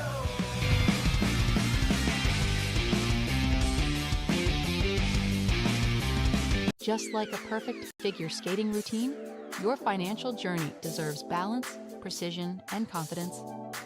At St. Ansgar State Bank, we support every step, from your first savings account to your biggest leaps in life.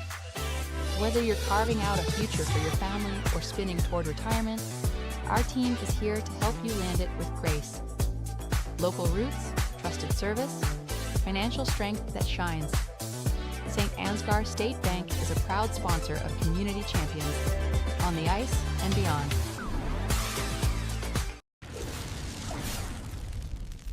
When you need a hero, contact the boys at Al's Electric in St. Ansgar.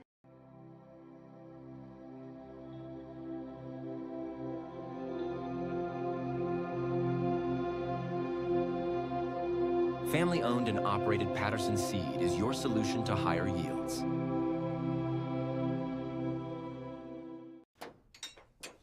Cars hit me all the time.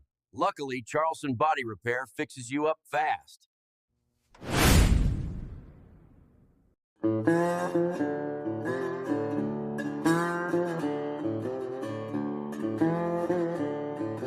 I told my wife that she needs to embrace her mistakes. Then she hugged me.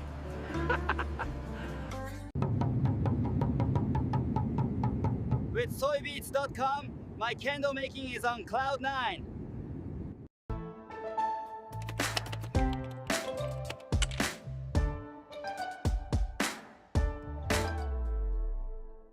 We have established that the accused never got to know Joe. For a lifetime of poor decisions, I hereby sentence you to life in prison. This is the kind of thing that can happen when you don't know Joe. Get to know Joe.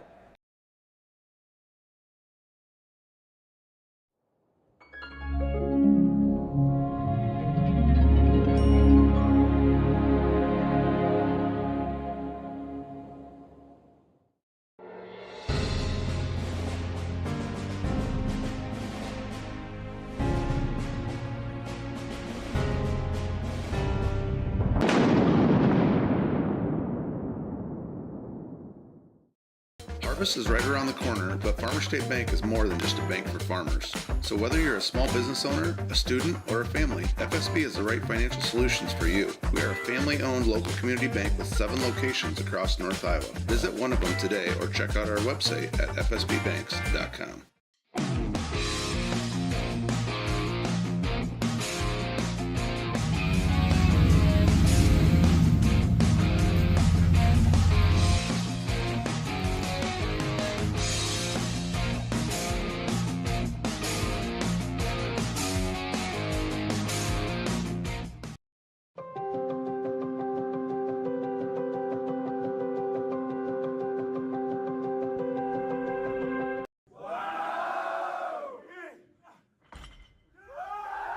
Oh my goodness!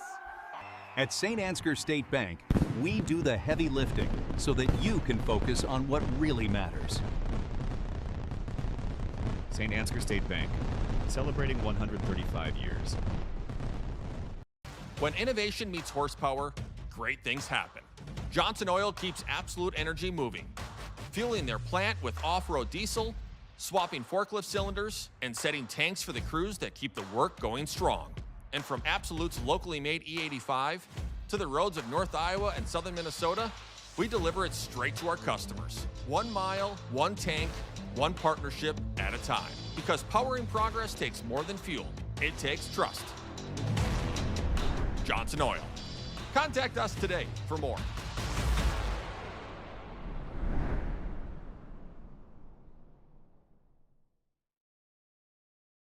Before I knew Joe. Before I knew Joe. Before I knew Joe. Before I knew Joe. Before I knew Joe. Before I knew Joe. Before I knew Joe. Before I knew Joe, buying crop insurance was hard. There's a better way to buy crop insurance. You got to get to know Joe.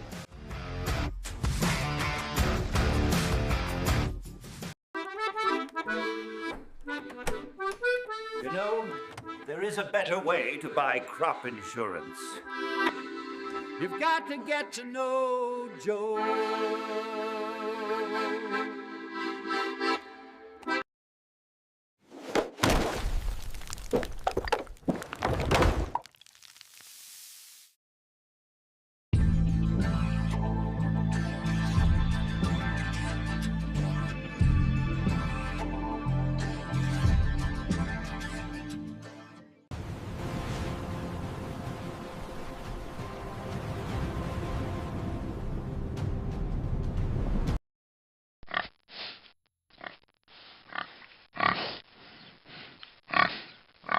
Take care of your spine. St. Ansgar Chiropractic.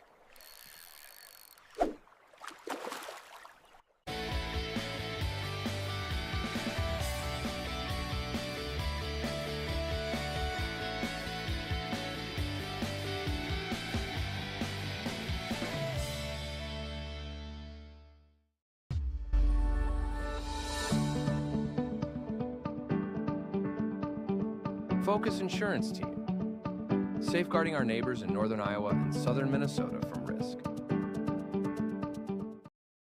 It's Saints TV's goal to bring the game to those who are unable to cheer from the stands. Watching the stream is free. Creating it is not. Please consider donating to our cause through our donation partner, Give Butter. 100% of your donation goes directly to the St. Ansgar school system, where it is used for the education of our students, the equipment used to create these streams, and the athletic department so that our students can keep competing in the sports that are near to their hearts. Thank you for supporting St. Ansgar, and thank you for giving butter.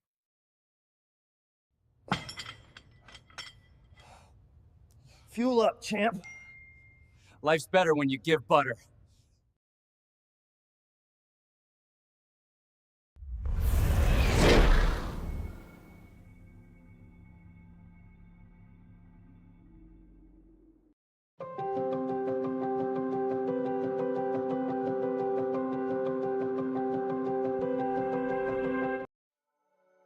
Thank you, Patterson Seed in St. Ansgar, for your generous contributions to Saints TV. For more information on how Patterson Seed can help you get higher yields, contact Mike Patterson at mike@pattersonseed.com.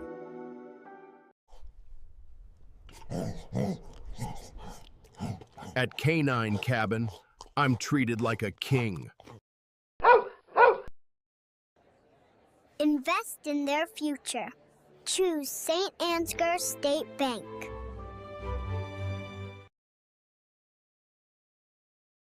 And we've got a really pretty cool rock here. This is from L.R. Falk Construction.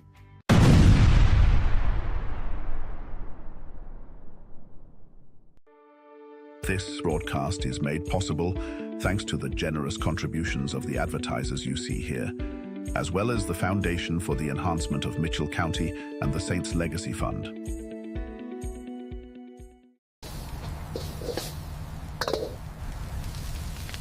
Relax. We've got a policy for that.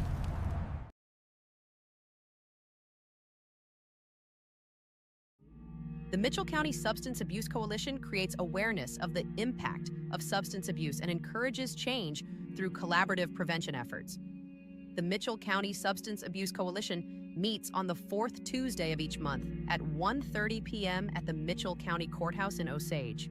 We are looking for new members to join the coalition to work together to build healthy communities within Mitchell County.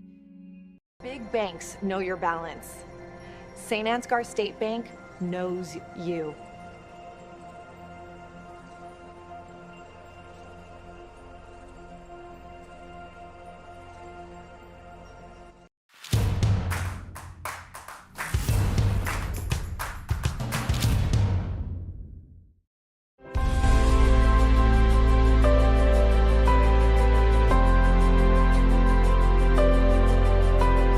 Mustache makes him a man, the candle makes him a ladies' man. Milkhouse candles, tonight's the night.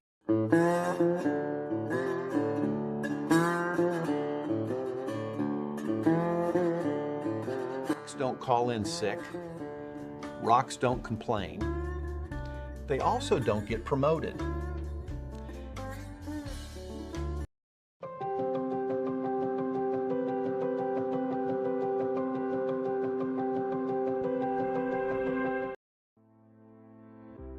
At Mitchell County Public Health and Home Health, we protect, strengthen, and improve the health and well-being of our community through collaboration, prevention, education, and advocacy.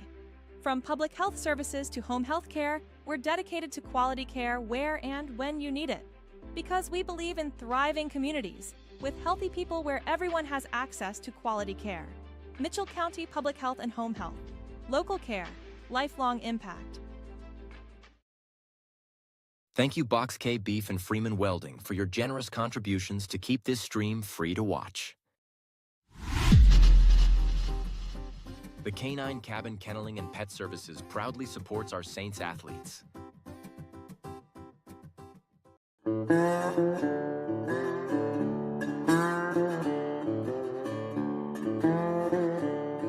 I was 16, I thought my dad didn't know anything. Now that I'm 23, a lot of what he says makes perfect sense. I can't believe how much he's learned the last 7 years.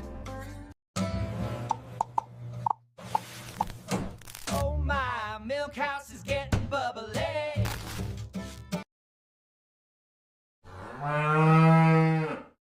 They've sealed up the roof tighter than a hippo in a hot tub, and now I'm homeless.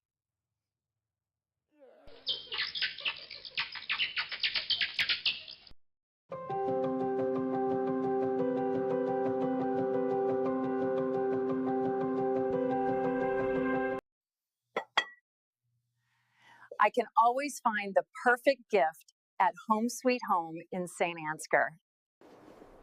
Colbert Realtors helped us find the perfect home. Love you, Dad!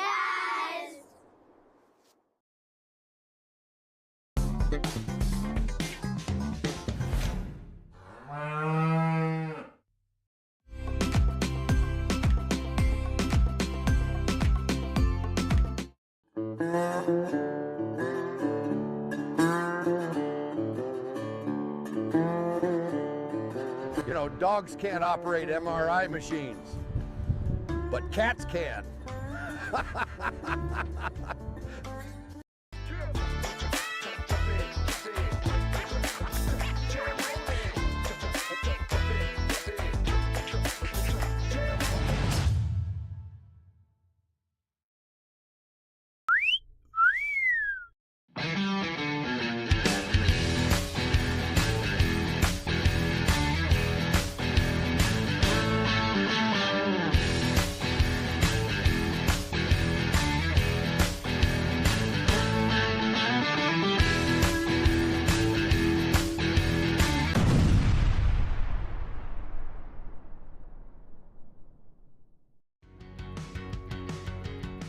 Every single job that we do, either one or both of the owners are on the roof overseeing and often installing the products, which is something that we really pride ourselves on and make sure that we're going above and beyond.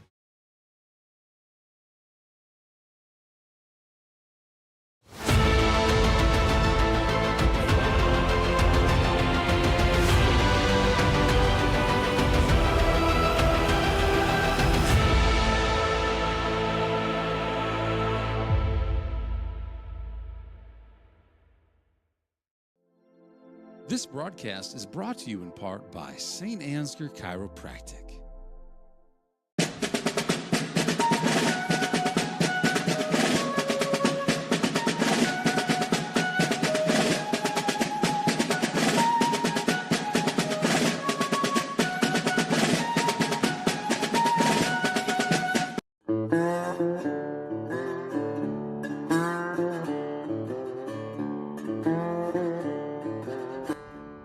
How do you keep a basketball fan in suspense?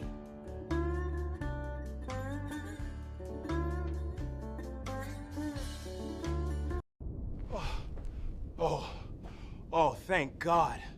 Please tell me you brought Paradise Pizza.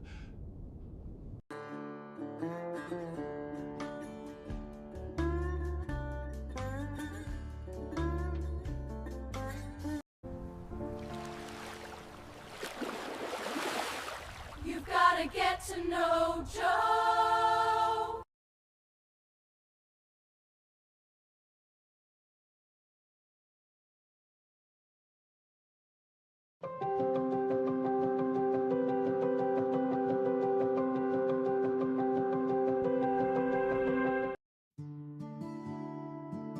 Town & Country Insurance Agency is a proud supporter of Saints TV.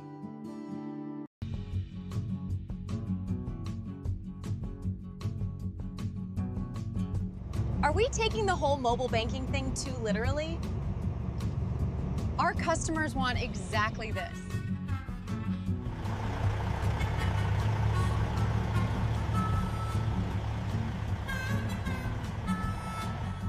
Please send milk house candles. It's cold in here. Bank where decisions are made across the desk, not across the country.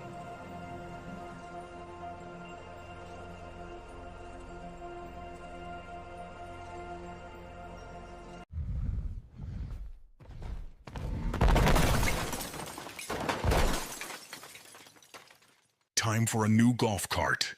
Miners Outdoor is major tough. Seed, chemical, nutrition, fertility. 3 Roots Ag is rooted in rural, and that's why our roots run deep.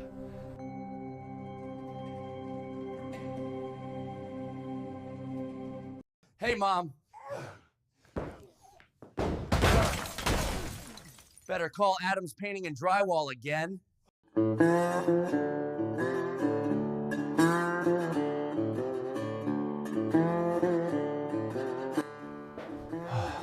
When painting a room, it's best to use a roller.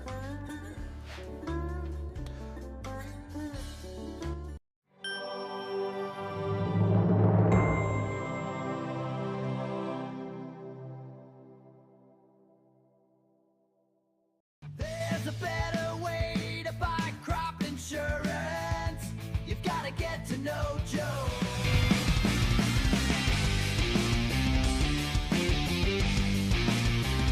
Just like a perfect figure skating routine, your financial journey deserves balance, precision, and confidence.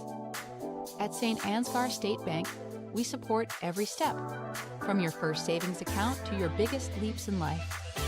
Whether you're carving out a future for your family or spinning toward retirement, our team is here to help you land it with grace. Local roots, trusted service, financial strength that shines. St. Ansgar State Bank is a proud sponsor of community champions on the ice and beyond.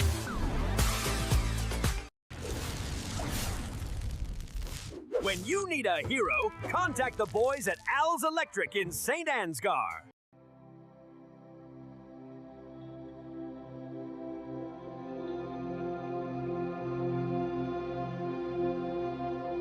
Family-owned and operated Patterson Seed is your solution to higher yields.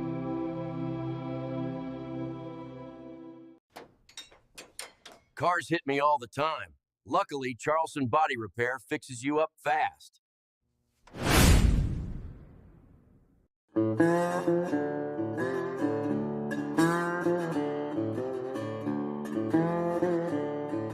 I told my wife that she needs to embrace her mistakes. Then she hugged me.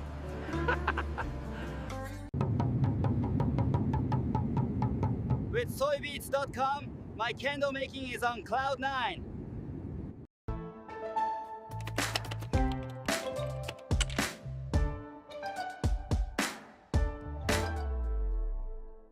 We have established that the accused never got to know Joe. For a lifetime of poor decisions, I hereby sentence you to life in prison. This is the kind of thing that can happen when you don't know Joe. Get to know Joe.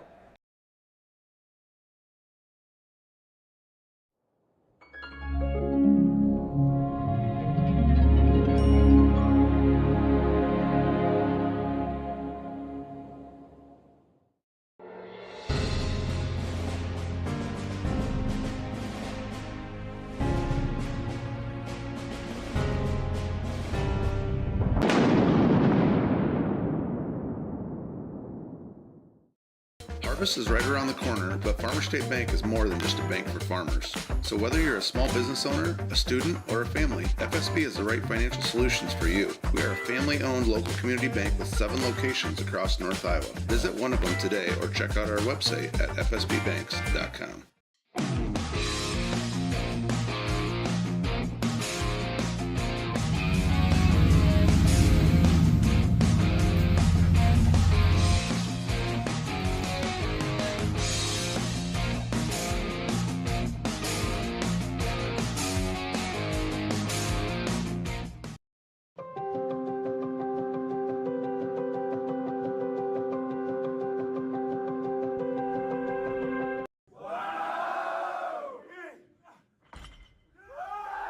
Oh my goodness!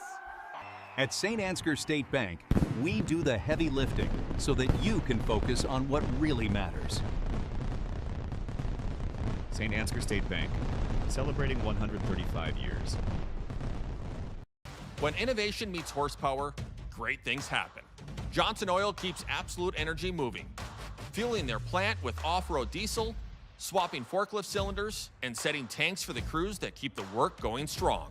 And from Absolute's locally made E85 to the roads of North Iowa and southern Minnesota, we deliver it straight to our customers. 1 mile, 1 tank, 1 partnership at a time. Because powering progress takes more than fuel. It takes trust.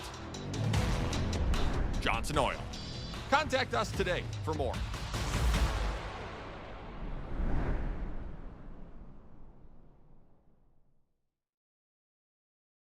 Before I knew Joe. Before I knew Joe. Before I knew Joe. Before I knew Joe. Before I knew Joe. Before I knew Joe. Before I knew Joe. Before I knew Joe, buying crop insurance was hard. There's a better way to buy crop insurance. You got to get to know Joe.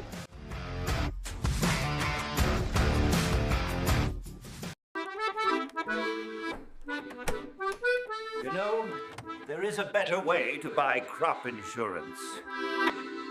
You've got to get to know Joe.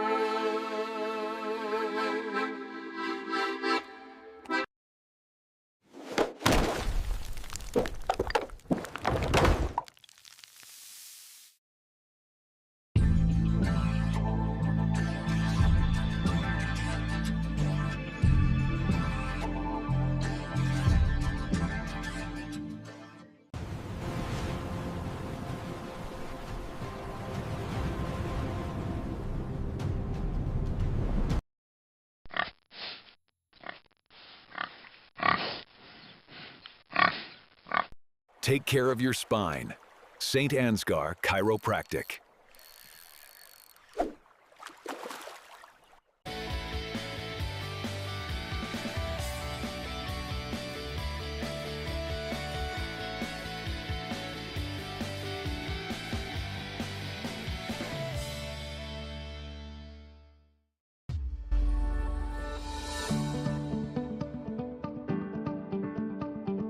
Focus Insurance Team, safeguarding our neighbors in northern Iowa and southern Minnesota from risk.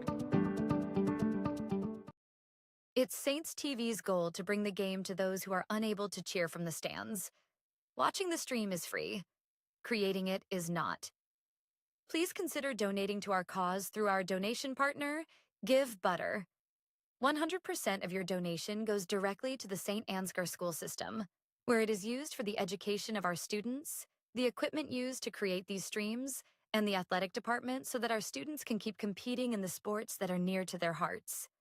Thank you for supporting St. Ansgar, and thank you for giving butter.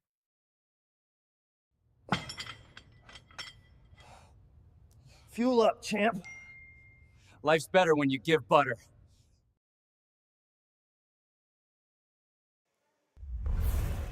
Joe, life is better when you give butter. And for those of you who are giving butter while you wait for this track meet to start, thank you. We've seen some donations come in here while we're trying to figure all this out. Speaking of trying to figure this out, I think we just figured something out, or we heard some news. Do you have any news to share, Joe? We did a couple of things. If you look as Eric pans out there, that sky is blue and pink off to the west. So it's getting better. The rain has officially stopped here. It's no longer raining. Unfortunately, we just had a little rumble of thunder and perhaps even a flash of lightning. So the new plan is 8:20. The athletes will return to the track at 8:20, barring any additional lightning strikes. And like I said, we're getting it pushed off to the west here, or to the east here finally. So we believe this will be it. At 8:20, the athletes will return to the track. They will get 10 minutes to get warm and loose, and we will resume running at this point, we believe, at 8:30. So you've got about 38 minutes to get yourself a little popcorn and a soda, and we're going to go back to action here in St. Ansgar soon. We kind of hypothesized that everybody wanted to get this thing done. We've had that sort of confirmed here in the last 20 minutes. Well, everybody's on board with, let's stick this thing out and get this race run tonight. So on track for 8:20 to get the athletes back out on the track. Yeah, Matt Foster chimed in here. Any update on start time? And Joel Carlson, he just knew it sometime around 8:30. You know, that guy is a champ when it comes to weather. No doubt about it. Joel, we did tell that pesky coach from Rockford. We said hello. We did. We got that message delivered. She didn't even resist our sentiments from a St. Ansgar kid like yourself. That's right. That was pretty nice. That was good. So, yeah, hats off to everybody here who's kind of stuck with this thing and making these decisions. I'm glad that's somebody else's decision. We just get to sit here and talk about it, right? Oh, my goodness. Yes. Somebody else is making all the hard calls. As I say it's quit raining, the raindrops start hitting the window. Words are powerful, is what we've learned. I want to know how powerful words are exactly. If you're watching this in the concession stand area, Joe and I would love a cheeseburger. What do you want? You want a Gatorade? Popcorn? Maybe a Gatorade. Popcorn, cheeseburger. Don't skimp on the ketchup and mustard, please. We're kind of stranded up here watching all you guys hover around the concession stands. Cheeseburger smells so good. Man, it's like torture up here. We're locked up. Cheeseburger, ketchup, mustard. That's 2 cheeseburger, ketchup, mustard. I'm not getting them both. One for me, one for Joe. We would gladly pay you for them. A Gatorade for me, any color will do. Same. Joe would also like any. We'll just see the power thing. Does this thing work? I don't know. We're going to find out. I don't see anybody moving down there. No. We'll report back, though. We'll let you guys at home know. But don't forget the popcorn, because the best popcorn that is made right here. I don't know what is the secret. It may be the same secret as to why we get such great athletes, but must be the weight room. The popcorn is so good. We'll be back. Crank those ads. These sponsors keep St. CV free to watch.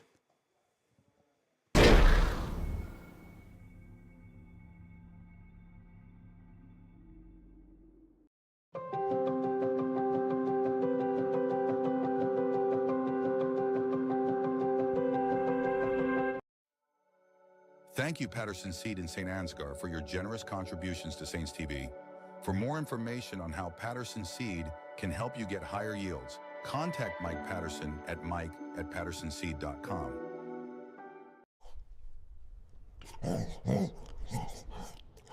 At Canine Cabin, I'm treated like a king. Invest in their future. Choose St. Ansgar State Bank.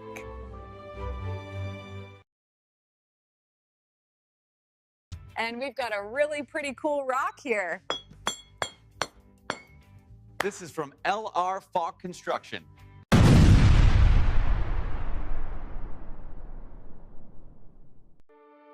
This broadcast is made possible thanks to the generous contributions of the advertisers you see here, as well as the Foundation for the Enhancement of Mitchell County and the Saints Legacy Fund.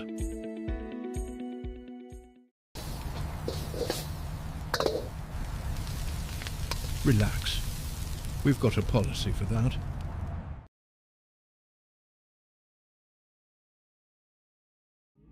The Mitchell County Substance Abuse Coalition creates awareness of the impact of substance abuse and encourages change through collaborative prevention efforts. The Mitchell County Substance Abuse Coalition meets on the fourth Tuesday of each month at 1:30 p.m. at the Mitchell County Courthouse in Osage. We are looking for new members to join the coalition to work together to build healthy communities within Mitchell County. Big banks know your balance. St. Ansgar State Bank knows you.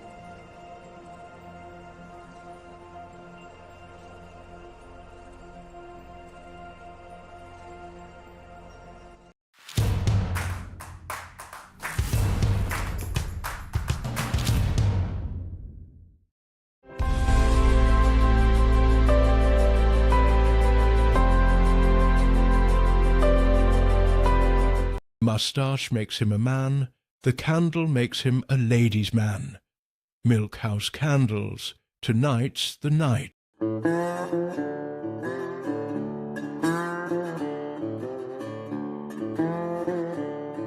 Rocks don't call in sick. Rocks don't complain. They also don't get promoted.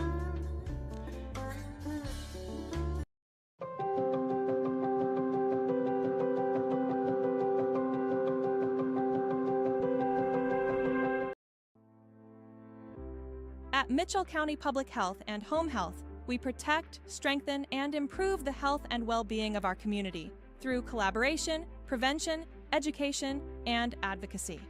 From public health services to home health care, we're dedicated to quality care where and when you need it.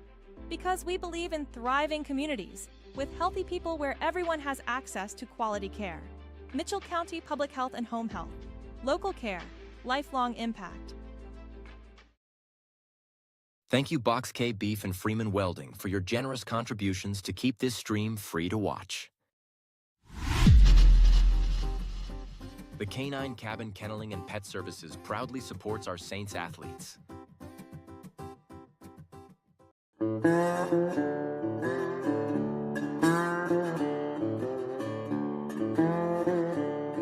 I was 16, I thought my dad didn't know anything. Now that I'm 23, a lot of what he says makes perfect sense.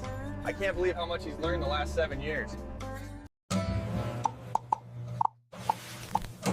Oh my, milk house is getting bubbly.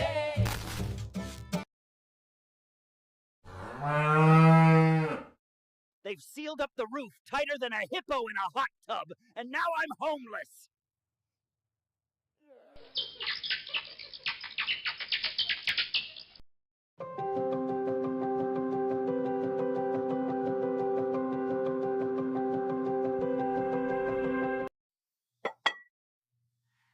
I can always find the perfect gift at Home Sweet Home in St. Ansgar. Colbert Realtors helped us find the perfect home. Love you guys!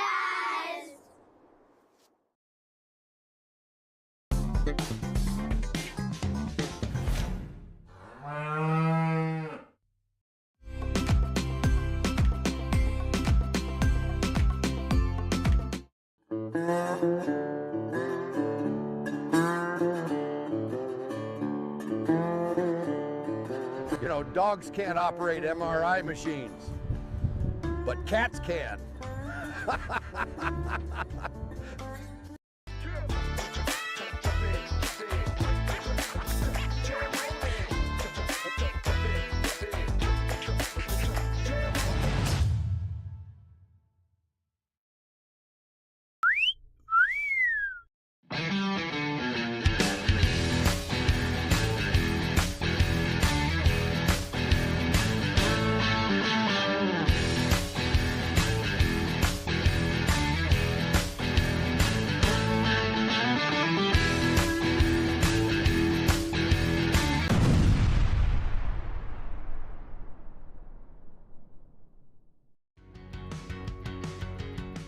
every single job that we do, either one or both of the owners are on the roof overseeing and often installing the products, which is something that we really pride ourselves on and make sure that we're going above and beyond.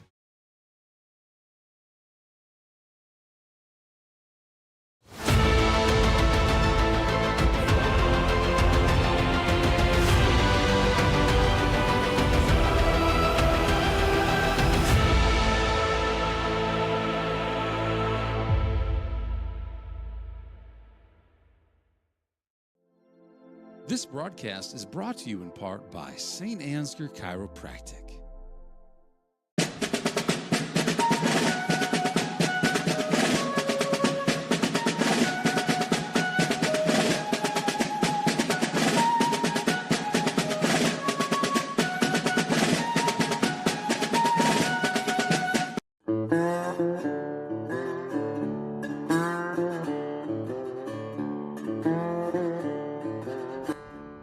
How do you keep a basketball fan in suspense?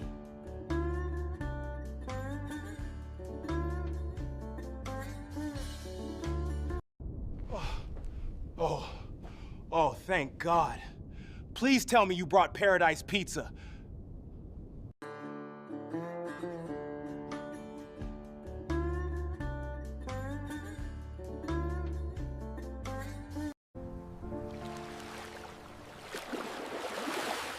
You've got to get to know Joe.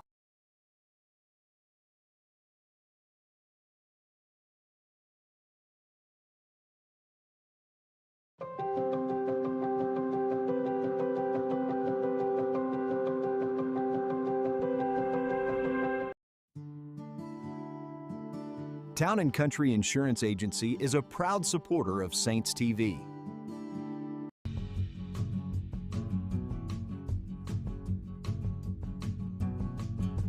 Are we taking the whole mobile banking thing too literally? Our customers want exactly this.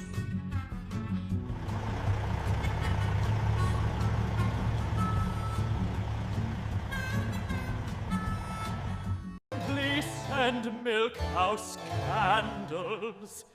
It's cold in here. Bank where decisions are made across the desk, not across the country.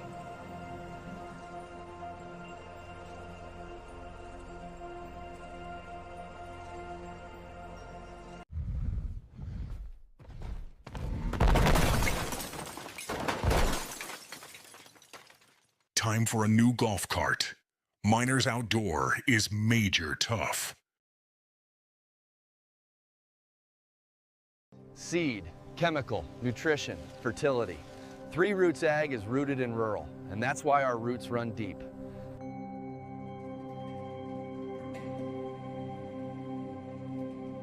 Hey, Mom. Better call Adams Painting and Drywall again.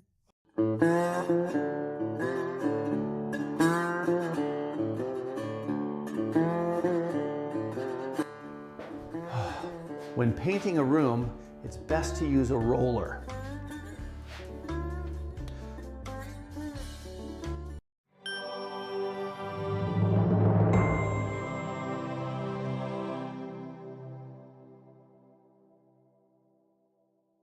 There's a better way to buy crop insurance.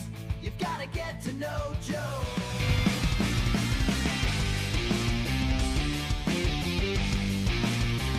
Just like a perfect figure skating routine, your financial journey deserves balance, precision, and confidence. At St. Ansgar State Bank, we support every step, from your first savings account to your biggest leaps in life.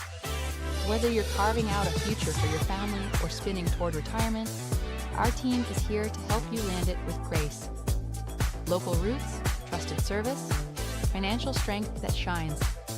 St. Ansgar State Bank is a proud sponsor of Community Champions, on the ice and beyond.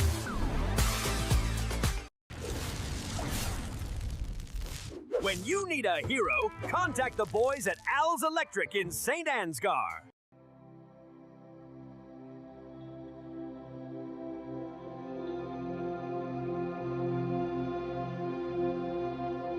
Family-owned and operated Patterson Seed is your solution to higher yields.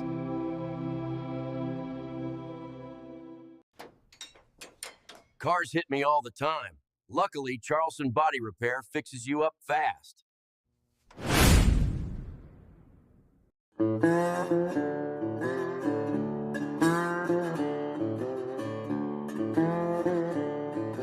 I told my wife that she needs to embrace her mistakes. Then she hugged me.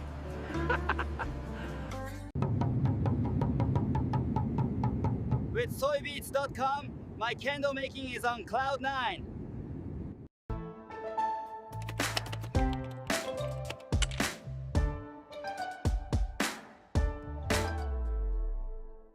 We have established that the accused never got to know Joe. For a lifetime of poor decisions, I hereby sentence you to life in prison. This is the kind of thing that can happen when you don't know Joe. Get to know Joe.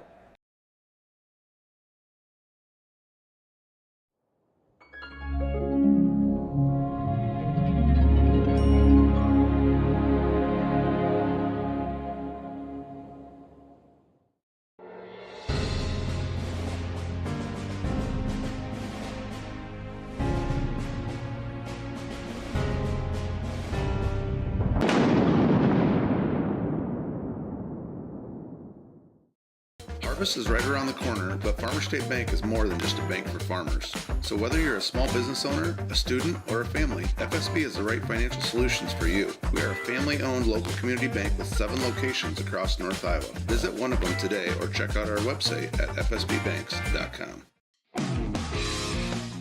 I know. You've seen these ads so many times before.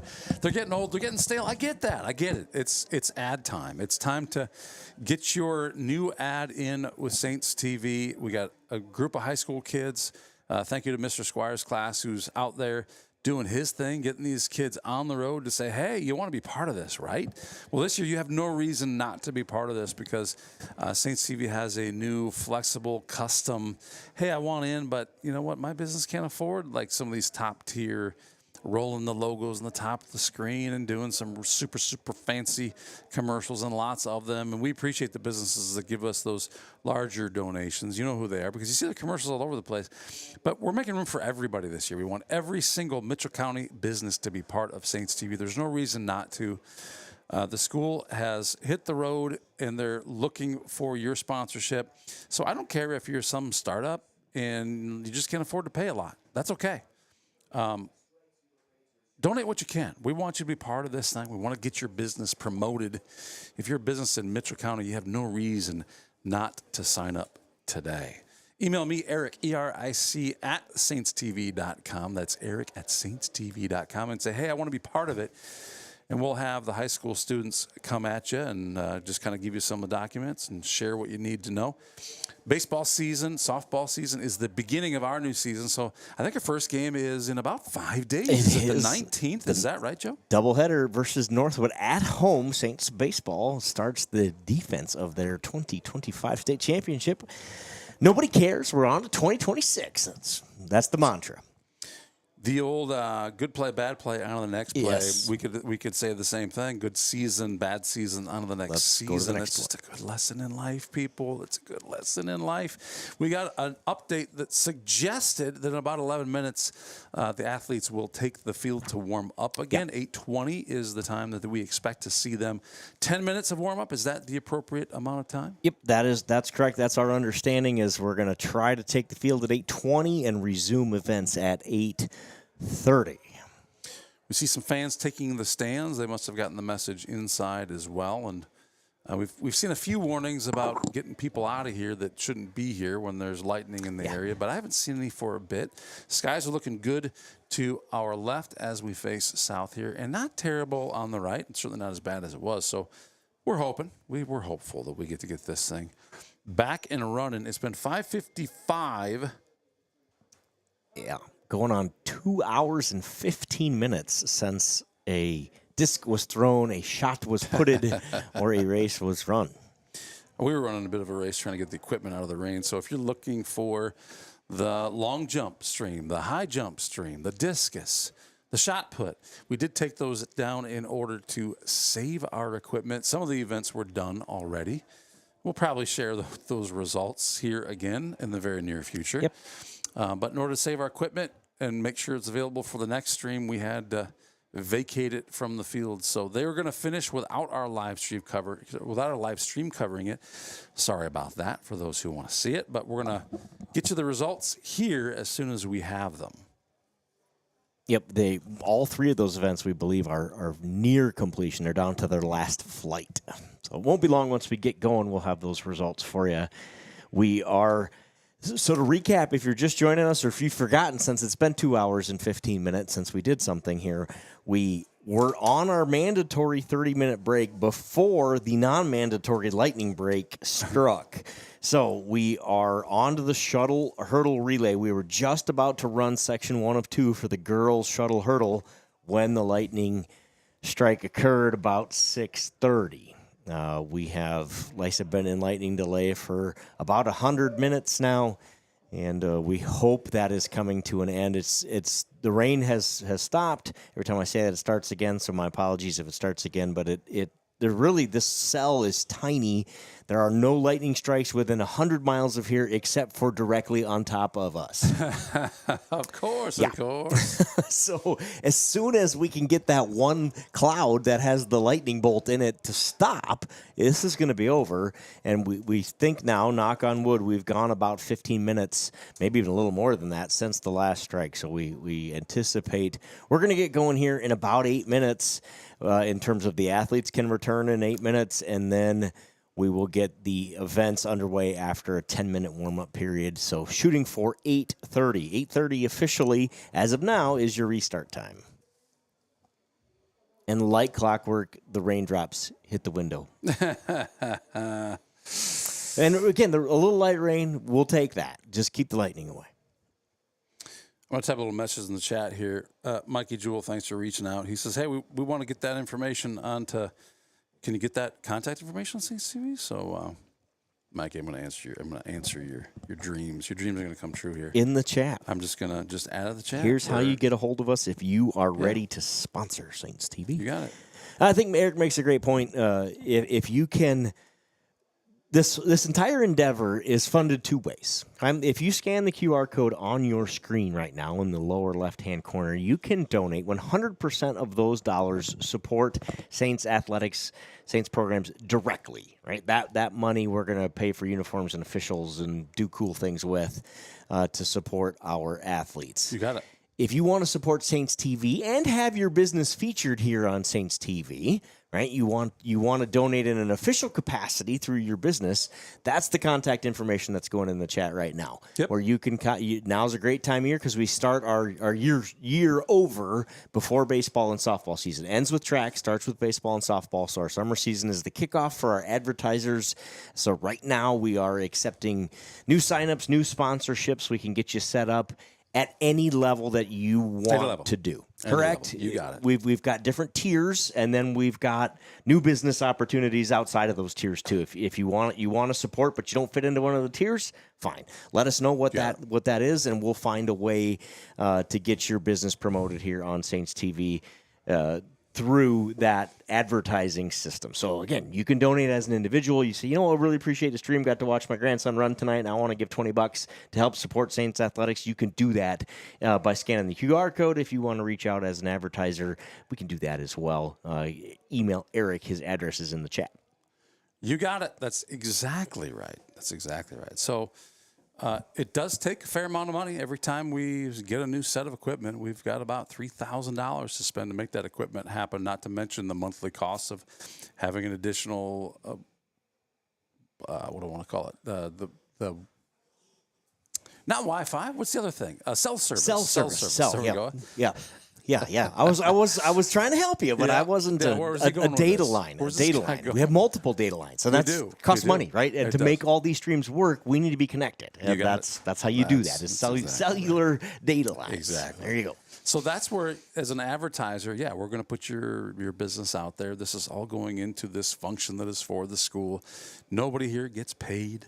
We do this because we love to do it, but we can't do it without the right equipment. So that's what in the businesses sign up, they understand that, right? But then there's also what we'll call leftovers that go back to the school after all that's done. And we want to make sure that every Mitchell County business can participate. And if you come to us and say, hey, I'm a brand new business, I'm just trying to get this thing started, and I don't have much, then we say, okay, cool. But that's all right. We want you here, right? We want to support your business in Mitchell County. We want to support our athletic programs that putting your name out there so that people know what services you have to offer. And we have certain standard systems that guarantee you certain things, but that's okay. We're gonna look past that and say, look, we want you here, and we'll do whatever it takes to get you here. So email that address that is in the chat. Heck, I'll even throw it on the screen here. Eric@saintstv.com. That's me, Candle Genius. And those sponsors help us create the stream, right? That's the difference between the individual donations that go directly back to the student programs versus the business advertisers that help us buy equipment and cameras and audio equipment and those data plans and all the things it takes to make this go. They defray those costs so that we can do things like the Saints TV scholarships that we give to student athletes that are going to go participate in athletics at the next level. You got it. Right? That's exactly right. That is exactly right. We've seen a lot of schools that try and do this without that advertising, without the ability, or even if they try and do it, what am I going to say, with too much, I'll say, control on the funding and how that works. We've seen schools that say, well, we just try and run this through our, you call it boosters or whatever, existing entities, and it gets tricky sometimes, right? So that's the thing that we've done is we said, look, we're going to do this in a way that allows us the flexibility to get the equipment that we need so that we can continue to grow it from a business mindset. And as part of that business mindset is we want to create something so good that people want to volunteer to be part of it. So we have no one is getting paid to do it, but we do have this need for equipment. We do have this need for a lot of different things. But and sometimes the need is, for example, basketball uniforms. Coach approaches us and says, "Hey, there's a system in the school, and we need some uniforms, and we can't actually get the matching colors, so we kind of need all the uniforms." And we say, well, I think the sponsors would be glad to be part of that, right? So this is all part of what that sponsorship does. It just makes things possible. We've got some signs on that new building out there. Saints TV participated in that. We got a digital sign. And then when I say Saints TV, I'm not talking about us. I'm talking about the sponsors that make that happen. Right. The people you see scrolling on the top left of your screen help make that stuff happen. Yes, indeed. And if you haven't been to our parking lot recently and you get the opportunity to see that Saints Performance Center and now the signage on the corner of that building, it literally gave me goosebumps. Came around the corner. I hadn't seen it until first day of baseball practice. Come around the corner, I'm like, oh, look at that. And I won't ruin it for you. You need to see it for yourself, but it is impressive. It is.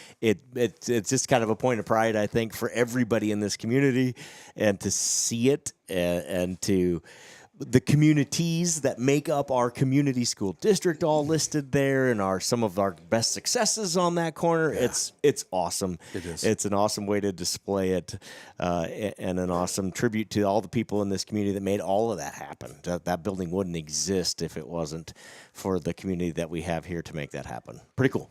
Yeah, and the school's done a great job of one project at a time. It wasn't that long ago that this all-surface, all-weather track was a cinder track, and we weren't doing a lot of meets here at that time. Yep. Lights around the baseball field.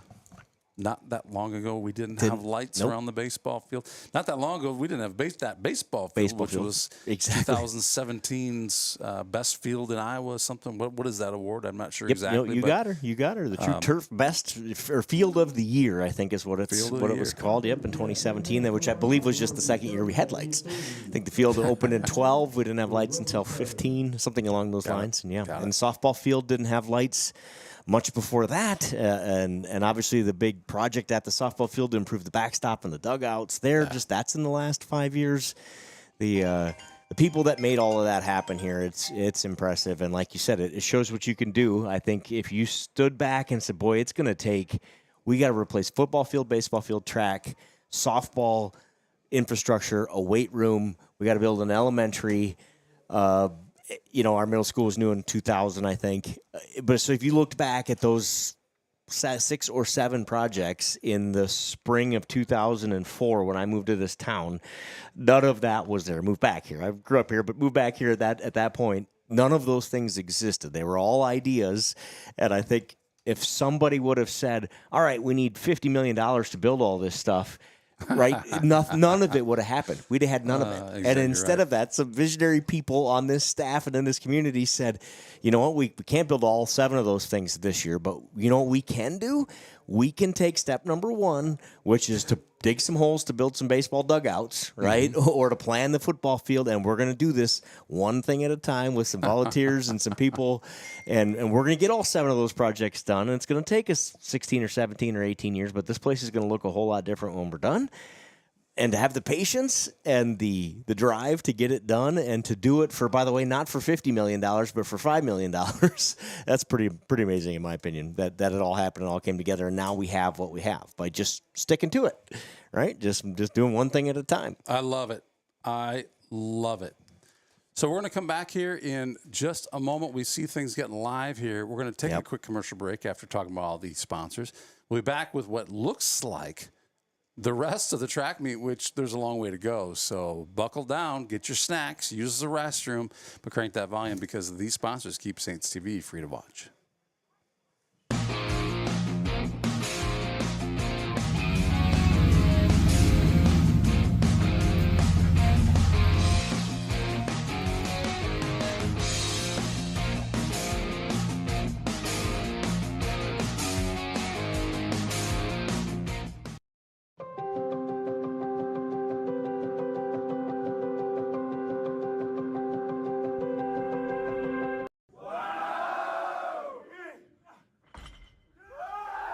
Oh my goodness!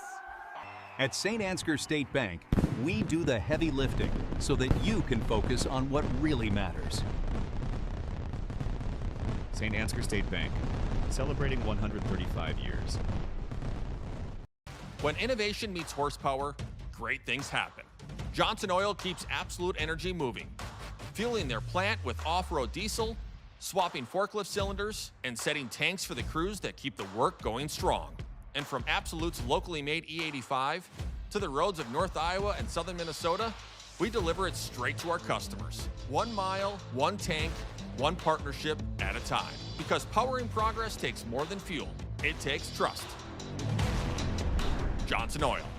Contact us today for more.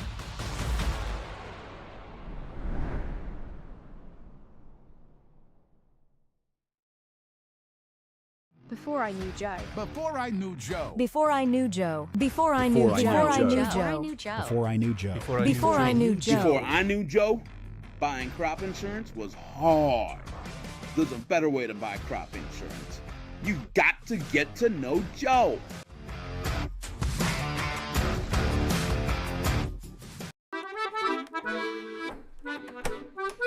You know, there is a better way to buy crop insurance.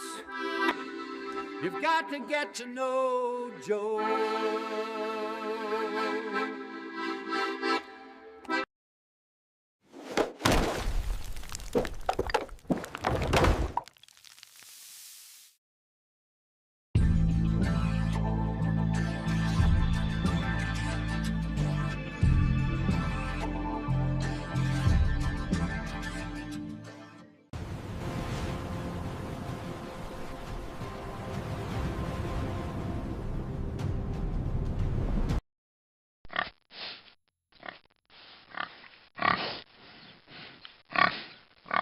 Take care of your spine. St. Ansgar Chiropractic.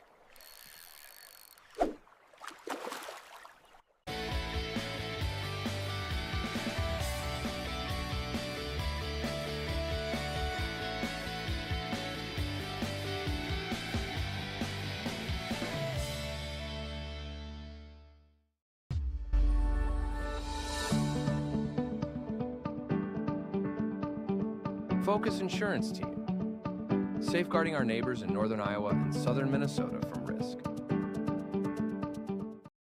It's Focus Insurance Team, longtime sponsors of Saints TV. Thank you. We're going to get you some new ads too. Don't you worry, you guys. Don't you worry. Hey, we got some great news because it's going to get dark, and we've got this beautiful, well-lit track. Look at the bright greens popping off. All the colors look amazing. That is the nice thing. It reminds me a little bit of football out here, right? Maybe early season football where the grass is green. It's not torn up too much yet.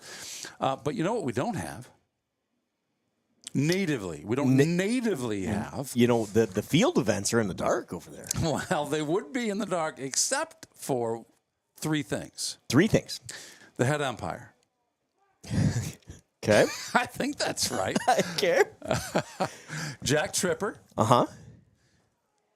And Skippy D'Angelo. Those three. They're the fire makers. These guys make the light. They make it shine. They solved the darkness problem. They did. I'm told. Okay. Thank you guys for sponsoring lights for the discus area so that they could finish over yonder. I see the baseball lights on. Maybe that was an attempt to help out. If the tradition sign was up, that'd look amazing. It's unfortunate that's not up. I hear they take that down in the winter months. That's what Seth said That's what on Seth the Cribs said. episode. The wind, Mother Nature may have helped us take it down over the winter months. Ah, man. These kids. You take all the help you can get. That's right. So we have lights in the discus area so they can finish. We do, Which, I wouldn't have thought of. So thank goodness for Jack Tripper, Skippy D'Angelo, and the head umpire. I may be wrong. It's his new nickname. Man. It's his new nickname. If it wasn't before, if we have that wrong, it is now his nickname. I like it. I think I'm right. I think it's head umpire. But Tice, thank you for your help. But something you don't think about, right? You got to have lights. We don't usually throw we in just the had a 2.5 hour delay. We did. And now we got to throw in the dark over there. So they, again, overcome, right? Adapt and overcome. They're going to do that. We are about to go back to action, something like 3 minutes away from the shuttle hurdle relay for these girls. Two sections, St. Ansgar, West Fork, North Iowa, and Riceville in section number 1 for the Saints, Jewel, Jensen, Hermanson, and Huseman.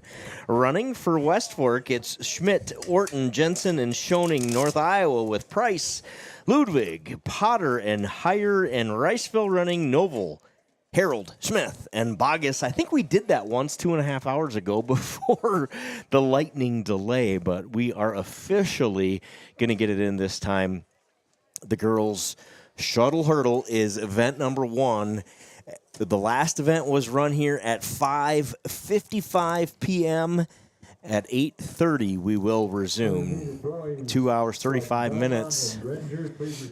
30 minutes of that, of course, was the break, the state-mandated break between the 4x8 and the shuttle hurdle, and the other 2 hours was lightning delay.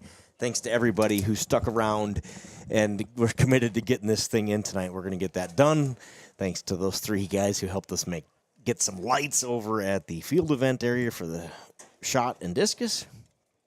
We kept our equipment dry. We are ready to go. Allegedly. We're going to find out. Yeah. Remember that moment when I said, hey, the camera's got plenty of battery. Just disconnect it. It's fine. Remember when I said that? Yeah, I do remember about 2.5 hours ago you said that. And I didn't remember to plug it back in. Ah. So we're going to. So now we no longer have plenty of battery? I don't know the answer to that, but I'm going to make sure that we at least have a chance. We must have messed up our angle, too, when you pulled it out of the weather, because we're a little crooked here on my screen anyway. Yeah, your screen is definitely accurate. Let's see here if we can do that. I can't actually see the bubble, but I think this is... Watch the horizon. Keep it close, right? Oh, I didn't. Yeah, I got to get that right. Hey, we have a whistle, which means we are about to get back underway. I think I have access to the sides of the track that I need. Where did that tape go? Our security tape. I think I need more lean on this thing. I take the tape, though. It's probably right behind me. It's not, though. Did we get robbed while we were gone? Oh, my goodness. Are you kidding me? Not only did we not get a cheeseburger, they took our tape. We didn't get the cheeseburger. We didn't get it. Power of Saints TV. It's real, but it's not that. It's apparently not a cheeseburger delivery service. It's definitely not. All right, here we go. Section 1 of 2. The Saints are in lane 1. Jewel. First out for the Saints. This is section 1 of 2 as we return to action. Shuttle hurdle relay. Looks like West Fork going to have the lead after leg number 1. They came in with the best time.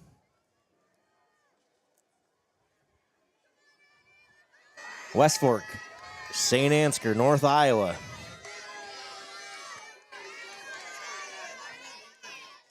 Jensen for the Saints. A nice leg from her. We have a dead heat going into the third leg. Hermanson for the Saints. Jansen for West Fork. Potter, North Iowa.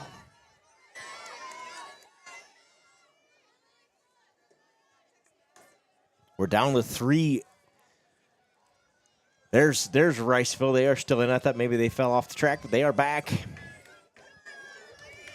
Smith running for Riceville. Down to that last leg. Huseman has the Saints in the lead. West Fork with Schoening in second. Here comes Schoening. Boy, is she ever. 2 hurdles to go. Huseman hangs on to the lead, and the Saints win section 1 of 2. Time of 1:17.25, besting their best time, their entry time, by over 2 seconds. Good job to those Saints girls. They set the time to beat at 1:17.25. We'll head to section number 2. Section number 2 features Northwood Kensett in lane 1, Grettinger, Terrell, Ruth, and Ayrshire in 3, Lake Mills in 5, North Union in 7. GTRA leads section 2 here, time of 11 flat. The Hogue sisters, Caitlin and Cameron, are their key contributors. Lake Mills, Northwood Kensett right there just behind them within a second or so. And then Lake Mills running sisters as well, Tatum and Cora Sauer. They compete together in this relay. That's kind of fun about small school sports. Tight finish expected here in this one. Section 2, girls shuttle hurdle relay. GTRA running in lane 3 is your favorite. 1:17 the time to beat, set by St. Ansgar in section 1. 2.5 hours later, right back into the action like nothing ever happened. Just like nothing happened. You're right about that. It is a long drive back to Grettinger, Terrell, Ruthven, and Ayrshire. I don't care which one of those 4 towns you're from. You're 2 hours from home. So let's get this meet done in a hurry. Everybody's organized. It's going to be well run here as we get back to action around 8:30. We think there's maybe 2 hours of running to go here. Something like that. Maybe a little faster than that. Started off pretty hot today when we started doing this. I got a feeling it's going to be chilly. It's going to be chilly when it's done. 2.5 hours of mandatory delay and lightning delay combined to set this meet back. Where, yes, if you're just joining us, we are just on the shuttle hurdle relay. Back to action we go. This is section 2 for the girls. You see the color on the screen here, Joe? I'm used to seeing this color at a track meet for the 4x4. Right. Not the shuttle hurdle. Shuttle hurdle under the lights tonight. Usually this is late into the track meet, final race style. Yep. But I'm just glad that we're doing it tonight because our other option was wait till tomorrow. Try again trying to finish this up. But man, oh man, I can't imagine. That'd be a lot of travel, a lot of hardship for these teams who traveled so far to be here tonight. GTRA in lane 3, the team to beat. They're running Hogue, one of the 2 Hogue sisters, running well off to a big lead. North Union hanging right there with them. Stumble on that last hurdle out of North Union, going to set them back. GTRA with Anderson here. Northwood Kensett in second. Here comes North Union back. They pass for second. Nice leg from GTRA. You can see why they're the favorite. Caitlin Hogue now way out front. She extends GTRA's lead over Lake Mills, running Stensrud with a nice leg.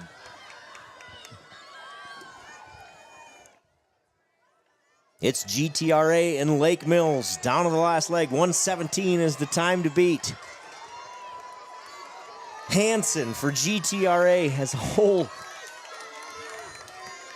hurdle lead. GTRA is your state qualifier here from St. Ansgar with a time of 1:09.51. Congratulations to Hogue, Anderson, Hogue, and Hansen. 1:09.51. Lake Mills finishes second at 1:11.64. That time will be very close to being good enough to getting in. North Union 1:13. Lake Mills 113 and change just behind. Good race to get us back into the action here. The girls' shuttle hurdle relay is complete. Congratulations, GTRA, your qualifier. What a great race. As they reset here, we'll give you a quick reminder if you're just joining us. There are 10 districts around the state. The winner of each event automatically qualifies for the state meet next Thursday, Friday, and Saturday in Des Moines. From there, the next highest 14 finishers, they could all be in the same district, I suppose, but the next highest 14 finishers will qualify. So the champion of each event from each district qualifies, and then the next 14 best times, distances, or heights qualify from there. So they make it as fair as possible in 1A. I like that format. They used to do it just 2 qualifiers at each one, and they'd have more. And then it if you got an unlucky pairing for the district, you kept some of the best athletes at home. That doesn't happen anymore. I like to see that. I do too. We got a couple chats here that Hough is pronounced Huff. Huff. So thank you for how that. am I supposed to know that? But no, thank you now we very know. much. Now this is how you're supposed to know. You can get us as many pronunciations as you can. We'll take them all. Huff. Hough is Huff. I got it. Hough is Huff, confirmed because we've heard it more than once already. The Huff sisters in that race. Please confirm that for us. That's what my sheet tells me they're sisters, but that's not always accurate either. So I hope they are. They ran really well in that race. Congratulations to both of the Huff girls. They qualify for the state meet in the shuttle hurdle relay. The boys shuttle hurdle up next. We move the hurdles 40 yards or 40 meters apart. North Iowa in Section 1, Lane 1. Belmont, Clemmy, St. Ansgar, Riceville are your 4 teams here in Section 1 for the Saints. Winia, Schwiesau, Hillman, and Falk are your 4 runners. Additional raindrops on the screen to start Section 1 of 2 boys shuttle hurdle relay. Cousins. Think of Tammy. The Huff cousins. Congratulations to both of them. Kind of fun. I like that about small school sports is you get a bunch of cousins and sisters and brothers, friends, lifelong friends all running together. And, of course, when you get to Eric and I's age, you can start to see our children's or our friends' kids are running together with our kids. And it's like, holy cow, this whole thing I remember when he was in high school, and now our kids are in high school together. It's a sweet, very, very small little window between when this happens that you can still remember it at our age. And right. it's going to, not long from now, you'll be like, I don't actually remember, but that sounds familiar. Boys shuttle hurdle relay underway. Winia for the Saints out front. Man, he looks good. Riceville right alongside. Winia with a tie for second place in the high jump. Comes out here screaming. Has the Saints in the lead. Schwiesau. Porter-style Schwiesau. Belmont, Clemmy on the inside. Winters with a great leg. He'll take the lead for Belmont, Clemmy. St. Ansgar in second. Riceville. And North Iowa right there. This is Hillman for the Saints. He does glide over those hurdles, doesn't he? Yes, he does. Arthur for Belmont Clemmy has them in the lead. The Broncos out front here. Section 1, boys shuttle hurdle relay. Stephenson for Belmont Clemmy. On the inside, North Iowa and Brandt. The Saints running Falk. It's going to be Belmont Clemmy. Setting the time, 107.74, the time to beat. North Iowa finishes second. St. Ansgar third. Riceville fourth in Section 1 of 2 boys shuttle hurdle relay. Let's talk about Section 2 of 2. Northwood, Kensett, West Hancock, North Union, Lake Mills are your 4 entries here in Section 2 of 2. West Hancock dominates this event, 101.57. Nearly 3 full seconds ahead of the second-seeded team, North Union, comes in a little over 104. Whitty and Jacoby Subject are the 2 dudes to watch here for West Hancock. They're the backbone of that relay team. Watch them cruise here. They're going to put on a show if they do what they normally do. West Hancock in lane 3. North Union, your closest competitor here, Colegrove, Crouch, Rezac, and Heinen for North Union. Northwood Kensett with Tufty, Hansen, Himes, and Robinson on the inside of the track, and on the outside, Lake Mills running Helgeson, Hegeland, and KJELDAHL. I should know how to say. Is this like Yeldal? Yadal? Help us out. The K silent. KJELDAHL. Help us out there if you know how to pronounce that young man's name from Lake Mills. I should know it, but I am drawing a blank, and I want to get it right. Lane and Lucas Helgeland. The L and the G are mixed up in that last name on purpose, of course, and I'm here for it. Lucas and Lane, two good dudes. I know them from baseball. That's why we have viewers out here helping us out. That's right. Help us out if you can. We definitely appreciate it. Section 2 of 2, watch for West Hancock here. North Union is your challenger. Check your screen there, Joe. I'm not sure if this is helpful or not.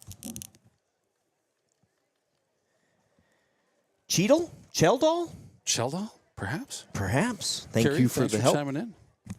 Does that jive? I don't have the sheet in front of me. Does that jive? It's KJ, which can be about 6 different things to start that. So yeah, Cheldall. Cheldall, yep. Thanks, Carrie. Appreciate your help. Section 2 of 2 underway. West Hancock in 3. North Union comes out fast in 5. North Union to the lead.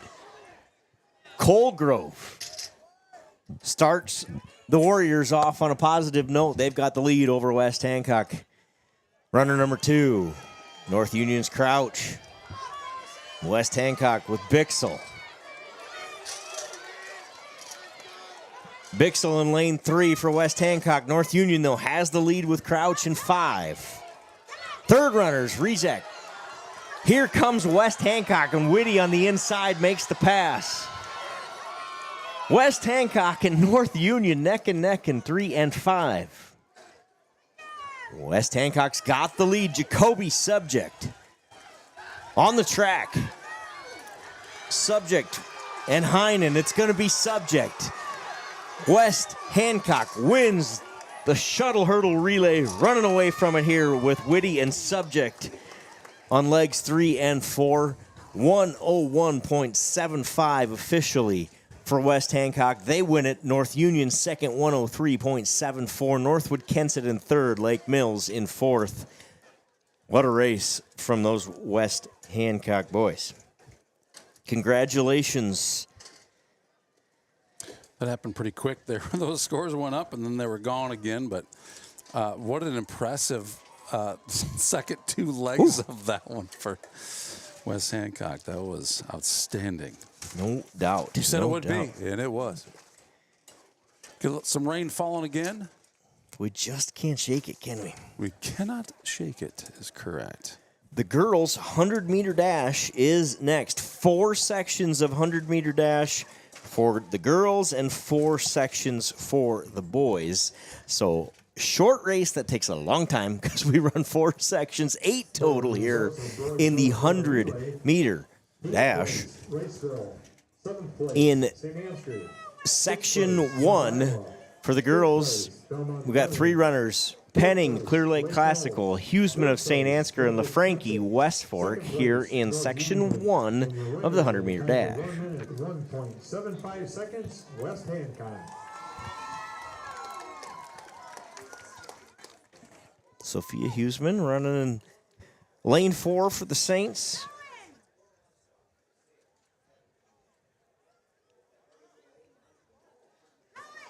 Four sections of the 100-meter dash. I see some of our volunteers appear to have found some jackets and some warmer clothes here during the break. It started out as a beautiful night, and I think, Eric, you're spot on. It might be downright chilly before this thing is over. The wind has gone down a bit. It is still 14 miles an hour out of the south, blowing straight across right in your face here as you look at that camera. It's coming across the screen. From the south, this track sets east and west. So going to push you in between turns 1 and 2 and in your, going to be in your face between 1 and 2, and at your back at 3 and 4. Shouldn't have too much impact, I wouldn't think, on the 100-meter dash here at your side. Was it last year at Northwood? The 100-meter was run into a 40-mile-an-hour wind, right, like directly in your face. I do believe you're correct. If I recall right, the St. Ansgar qualifier in that race was Dylan Brum in the 100, and he qualified by like 100th of a second, 24th, and he finished 4th down there. That's how much the wind impacted that race. We're off the 100-meter dash, Section 1. Huseman for St. Ansgar has the lead. Huseman, St. Ansgar, she is flying. She is going to win Section 1 of the girls' 100-meter dash. Sophia Huseman, personal best, 14.11 seconds. Penning, Clear Lake Classical in second, and LaFranchi from West Fork in third. That is Section 1 of 4, girls' 100-meter dash. Section 2 coming up. Golly, Belmont Clemmy, Nielsen of North Lynn, Hadachek, Newman Catholic, Schmidt of West Hancock, Lamfers Hill of Belmont Clemmy, and Ryland Halverson of St. Ansgar are your runners here in Section 2 of the girls' 100-meter dash. You ever had the privilege of holding one of these starting blocks? Wasn't a track guy, so I've never done it. No, I haven't. It looks like it'd be a job I could do, I think. If I look at all the jobs here on the track, running and throwing and being fast, and I think holding the blocks would have been something I could have excelled at. I think you could do that. I think so, too.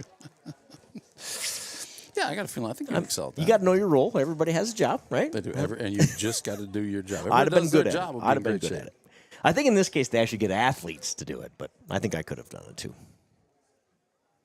That might be the one job that you'd actually be better at than an athlete. I think so. Yeah, not only could I do it, I think you might. I might be a pretty high level.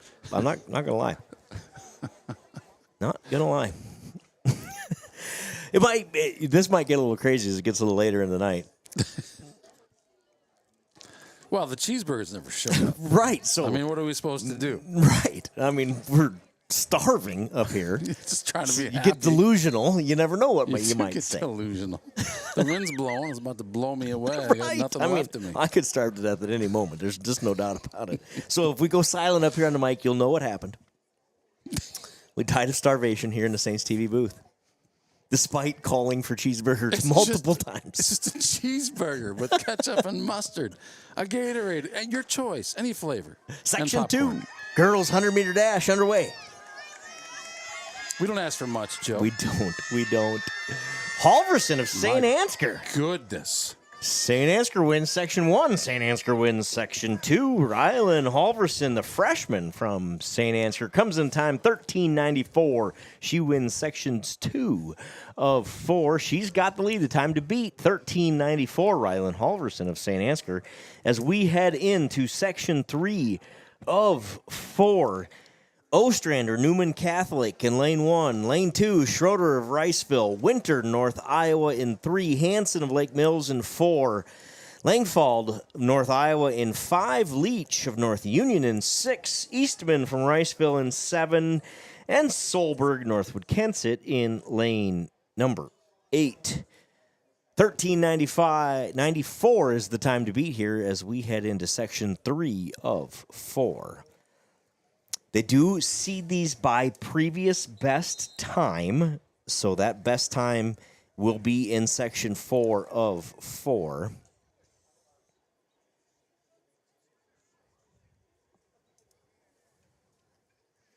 That belongs to Berkey of Bishop Garrigan. We'll see her in Section 4 here. This is Section 3. Rylan Halverson has the lead through 2 sections. Section 3, Lake Mills, Hanson. Langfeld, North Iowa. Going to be a close finish. Let's see what we get here. Hillary Hanson, Lake Mills, hangs on to win 14.10. Langfeld, North Iowa in second. Winter, North Iowa in third. But your leader still out of Section 2, Rylan Halverson from St. Ansgar. She's in the lead. 13:94 is the time to beat.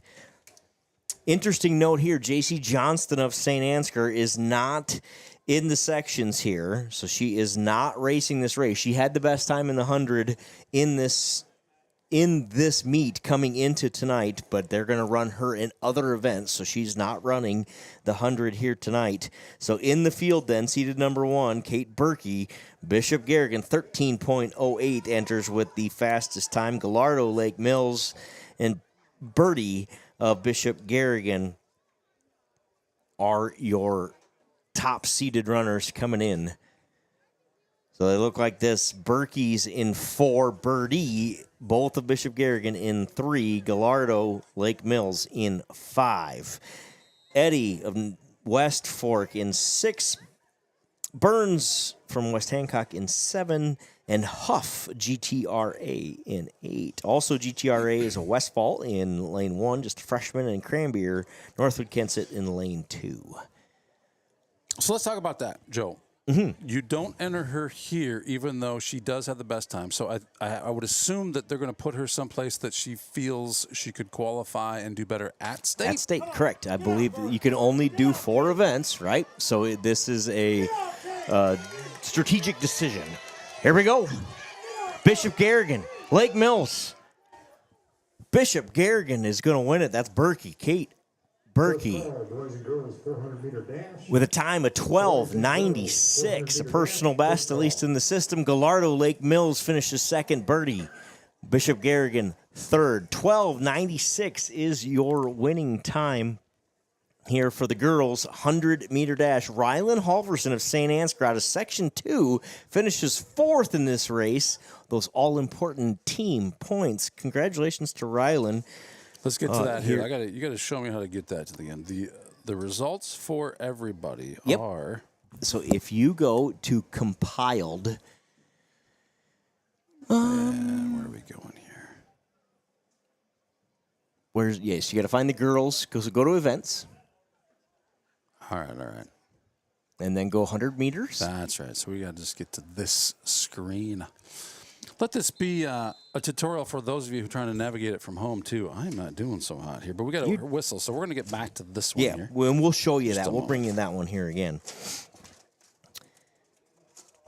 Boys, 100 meters, 4 sections here as well. North Iowa, Wellhausen in 3, Lund from Clear Lake Classical in 4, Bonema, West Fork in 5, and Johnson, Clear Lake Classical in 6 here for section number 1, boys 100-meter dash. Speaking of dash, Joel, thank you for trying to DoorDash us a cheeseburger. But he's giving it his best. They won't actually deliver the press box. Bonema, West Fork has the lead. Riley Bonema, the freshman, wins section 1 of the boys' 100-meter dash. Time of 12.37 seconds. 12.37 seconds is your time in section 1. Section 2, Bode, Northwood Kensett in lane 1. Davidson Jacobs of Northwood Kensett in 2. Tilgus, Bishop Garrigan in 3. Olson, Newman Catholic in 4. Kuhlmeyer from West Fork in lane 5. Van Rokel of Lake Mills in 6. Harris from North Union in 7. And Clemens from Rockford in lane number 8. Section 2 of 4. Boys 100-meter dash. Adam Haluska of Carroll owns the high school record in the 100-meter dash. Adam Haluska. Extra points for anybody in the chat who can tell me why you know the name Adam Haluska. Because there's many of you out there that know it. Let's see who can type it the fastest. What did Adam Haluska do to be a household name here in the state of Iowa, besides run a 10:10 in the 100-meter dash in 2002, which is kind of fast. That's beyond fast. See how long it takes us to get an answer in the chat. You monitor that for me, would you? I'm watching. No fantastic prizes because we can't afford them, but. Oh, wow. Oh, here we go. Thanks, man. We got our first. Riley Witt bought that for you. Oh, man, you're the best. Kiki and Riley, the newlyweds. But Bought we have a M&Ms. treat delivery here, do. section Thank you, 2 Kiki and of Riley. 4 underway. Boys 100-meter dash. Olson, Newman Catholic. Olson with a nice run. In section 2 of 4 of the boys 100-meter dash, Dan Olson, 12.21. He's your new leader here. Braden Kuhlmeyer from West Fork in second. Davidson Jacobs, Northwood Kensett in third. 12:21 is the time to beat. Thank you to Riley and Kiki Witt for the treat Al Witt delivered. We now have food. We are no longer going to die of starvation in the booth. We thank you guys. You guys are great. And I tell you what, Al looks distinguished, that beard. I thought it was Santa Claus making a delivery. It looks good. Well, He's working on something. Al's grandpa now. He's starting to look the part. Well, that's Yeah. true. That's true.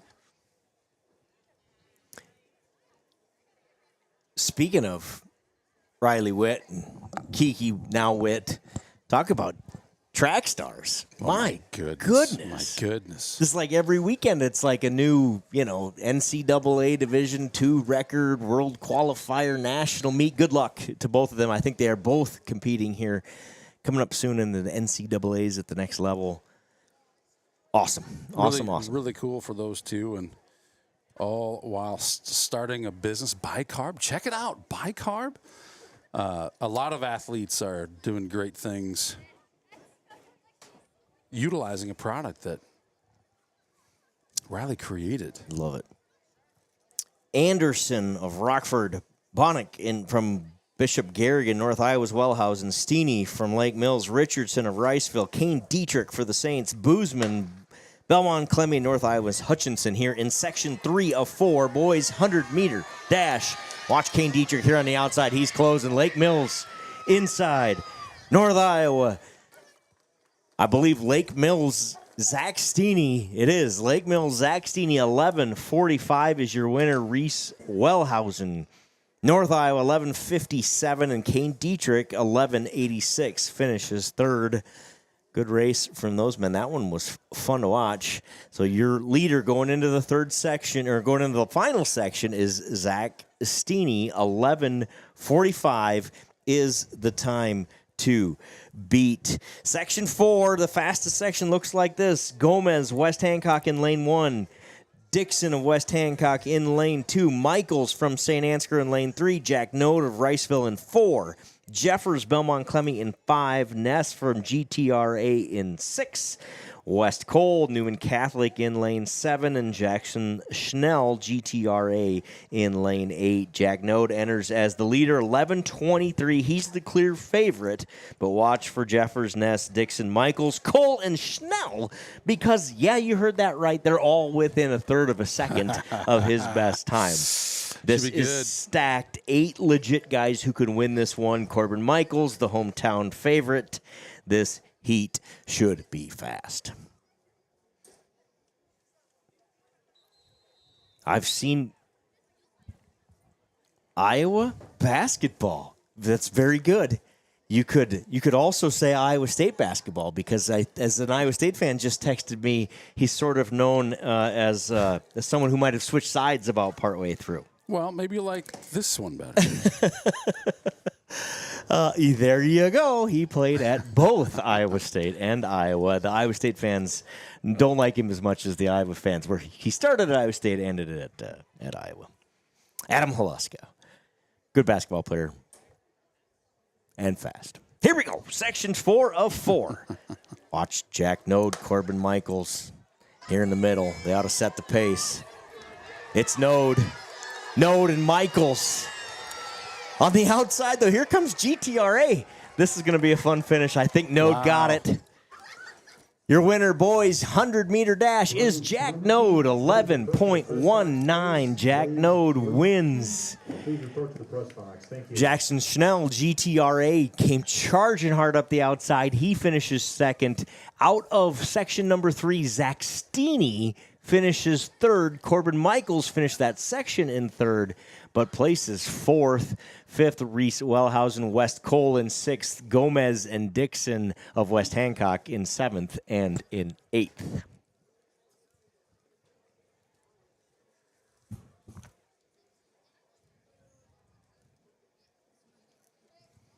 What a race. We said that one was going to be close, and it was. Congratulations to Jack Note of Riceville, who qualifies automatically for the state meet next week. Yeah, so here's your compiled results here after that one. Joey just talking about that, but I just got them on the screen here. Yep, for there so they the are. fans at home could see. So this, this race always comes down to time. Obviously, there's going to be multiple qualifiers. I think out of that time, it'll just be a matter of where's the cutoff. And like I mentioned it a couple times, but some sleepless nights for some of these athletes as they wait to see whether or not they qualified. And some years it takes till like 10 o'clock tomorrow morning before those things get released. Up next, girls distance medley relay. So this is like that sprint med that we did right at the very beginning, what felt like yesterday. It was really only 4 or 5 hours ago, but now this is the longer version of that, right? The D-Med, we're 200, 200, 400, 800. 4 different athletes, 4 legs, 200, 200, 400, 800. It does feel like yesterday. It does. The sun was shining. It was warm and toasty outside. Swift breeze, which I'm delightful that's died down. Don't get me wrong. I'm not complaining about that. Yeah, the wind's all the way down to 12 miles an hour. West Fork in lane 2, Belmont Clemmy in 4, Lake Mills in 5. We have 2 sections here again, so 3 teams competing here in section 1 of 2. Martinez, Schoening, Wiseman, Ramirez for West Fork. Morris, Bozhart, Mullenbrook, and Swenson for Belmont Clemmy. And Gallardo, Mont, Delger, and Renneker for Lake Mills. 2 sections here. This is section 1 of 2, girls distance medley relay, or the D-Med. I believe this is one of those races that is a kind of an Iowa special, right? Is this the one that Coach Sherman joined us a couple years ago and told us that isn't run many places anymore? My memory could be wrong. I remember him saying that. In my mind, I think if they should, what's probably the hardest race? I'm going to go 400 hurdles. But, that's just me. Yeah, I'm with you. 400 is a hard race for me. Put hurdles in my way? Yeah. It's impossible. No thanks, right? But you're right, though. I do feel like it was one of these. This might have been the one. Your memory is better than mine. You're just a young buck yet. I appreciate the lie. My pleasure. 200 in the books. The handoffs are made.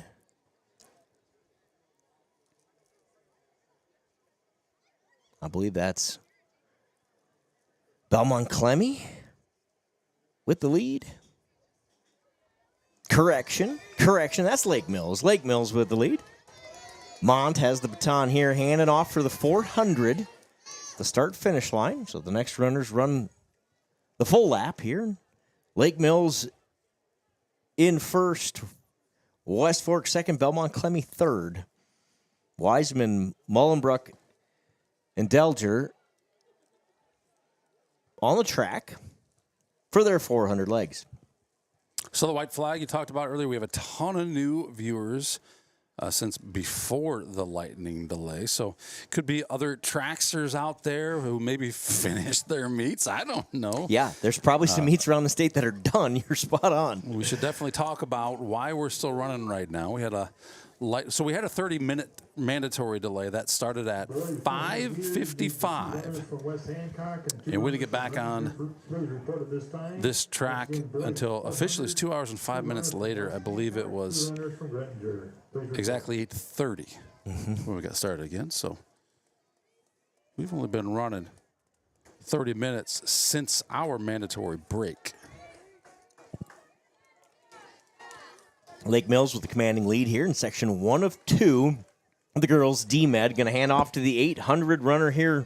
Lake Mills running Renneker in the 800 leg. West Fork in second, running Ramirez. Belmont Clemmy in third here in section 1 of 2, running Swenson on the 800 leg. 2 laps for these runners. 7th place, Gustavo Gomez, West Hancock. 6th place, West Cole, Newman Catholic. 5th place, Reese Wilhausen, North Iowa. 4th place, Corbin Michaels. I'm going to just quick check while we have a minute here as we run these 800s to see if we've got any additional field event results. And we'll try to bring you those here in between races if we have. Good plan. Let me look. Yeah, the girls' long jump is now final, so we'll bring you that one here at the break in between races. But let's finish this girls' D-Med, section 1 of 2. Lake Mills has the lead with 600 to go. We got 2 thumbs down on our broadcast. We like 1 thumbs down. It always is a reminder that we could always do things better. But I think 2 is 1 too many. I think you're right. I mean, we say 1's good luck, right? I think so. I mean, it's a reminder that we could always be. Of course, we could always be better. I like 1 thumbs down, but 2. And maybe sometimes it's weather. Somebody's like, no, it's not you guys. It's the weather. It's the weather. It stinks. Which we can understand that, too. Second lap. Lake Mills out front. West Fork in second. Belmont Clemmy third here. Section 1 of 2. Girls D-Med. Let's give you the preview of the second one. The second heat is going to be fun as we get into Section 2. Northwood Kensett is crazy fast, and they're going to be the Saints will be chasing, as will GTRA Riceville and North Iowa. So we've got one team that's been really quick in this, and then a bunch of teams evenly matched behind. So we'll see what Section 2 brings as Section 1 here of the girls' distance medley relay finishes up. Lake Mills with a big lead.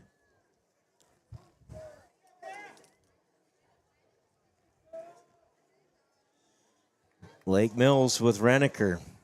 Strong 800 from Renneker. Getting some votes of confidence out there. Some more thumbs up. Thank you for that. We appreciate it. We had to beg, but we got them. Well, it's the thumbs down that we. But, you can't erase the thumbs down with thumbs up, can you? I mean, do they cancel each other out? You know what? If we get enough of them, maybe they will. Maybe they will. Renneker and Lake Mills win Section 1 of 2, girls distance medley relay. West Fork's going to finish second. And Belmont Clemmy in third. Lake Mills runs a 4:54.13. 4:54.13 for Lake Mills in Section 1 of 2. Here comes the Belmont Clemmy runner to the line to finish their race. And the girls D-Med. Section 2 of 2 looks like this. In lane 2, Northwood Kensett, the team to beat, running Christensen, Farova, Block, and Urbach.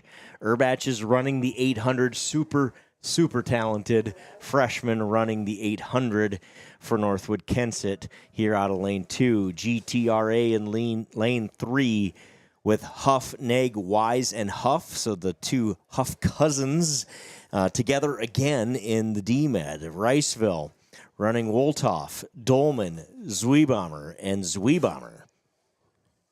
I didn't know there was 2. Perhaps that is a typo. We're going to find out.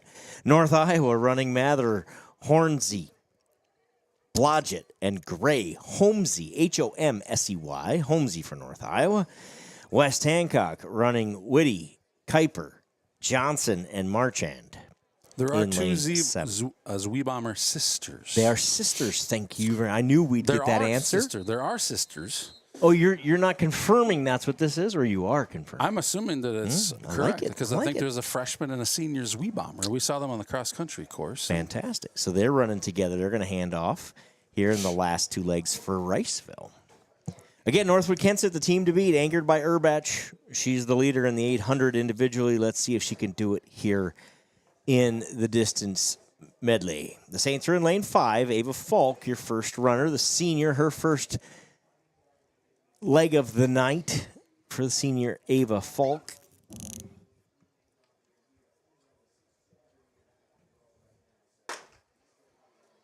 Section 2, girls distance medley relay underway. 200, 400, 800 are your legs here in the distance medley relay. Big stagger to start this one, so it's impossible to It tell is who's where. impossible. Watch the handoff timing. Watch for those white flags over there. If you see a red flag, that's bad news. That means a handoff happened outside of the designated area, and that team is disqualified. White flags are good news. I see all white flags as we head to 200 number 2. The second runners have the baton for the Saints. That's Brum. Dolman for Riceville. Holmesy, North Iowa. Neg for GTRA.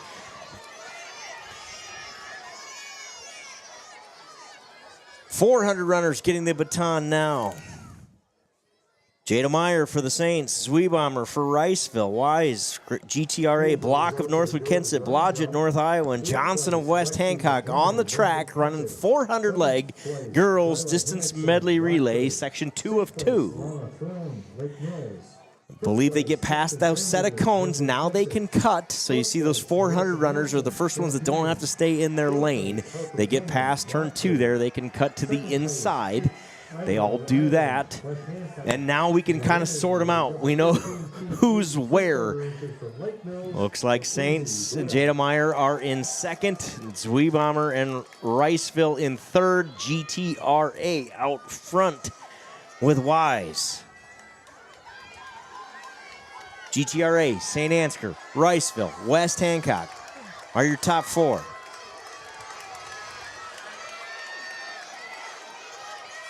GTRA with a really nice leg from Wise. Meyer for the Saints, hands off to Powers. Lila Powers has the baton for St. Ansgar, a strong 800 runner. Obviously, they're Lila and the Saints, but GTRA stretches their lead. Huff, Caitlin Huff has GTRA out front. Lila Powers in chase mode. And she is being pursued. That'd be... Who's chasing her? Who's behind there? Can you tell? It's got to be Belmont Clemmy based on the colors, does it not? Belmont Clemmy. I think you are correct. Hard to tell from back here, but I'm going off of colors. Yep, that's got to be Belmont Clemmy. We've got, is that a Zweebomber coming up as well? Yep, that's Riceville looking to make the pass. Here we go. This is going to be we have a lap and a half to go, so this is not the final lap yet. Got a little ways to go. Let's see who's got some gas left in the tank. Lila Powers going to make the pass. The Saints are going to take the lead. GTRA says not so fast. She's trying to hang there, but Lila gets the pass made. She'll have the lead with 1 lap to go. Zweebomber into second. GTRA third. So we got St. Ansgar, Riceville, GTRA, Belmont Clemmy are your top 4. Zweebomber pulls alongside Powers. On the corner, Cassandra left. You recognize that name? Well, Sisters. Thank you, Cassandra. You should recognize Cassandra's name if you're from St. Ansgar. So the Zweebomber sisters in this one, running for Riceville. They have the Wildcats in second place. Lila Powers has the Saints right there with them. And GTRA and Huff in third. 200 to go. Zweebomber starting to pull away. Does Lila have anything? If she does, now is the time. Zweebomber has the Wildcats of Riceville out front. 100 to go. Powers in second. Huff, GTRA in third. Riceville. St. Ansgar, GTRA. Here we go. Here comes Huff and GTRA. She's making a hard charge at the end. She's going to get second, but Riceville and the Zweebomber sisters win the girls' distance medley relay. GTRA in second, St. Ansgar in third. 4:25.73 is your time for Riceville. GTRA 4:28.14. St. Ansgar 4:28.84. What a race! Belmont Clemmy finishes fourth. That was a dandy, wasn't it? That was a fun one, and the girls' DMed team will wait and see their fate. Congratulations to Riceville, who automatically qualifies. Woltoff, Dolman, Zweebomber, and Zweebomber. Congratulations to the Wildcats. They qualify for the state meet next week in the girls' distance medley relay. GTRA and St. Ansgar will both have to wait and see if they can get in on time. I think they will. But we won't know sometime. Like I said, I think sometime between 9 and 11 tomorrow morning, those official qualifiers get posted, as long as nothing got delayed even further than ours. As far as I know, there are no meets that are not being run tonight. The Lightning, like I said, was primarily up here, so we're hoping we can get all those meets in yet tonight. Otherwise, these girls will have to wait till Saturday. Ay. Nobody wants to do that. No. All right, boys D-Med next up. 2 sections of the boys D-Med. Bishop Garrigan in lane 3, West Fork in 4, Newman Catholic in 5, Northwood Kensett in lane 6. Snyder for Bishop Garrigan, Dickman for West Fork, Carlson of Newman Catholic, and Frank of Northwood Kensett are going to run the first legs here for their teams respectively.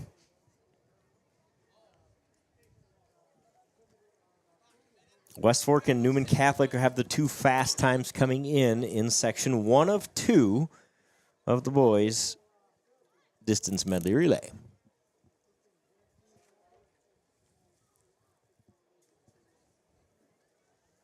Said again, if you're just joining us, we had about 2 hours of rain delay, or it's an hour and a half of rain delay after a 30-minute mandatory break gave us about a 2-hour break, so we are running a bit behind here in St. Ansgar, but weather looks good. Things have cooled down. It's got to be pretty good weather for running, I'd say. Still a bit of a breeze, but not nearly the gusty type that we had early on. We're able to finish our discus thanks to the generous contribution of Skippy D'Angelo, Jack Tripper, and the head umpire. First call, boys and girls, 4x2 relay. Ask and ye shall receive. You need information, you get it. The districts in Lisbon are under lightning delay as well. Oh, my. So there are more districts also under lightning delay, or that were under. I don't know if they still are. My source out there may update me when they get back to going, so there will be delays here tonight. Section 1 of 2 in the D-Med.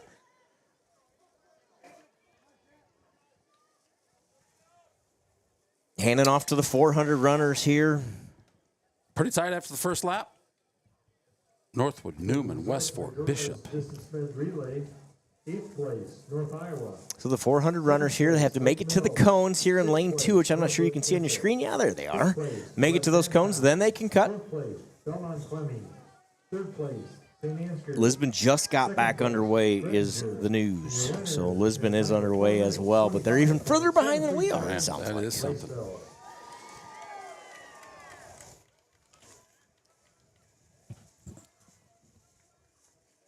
Section 1 of 2, the boys' distance medley relay.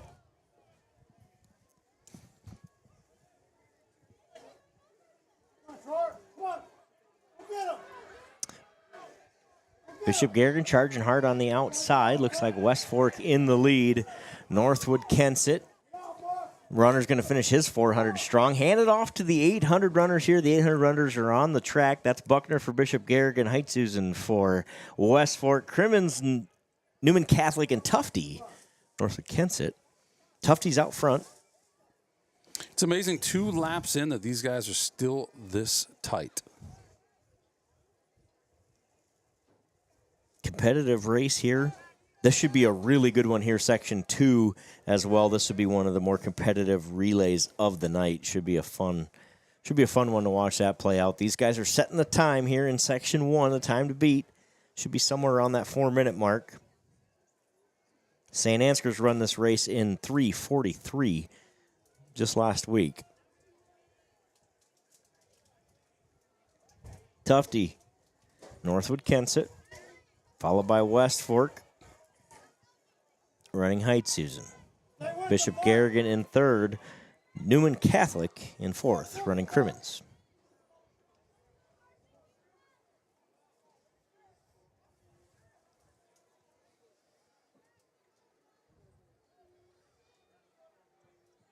Here's the results of the girls' discus. In 8th place, Karen Jackson, Northwood Kensett. 7th place, Josie Jansen, West Fork. 6th place, Mandy Newton, North Iowa. 5th place, Section 1 of 2, boys distance medley relay. 4th place, Briley Dickman, West Fork. 3rd place, Jenna Peterson, Bishop Garrigan. 2nd place, Northwood Kensett has the lead here. About 250 meters to go. 124 feet 6 inches from St. Ansgar, Lindsay Cruzy.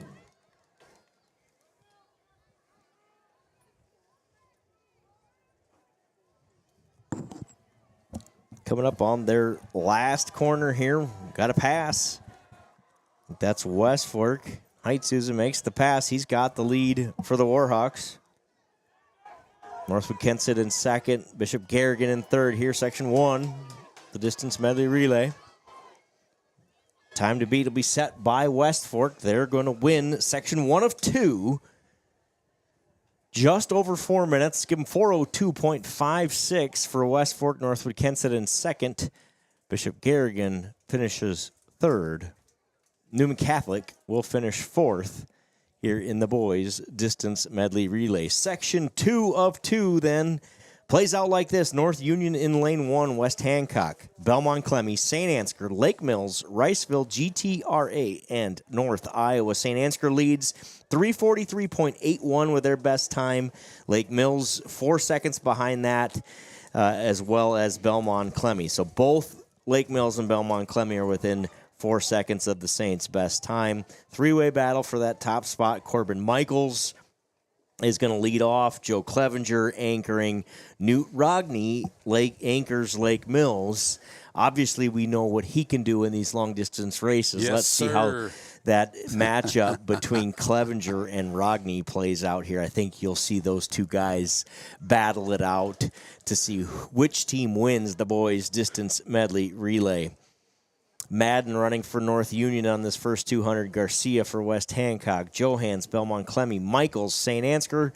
Delger of Lake Mills. Hendrickson from Riceville. GTRA running Hanson and Mason for North Iowa are your first runners on the track to run that first 200 leg.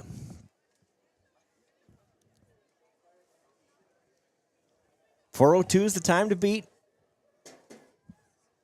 All of these teams have a qualifying time under 3:55, so we expect the top 8 to come out of this heat.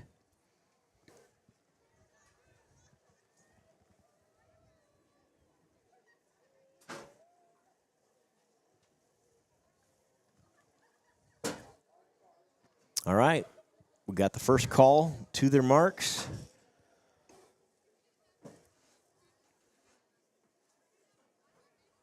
Girls discus results, just as an FYI, we'll bring you the full ones, but for your Saints fans out there, Lindsay Cruzy wins the girls discus 124.6. 124 feet 6 inches for Lindsay Cruzy. Congratulations, Lindsay. Olivia Damaris finishes 5th and gets some valuable team points for those Saints as well. We'll bring you those full results from the girls' discus here in a minute. But section 2 of 2 underway here for the boys. Distance medley relay. Jones going to get the handoff for North Union. Gomez, West Hancock. Winners, Belmont Clemmy. Schnabel, St. Ansgar. Christensen for Lake Mills. Bethke for Riceville. And Manwarren, GTRA. Coppin, North Iowa are your second runners here. Those handoffs look clean. Get all white flags in the air. We said this would be a tight one. It's playing out that way. Schnabel looks strong coming on the inside there in lane 4 for the Saints. To his outside, Riceville. It's St. Ansgar, Riceville, Lake Mills as they head to the stagger for the handoff. 400 runners are on the track. Bauer of North Union, Fox for West Hancock, Jeffers, Belmont Clemmy, Matt Clevenger for St. Ansgar. Steeney of Lake Mills, Bethke for Riceville, Wilson, GTRA, and Matson of North Iowa are your 400 runners. They hit that merge, hit the cones, and go down to the bottom. It looks like we've got Matt Clevenger out front for the Saints. Riceville in second, West Hancock in third, Lake Mills in fourth. We know Lake Mills got Rogney to close. Clevenger needs to hold this lead. Matt Clevenger for the Saints. Here comes Lake Mills storming through. Zach Steeney going to take that lead as they head to the line. It's Lake Mills, West Hancock, St. Ansgar, Riceville. This D-Med comes down to these 800 runners almost every time, right? And yes, here we go. Did they put their guys in the right spot? That is the question. Rogney leads for Lake Mills. West Hancock in second, running Collins. St. Ansgar's Joe Clevenger in third. But he has got some ground to make up. Riceville right on his tail with Schroeder. Belmont Clemmy in fifth. It's those five. Lake Mills and Rogney, followed by West Hancock. St. Ansgar and Riceville are trying to close that gap. Riceville's going to pull out here, try to make the pass on Clevenger. Clevenger maintains. In fact, I think they're cutting into that lead. I think third and fourth are catching first and second with 1 lap to go, 400 meters to go. That second pack has work to do. Rogney for Lake Mills. Collins for West Hancock are 1 and 2. St. Ansgar and Riceville 3 and 4.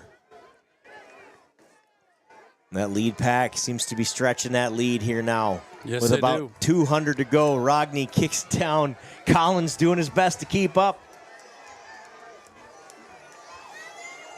Lake Mills and West Hancock.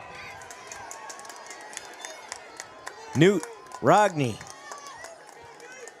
200 to go. Has the lead. West Hancock in second. St. Ansgar in third. Riceville in fourth. Lake Mills to the line. Congratulations, Lake Mills. Your boys, D-Med winners. Delger, Christian, Steeny, and Rogney win it in a time of 3:40.35. West Hancock finishes second, 3:43.2. St. Ansgar's third. Riceville fourth. What a race. What a race indeed. Just an exciting race, and it did come down, as you said, to those 800 runners. Yep, and Newt Rogney put on a show. He's feeling good tonight. He ran a fantastic 800, and Lake Mills advances to the state meet next week. Congratulations, man.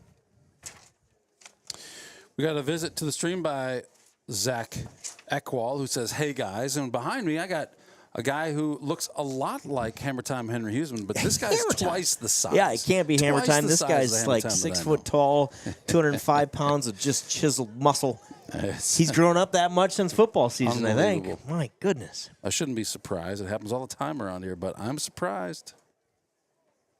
Girls 400 meters is up next. 2 sections here. Let's do this. Can you, I'm going to put you on the spot, Sparrow. Can you bring up those girls' discus results for me quick? I can. I just want to go through this since these are now final. And you can find these. There's a link in the chat down below if you want to look at these at any point. But there they are.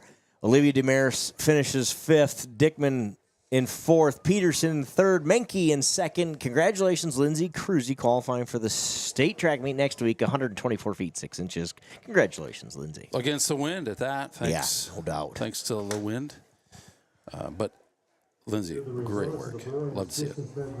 All right, the girls section 1 of 2, the girls 400 meter dash. Shrek of Clear Lake Classical, Schmidt of West Hancock, and Gobelli. Help me out there if I'm getting that wrong. I believe Gobeli. Belmont Clemmy Gobelli. I'm going to say Gobelai. Gobelai? That's going to be my guess. Gobelai? I used to teach school. I had a student.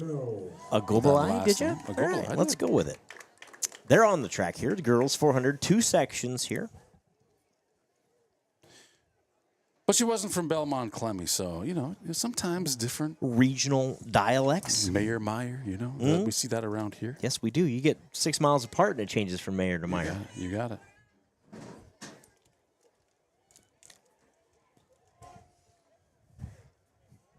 .400-meter dash. Is it a run or a dash when it's 400? I mean, for me, it's kind of a walk, but what a... I think that's really what it is for us. But no one's watching us No, do they're not. They're not. Belmont Clemmy. Clear Lake Classical. I think Shrek from Clear Lake Classical. 1:13.94. She sets the time to beat. Belmont Clemmy finishes 2nd. Gobelli And Schmidt is going to finish third of West Hancock. Section 2 looks like this in lane 1. Maggie Rye, Northwood Kensett, McKenna Dickman of West Fork in lane 2. Alexis Cummins from North Union, in lane 3. Madeline Tigges of Bishop Garrigan in lane 4. J.C. Johnston, St. Ansgar lane 5. Charlie Klein, St. Ansgar lane 6. Macy Mayland, West Fork in lane 7, and Liz Oldenkamp of Lake Mills in lane 8. Tigges of Bishop Garrigan leads the group 58.98, sub-minute sophomore. That's exceptional. J.C. Johnston, just over a minute right behind her. Johnston competing in this one tonight, plus some relays. One of the busiest athletes of the night. Tigges versus Johnston is your marquee matchup. Let's see what happens.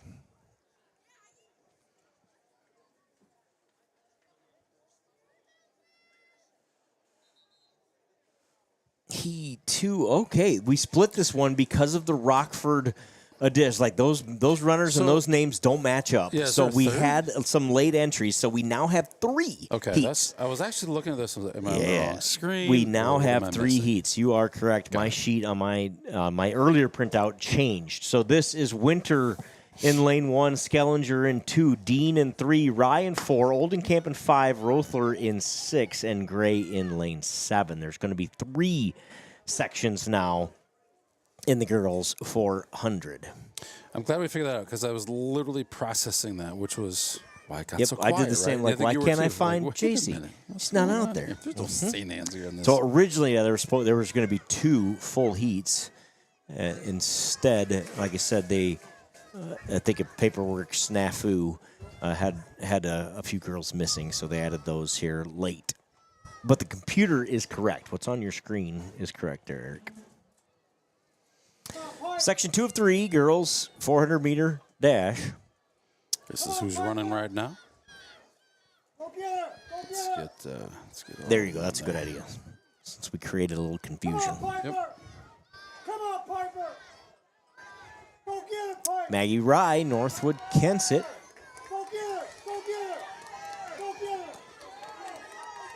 Out front, Maggie Rye. The Vikings is going to win Section 2 of the girls' 400-meter dash. 107.95 is her time. Oldenkamp, Lake Mills in second. Rothler, Bishop Garrigan third, and Dean of Lake Mills in fourth. That was Section 2 of 3, the girls' 400. Morgan, thank you for chiming in. Gobelai is correct. Gobelai, thank you. Thank you. All right, now we're getting to that Section 3 of 3. McKenna Dick of West Fork in lane 1. Hannah Hillman, Rockford in 2. Harper Hillman, Rockford in lane 3. Madeline Tigges, Bishop Garrigan in 4. J.C. Johnston with the second best time here from St. Ansgar in lane 5. Alexis Cummins, North Union in 6. Charlie Klein, also of St. Ansgar in 7. Maisie Mayland, West Fork in lane 8. Oh, again, coming into the night, Tigges has run a 58.98 in lane 4 for Bishop Garrigan. So, Mr. Swing, is it Tilges? Is that so? Check a look at your screen. There are Tilgeses and there are Tiggeses, both from Bishop Garrigan. I don't know which one this is. Oh, so the Tilgeses are Tilges. Okay, got it. That was an earlier comment, so I was like, well, I'm going to break it out at the right time because it was too late by the time I discovered it. But thanks, Mr. Schwank, for I believe there are 2 separate last names that sound and look very much alike, I think. Unless they're spelled wrong in my sheet or now on your screen right now, which is possible. 400, 3 of 3 underway. Well, that's a great. Well, I wasn't sure where the L came from. Is why I was curious about that.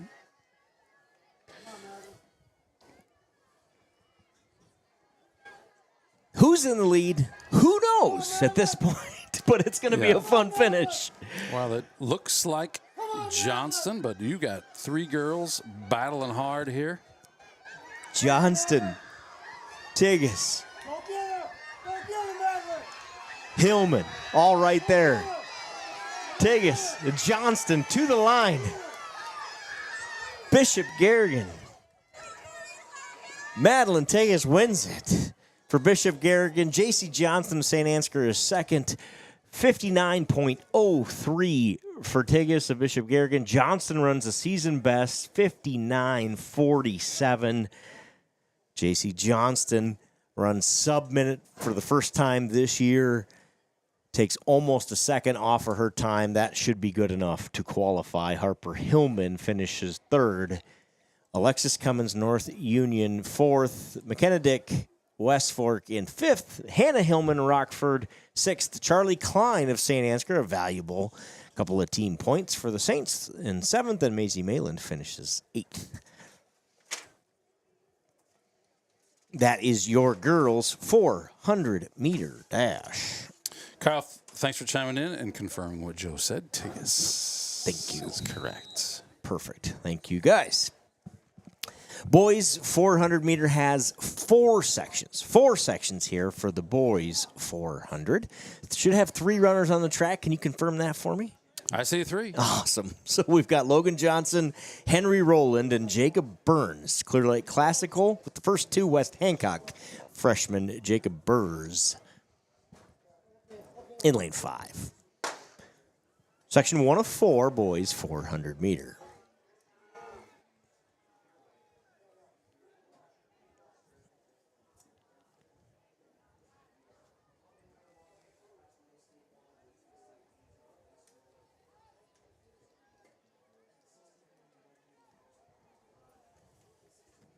This little patch of storms that moved through here and caused us a 2.5-hour delay has become a monster line of storms in eastern Iowa.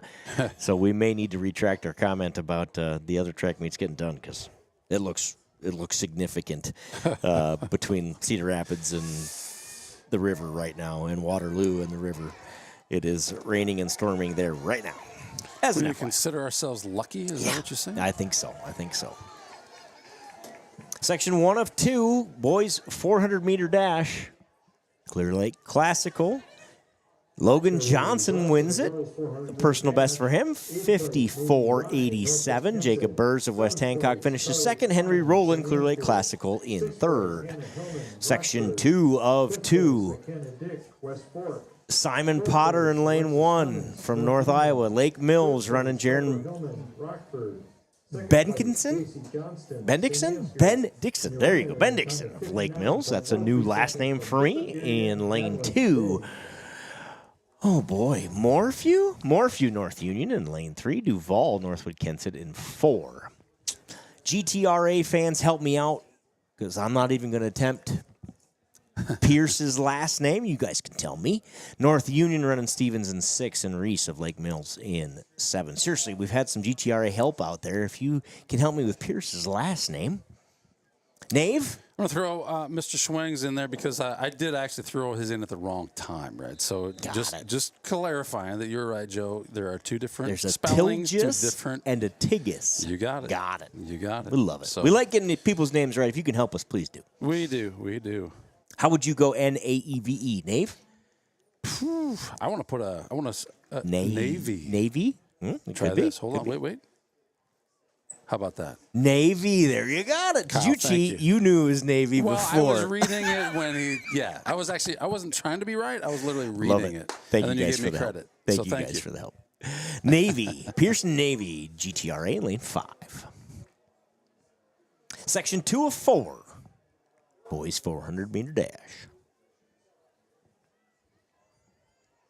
We've talked about it a couple times tonight already, but we may have some new viewers. This race, this 400 is it's a big boy race. I mean, you have to have guts to run this race well. It's I think one of the tougher races other than the hurdles. You run the same race, but put obstacles in your way, and it makes it even worse. But there's just something about that. Sprint as fast as you can for a minute and try not to die. And do it in 50 seconds instead of a minute if you want to be good. I mean, just incredible to me. Impressive, these athletes. So before we make the mistake again, this has come in twice now. It's Nave. Yep. Got it. So we're going to throw the other one up here too. Yep, Nave. So the V is just pronounced V, right? So Nave. Got it. One syllable, single syllable.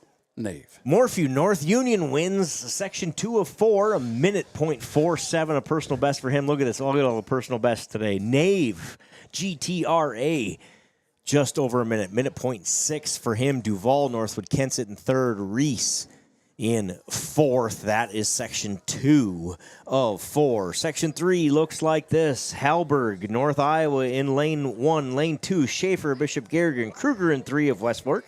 Thompson, Newman Catholic in 4. Porter Shane of Riceville in 5. Jace Huff, GTRA in 6. Ryan Wolf, Newman Catholic in 7. And Griffin Creighton of West Fork, the freshman, in lane 8, section 3 of 4 for the boys 400-meter dash.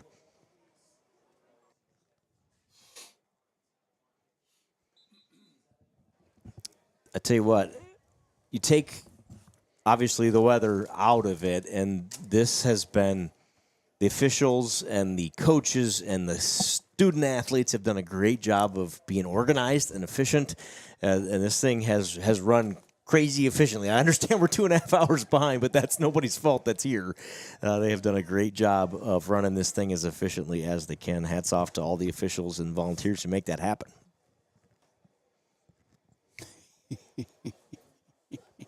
Kyle, what is this?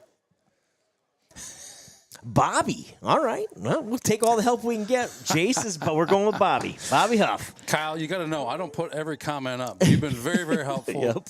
I might not otherwise have put that comment up, but you've been very, very helpful tonight. We trust you. We'll just leave it at that. You bet, because we've got some Bradens who are actually Brads or vice versa. So we've got some of that going on here too. We get it.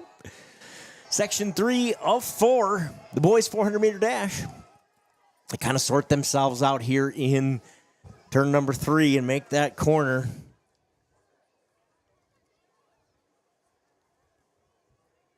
Looks like we've got on the inside here, that's Bishop Garrigan. Schaefer has the lead, the sophomore. GTRA on the outside with Bobby. Bobby Huff gonna take the lead. Jace, Bobby Huff to the line. He's gonna win section 3 of 4. The boys 400-meter dash. 57.10 for Jace Bobby Huff. GTRA, the freshman, with an impressive 400. Noah Schaefer finishes second. Isaac Thompson third. Ryan Wolf fourth. Shane Porter in fifth in sections 3 of 4. So the time to beat is Logan Johnson from Clear Lake Classical in that very first heat. Ran a 54.87. That remains the time to beat here in this race, the boys' 400-meter run. Here we go, though, for the fastest heat. Owen Smith of Riceville, the sophomore, enters with a time sub 50 seconds. 49.63, Owen Smith. That is exceptional. Brody Dixon, just under 51 from West Hancock. That's, again, a phenomenal time. Both of these guys are sophomores. Smith in lane 4. For the Saints, running Corbin Rashavi in lane 3 and Grayson Falk in lane 7. Again, watch Dixon and Smith here in 4 and 5, both sophomores.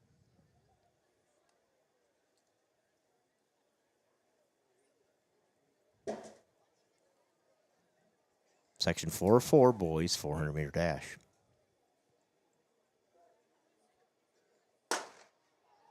Clean start.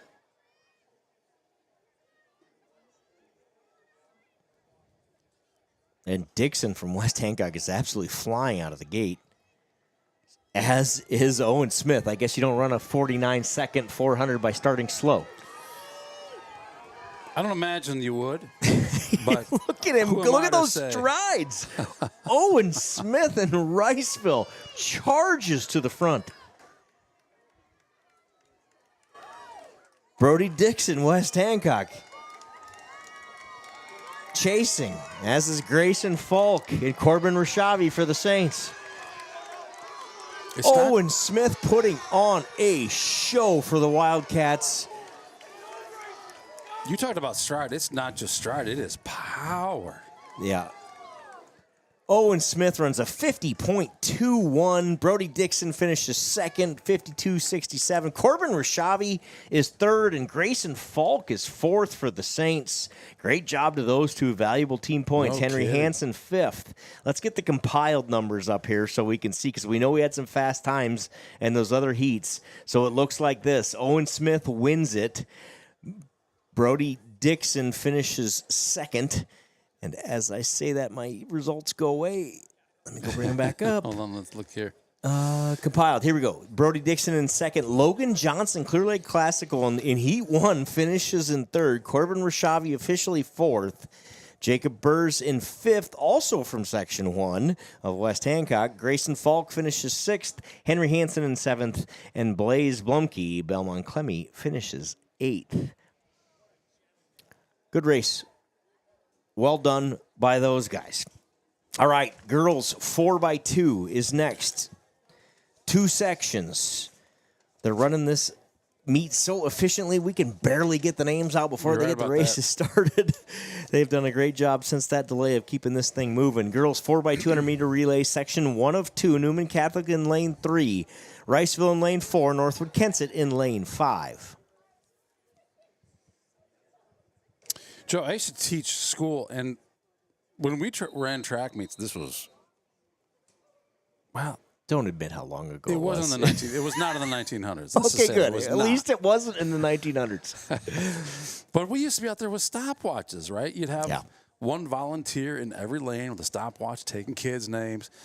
This is amazing how efficient this is, and the digital results we have access to. Thank you to our friends at Shannon Timing for making this so efficient. It's so well done. I don't know where we'd be, how late we'd be going if we didn't have this kind of efficiency. Have that, no doubt. Section 1 of 2, girls 4x200 meter relay. How important are the handoffs in these 4x2? You know, you can be the best team out there, the best time out there, but if the handoffs aren't clean, you're not going to do so hot. Yep. You might have the fastest runners, I should say. I shouldn't say best time. Right. I know what you mean. First set of handoffs being made now. Look for those white flags on your screen. You know that means they're clean. They have to hand off within a certain window in their lane. They have to stay in their lane. They cannot drop the baton and let it leave their lane, right? They have to. Correct. You can drop it as long as it stays in your lane. So you shouldn't do that. That's what they tell me anyway. Riceville has the lead here in section 1 of 2, girls 4x200 meter relay. Third runners on the track, Ostrander, Eastman, and Solberg. So, Kyle, thank you for your kind comments. Last call. Appreciating the commentary tonight, but that still doesn't change the fact that we now have 3 thumbs down. So I'm not really sure about all that. I love it. Appreciate everybody out there watching and follow along. I think our viewership probably went up when the weather went down. The stands aren't quite as full as before that 2.5 hour delay. So I think there's a few folks that were here that are now catching up from home.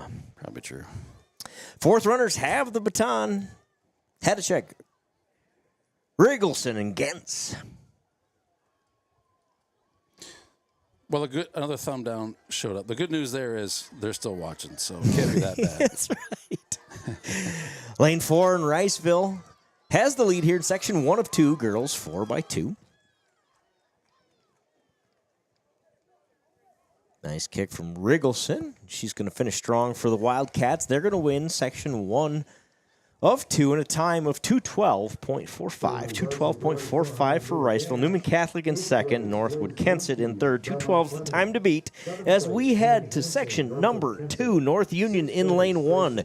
Bishop Garrigan running in lane 2. Lake Mills in 3. West Hancock in 4. West Fork in lane 5. The Saints of St. Ansgar in lane 6. And North Iowa running in lane 7, Rockford, not North Rockford, just regular Rockford, running in lane 8. West Hancock, a minute 48 flat, and West Fork, a minute 48.03 are your teams to beat. Basically a dead heat on paper. This could come down to a relay exchange. Lake Mills right behind that at 149.49 coming in. So watch the handoffs in this one. A bobble could decide the race. Your Saints running in lane 6 are going to run Brum, Jewel, Frine, and Ava Falk. First look at Alexis Frine here, the senior for your Saints. She'll run the third leg.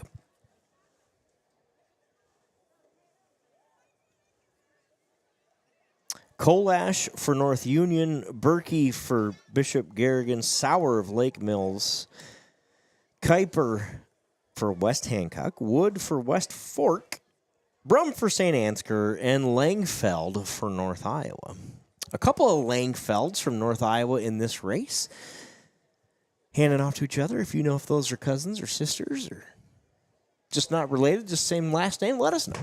We like those little stories.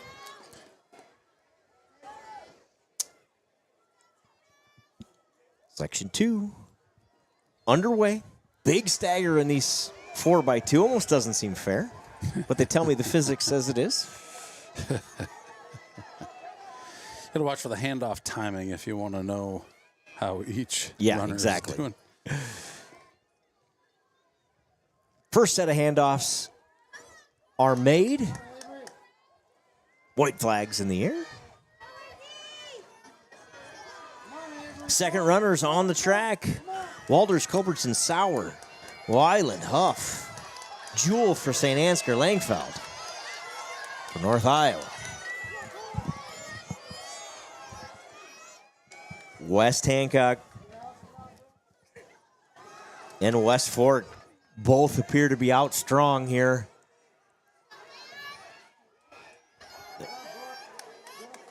Third runners have the baton. Sobolik, Birdie, Budak, Madsen, Heitzusen, Alexis Frine, and Newton on the track. They'll make that last handoff. Looks like it's all West Fork and West Hancock out front.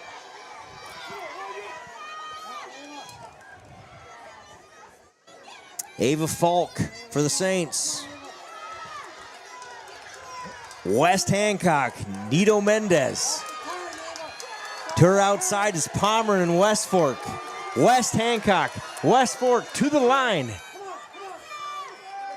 West Hancock's going to win it. West Fork in second. West Hancock time 147.51. West Fork just behind. Lake Mills in third. Bishop Garrigan fourth. And your Saints finish in fifth. Times on your screen there. North Iowa sixth. What a race. West Hancock and West Fork put on a show of the Wests. They sure did. Good race. Fun to see that when, you get that competitor. When you could see that's fun to watch. Good job there from the girls 4x2. Congratulations to Kuiper, Weiland, Madsen, and Nito Mendez. West Hancock, your automatic qualifiers here from St. Ansgar. The boys 4x200 meter relays up next. Two sections here for the boys as well. Section 1 is Northwood Kensett, Bishop Garrigan, Lake Mills, and Newman Catholic. I think our field events are finally officially official. So boys shot put, I don't believe we've covered yet. We'll get you the full results. But for your Saints fans out there, Derek Heeman finishes fifth. Braden Halverson wins the shot put with a throw of 49 feet 3 inches. Kramer from Bishop Garrigan was second, and Schwab Bishop Garrigan was third with 44 feet and change throws. We'll get those full results up here in a minute. But there's your update from the shot put ring. Braden Halverson wins it for the Saints. Congratulations, Braden. He's going back to the state track meet. Love it. Has a shot in the discus, too. Is going to have to get in on distance. Won't know likely until tomorrow. Boys 4x2, section 1 of 2. Nelson for Northwood Kensett, Helgeson, Lake Mills. Nonweiler, Newman Catholic.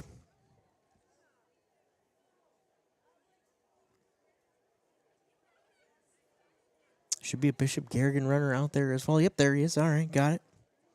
Lane 4, is that right? What are That's lane assignments 4. Here? 3, 4, 5, 6. Heat 1 of 2. Bishop Garrigan, your favorite here, coming in on time anyway. Will spoil the 4x2. Section 2 is going to be blazing fast and crazy close. So you don't go anywhere. You're going to want to watch this race. And don't look now, but we only have like 3 or 4 races left. No. I can't be right. I know. I'm starting to enjoy it up here with you starving. Only a little bit, though, thanks to Riley and Kiki. Right. Not as hungry as we once were. That is for sure. Section 1 of 2. Bishop Garrigan has the lead here. Second runners, Tiedemann, Klentz, Hegeland, and Olson. They're going to hand it off to those third runners of Himes, Meister, Stensrud, and Carlson. Big lead for Bishop Garrigan. Lake Mills closing. Northwood Kensett in third, Newman in fourth here. Section 1 of 2, boys, 4x2. Jamie, thank you for chiming in, confirming that Bella and Halen are indeed sisters. All right, appreciate that. Bishop Garrigan here is going to win Section 1 of 2 of the boys 4x2. They're going to put up a good time here in Section 1 of 2 as well. 136.25, 136.25 is the time to beat. Lake Mills finishes in second, Northwood Kensett in third, Newman Catholic in fourth. As we head into section number 2, Belmont Clemmy running in lane 1, GTRA in lane 2, West Fork in 3, St. Ansgar in 4, West Hancock in 5, Riceville in lane 6. Lane 7 is North Union, North Iowa in lane 8. St. Ansgar leads this group, coming in with a time of 132.05. Seniors Connor Mullenbeck and Corbin Michaels are your dudes in that race. West Hancock just behind, just a half second behind in time coming in. And right behind them is West Fork and Riceville. So it's going to be close. The top 5 teams are within a second and a half of each other coming in. And in a race that takes a minute and a half, a second and a half is an eternity, right? This is going to be fun. This race is far from decided. Should be the boys' night of the race to this point. It's going to be a fun one. St. Ansgar, West Fork, West Hancock, Riceville, and GTRA, your teams to watch here in the middle of the track. But don't count out North Iowa or Belmont Clemmy at this point either. Wright for Belmont Clemmy, Harris for GTRA, Sunken for West Fork, Michaels for St. Ansgar, Bixel for West Hancock, Hendrickson of Riceville, Wally, North Union, and Wellhausen for North Iowa are your first runners.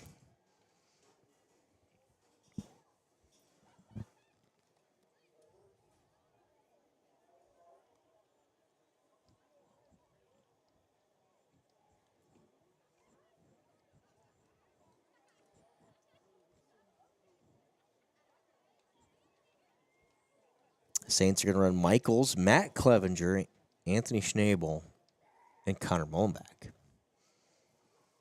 I haven't seen nearly enough of those guys. They're kind of stacked here at the end. You're going to see them 4x2, 4x1, 4x8. Been saving them for the end here. I suspected we wouldn't run them less than 4 races. These guys are fast. 4x2, section 2 of 2 underway. Handoffs coming up here. Boozman's going to have it for Belmont Clemmy. Dar for GTRA. Bear for West Fork. Matt Clevenger for St. Ansgar. McLaughlin of West Fork. Bethke for Riceville. Coldgrove, North Union, North Iowa, and Hoffman. Looks like good handoffs all the way around as they come up around that first corner. Again, big stagger here in this race. Watch those handoffs. Looks like West Fork, St. Ansgar, and West Hancock are all right there, handing off about the same time. Third runners have it. Paulson, Iwan, Freyholt, Schnabel, Gomez, Vasquez, Crouch, and Coppin. For that third leg of the boys, 4x2. This is going to be one heck of a finish. Watch these handoffs here. Paulson, Ness, Dornkamp, Mullenbeck, Van Epps, Richardson, Hoy, and Lopez will have it here on this last leg. Connor Mullenbeck and the Saints. Connor Mullenbeck shot out of a cannon there to start his 200. Can he hang on? West Fork, Dornkamp inside. Connor Mullenbeck, Dornkamp, St. Ansgar, West Fork. It's going to be St. Ansgar on the inside. I think Connor Mullenbeck holds him off. No, he doesn't. He does West Fork not. makes the pass. 1/100th of a second. Oh, my goodness. Oh, my West Fork goodness. wins it. 133.13. St. Ansgar finishes second, 133.14. GTRA, 134.29. West Hancock, 134.49. Look at this. Look at that. 1.6 seconds separate first from fifth. Multiple teams there are going to qualify for that meet, for the state meet in that race. Again, I'll go out on a limb and say that, but That's unreal. what a race. What a race. We said that one was far from decided. Turns out we weren't kidding. Congratulations to West Fork. Your runners are Sunken Bear, Freyholtz, and Dornkamp. They qualify for the state meet next week. St. Ansgar and West Hancock and perhaps GTRA will hold their breath and wait and see if they qualify on time. 100-meter hurdles, so this great group of volunteers is going to scurry onto the track to set up the 100-meter hurdles for the girls. There are going to be 3 sections here. While we have a second, while they set those hurdles up, let's go do the final results that we haven't done, which I believe would be boys shot put and girls long jump, right? Would those be the 2 we haven't done? Or did we? No, we got the girls long jump in, didn't we?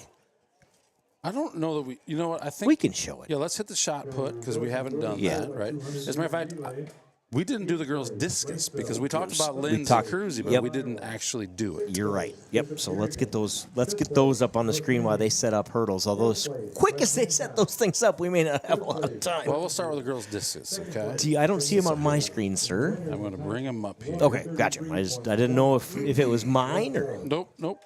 I just had to go get them. So here we have ladies' discus. Congratulations, ladies. Lindsay Cruzy is the automatic qualifier, 124.6. Olivia Damaris with a nice night as well, just under 100 feet for her. There's a full look at that list in case you don't have the app loaded in your phone. A lot of entries there. Maybe you'll find one that find is your familiar thrower to you. Yeah. All right, let's go to boys. What do we want to do? Boys shot put, I don't believe we've had up just yet. Boys shot put. Let's do that. Looks like that. It's again 2 Saints in the top 5. Braden Halverson wins it, 49 feet 3 inches for Braden. Kramer, Bishop Garrigan in second. Schwab, Bishop Garrigan in third. Bishop Garrigan's having a good night here. Tonight we knew they would bring it. They always have competitors. Yes, they do. We'll go down that list as well.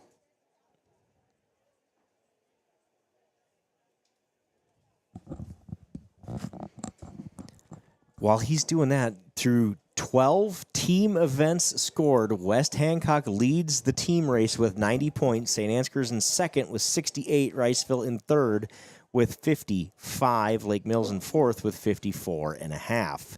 So West Hancock leads the boys race through 12 events. St. Ansgar leads the girls race through 12 events. St. Ansgar with 80 points. Lake Mills with 73. Bishop Garrigan in third. West Fork in fourth. So those top 3 teams, St. Ansgar, Lake Mills, and Bishop Garrigan, are very close.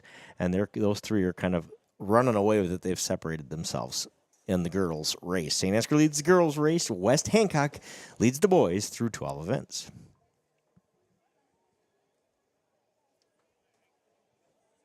The hurdles are up. We should be close. 3 sections here of the girls' 100-meter hurdles. Bogus of Riceville in lane 3, Hanson of West Hancock in lane 4, and Nouvelle of Riceville in lane 5. Nouvel. Novel. Say it fast. Let's go with Luna.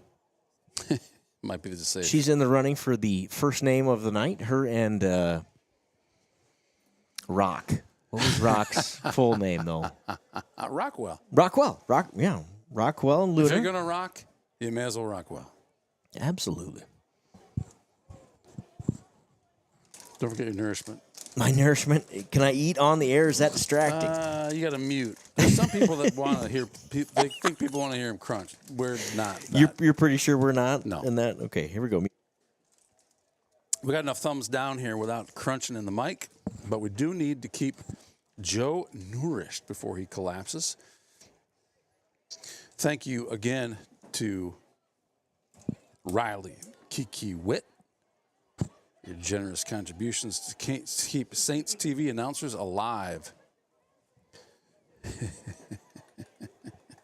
We appreciate it. Definitely. 3 heats.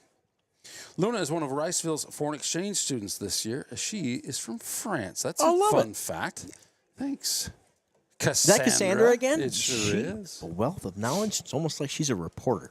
Luna, I'm sorry, Luna. Cassandra, can you tell us how Luna pronounces her last name? I bet you there's a story out there Cassandra's done on that. I bet so, too. Meet Luna. And what a cool experience to come here as a foreign exchange student and immerse yourself, right, in the community and run on the school's track team and all that. That's awesome. Agreed. Getting the full experience.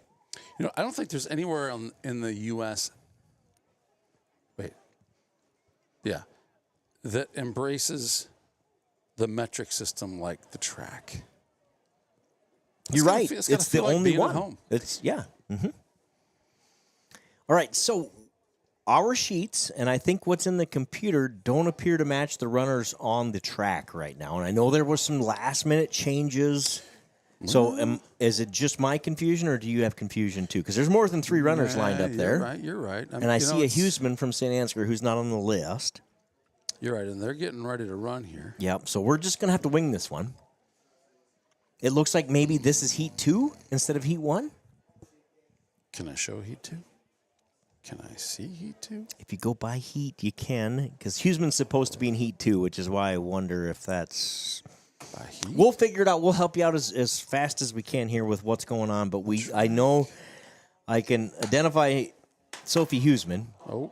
A little false start, our first bad start of the night. Oh, they adjusted it. They fix it? Adjusted. There it is. You're right. Now it's fixed. On the fly. It just changed in front of my eyes. Luna's in lane 1. Faith Steeney, Lake Mills in 2. Sophia Huseman in 3. Olivia Price, North Union in 4. Schoening of West Warwick in 5.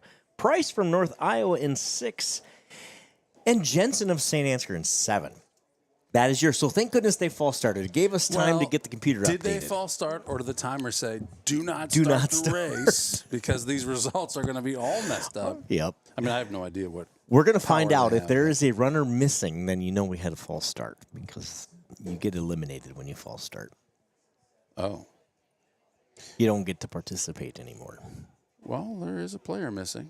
A runner. There's 7.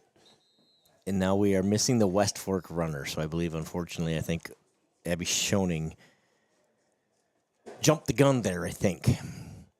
Right? That's what we're missing is lane 5. Lane 8, according to this. We're running lanes 1 through 7. They wouldn't have adjusted anybody, right?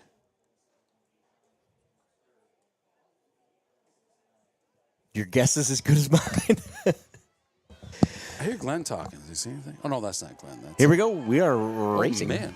It did happen fast. Let's get over here, ladies. Section 1 here of 3, we believe. Oh. The leader tumbles at the end. Did she get up in time? Faith Steeney, Lake Mills, wins Section 1 in a time of 18.4. Brooklyn Price in second. Olivia Price in third. Jensen St. Ansgar fourth. And Huseman fifth. That is Heat 1. We believe of 3. There were some last-minute changes here. We'll keep you updated as soon as we know.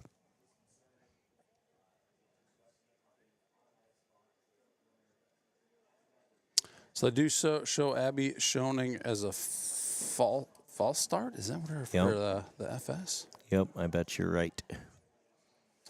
It's tough to see her go down like that. Yeah. All right, Heat 2 here. And this is actually going to be 3. I almost guarantee it, because Caitlin Huff is in this one, correct? Yeah, and she's got the best time coming in with a 16:87. So I don't think there's actually 3 anymore. I think this is 2 of 2. We're speculating there, but that's our best guess. We think this is the quote-unquote fast heat. Anderson in lane 1, Hackenmiller in 2 of Northwood Kensett, Schmidt from West Fork in 3, Huff GTRA in 4, Stensrud of Lake Mills in 5, Anderson of North Union in 6, Ludwig North Iowa in 7, and Farova of Northwood Kensett in lane 8. A lot of youth in this race, a bunch of sophomores and freshmen. Your 2 favorites are a sophomore and a freshman.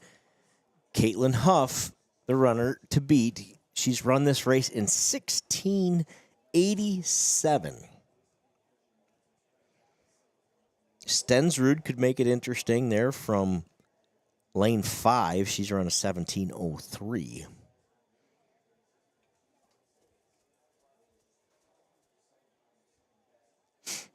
We've seen Huff a bunch. Now, there's 2 Huffs, but I believe this is Caitlin, and we've seen her run the shuttle hurdle relay before, and I think she's down for the 400 hurdles here in a little bit. So she has run a bunch of races for GTRA. Looking to win this one here. She's out strong. Caitlin Huff, GTRA, the commanding lead as she heads to the line, clears the last hurdle. Caitlin Huff, GTRA, is your winner. The girls' 100-meter hurdles, 16:43. Caitlin Huff, congratulations. She qualifies for the state meet next week with a time of 16:43. Macy Ludwig, North Iowa, finishes second. Schmidt of West Fork in third. Look at the youth here. You got a sophomore, a freshman, a sophomore, taking first, second, and third in that one. Now, what a run from Huff. She has been impressive tonight, and that continues in the girls' 100-meter high hurdles. She wins it, 16:43. Boys, 110-meter hurdles. We're going to move the hurdles a little higher, and we're going to push them back just a touch, and then we're going to run 2 sections of boys' hurdles. Section 1, Jace Bobby Huff in lane 1, Leaf Rogney in lane 2 from Lake Mills, West Fork running Bonema in 3, Brandt from North Iowa in 4, Belmont Clemmies Arthur in 5, Tufty of Northwood Kensett in 6, and Golly from West Fork in lane number 7 here. Heat 1 of 2 boys, 110-meter hurdles.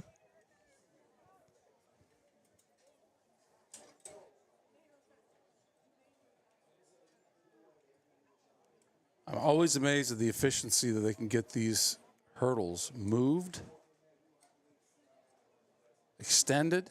Yeah. And get these runners ready. If you put a stopwatch to it, it's... Right. They did all of that in, like, under a minute. Yeah, it's just incredible.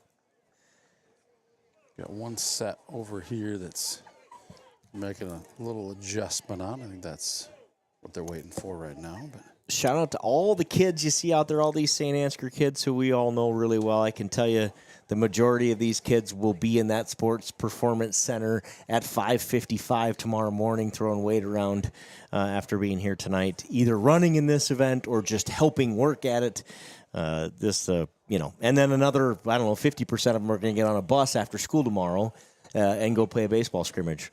So it's just, I don't know, that stuff, and those are the ones that also played golf maybe earlier this week, and I don't know. And I know that doesn't busy, just man. happen here. We know what happens here because we are Saints TV, but that happens at schools all around the state. And the commitment that these kids have to these sports and activities here is it's second to none, and it continues to impress me. We're teaching a lot of life lessons too, doing those good things through our activities programs here at schools, public schools here in North Iowa. Having kids, I'll say in college, and one who's thinking about college now, right?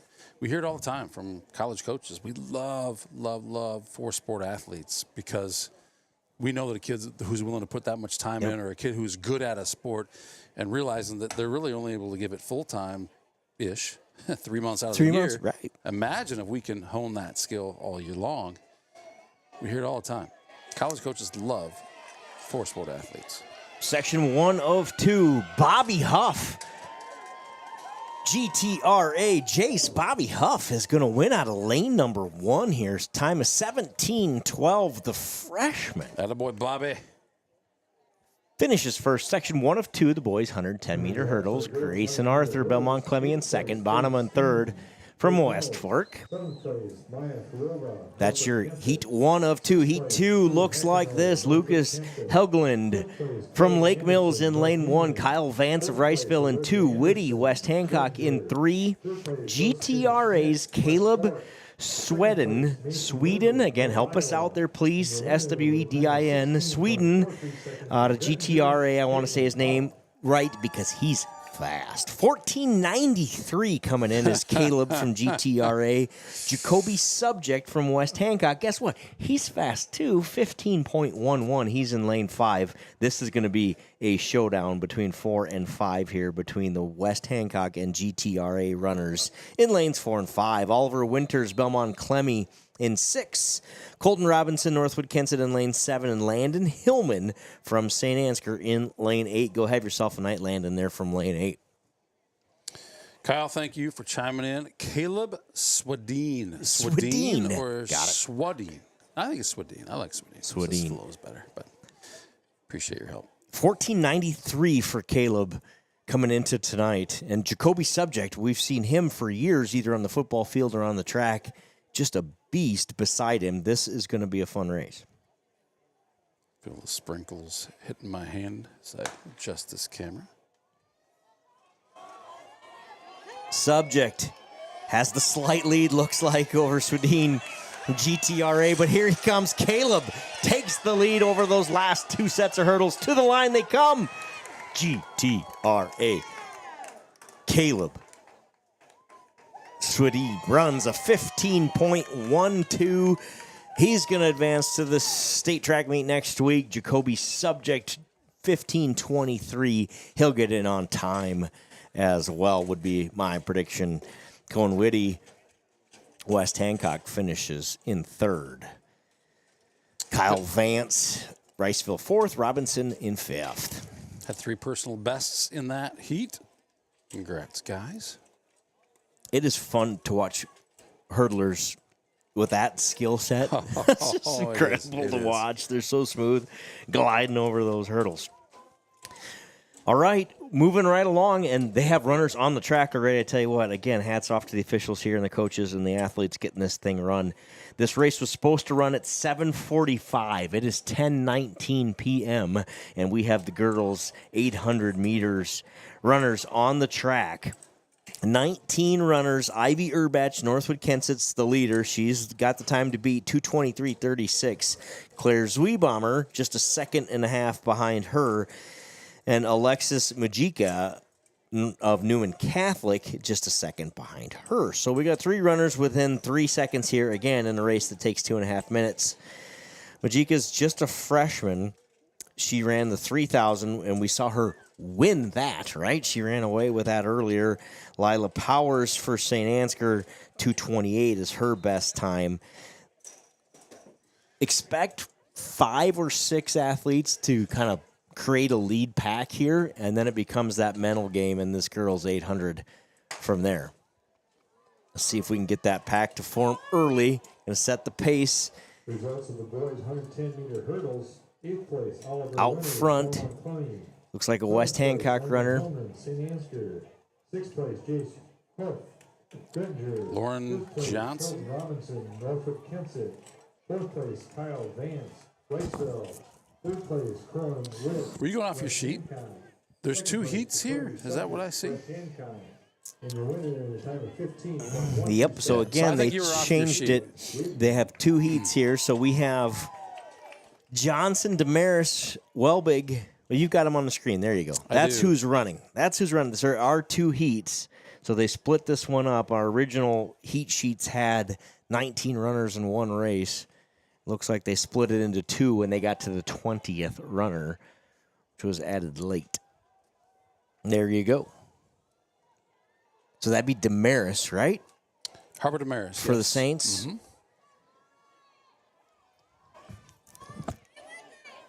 We think it's Johnson, West Hancock.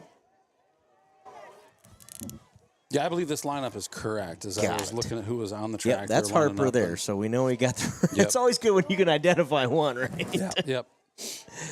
Yeah, and I know there's been some, we've talked about it a little bit, there's been some discrepancies in the original sheets versus what we see here today, but I do believe the names on your screen are indeed the ladies who are running presently. Yep. Section 1 of 2, girls 800-meter run. Like I said, the second section of this is going to be a dogfight. These girls are setting the time to beat.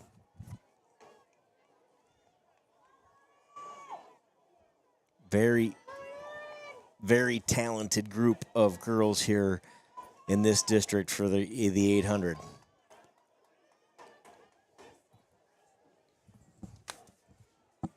The West Hancock runner went to the lead to start, and she has held it the entire time. Yes, she has. Wyatt, we hear you. You're looking for boys discus results. We may have missed that one. I'm not sure. But you know what? It's been a long night. We'll make sure we get those for you. West Hancock out front. I believe that's Johnson. She's going to win section 1 of 2. The girls' 800-meter run. Lauren Johnson runs a 2:37.99. Sense Clear Lake Classical finishes in second. Welbig North Union finishes third. Harper Damaris fourth in section 1 of 2 for the girls' 800-meter run. All right, we set it up a little bit before. Now we can go talk about it. Ivy Urbach, Zweibomber, and Majika. Add Lila Powers to that mix. And there are going to be fireworks in the girls' 800 here. It should be a fun one. We'll get you, as soon as we get the official results here, we'll get you the starting list on the screen. But should be a really fun race. Just 3 seconds separate the top 3 runners in this one. And we've seen what Lila Powers can do when she's got somebody to chase, right? And I think we'll see that here tonight. This should be a really good 800. Ivy Urbach is the runner to beat. She's got the best time coming into tonight. Northwood Kensett, she should be there in the middle. Blue top, red shorts, I believe, would be the Northwood. Ivy Urbach. Probably one of the shortest girls out there. She runs with such grace. A lot of fun to see her during the cross-country season. And then Majika inside there, lane 1, ran a great race earlier tonight.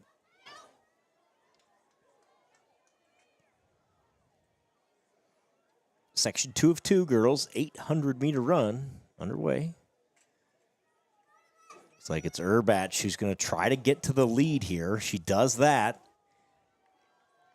In turn 2, Ivy Urbach, Northwood Kensett has the lead. We've talked about strategy quite a bit tonight as Urbach is finding her position toward the front. You see Lila Powers just kind of hanging back a little bit. Yep. You got to understand where your strengths are, and I do see Powers. She's a competitor. She's going to find a lot of energy as she starts passing girls. I believe that's the plan in this one. It's Urbach out front, Majika in third.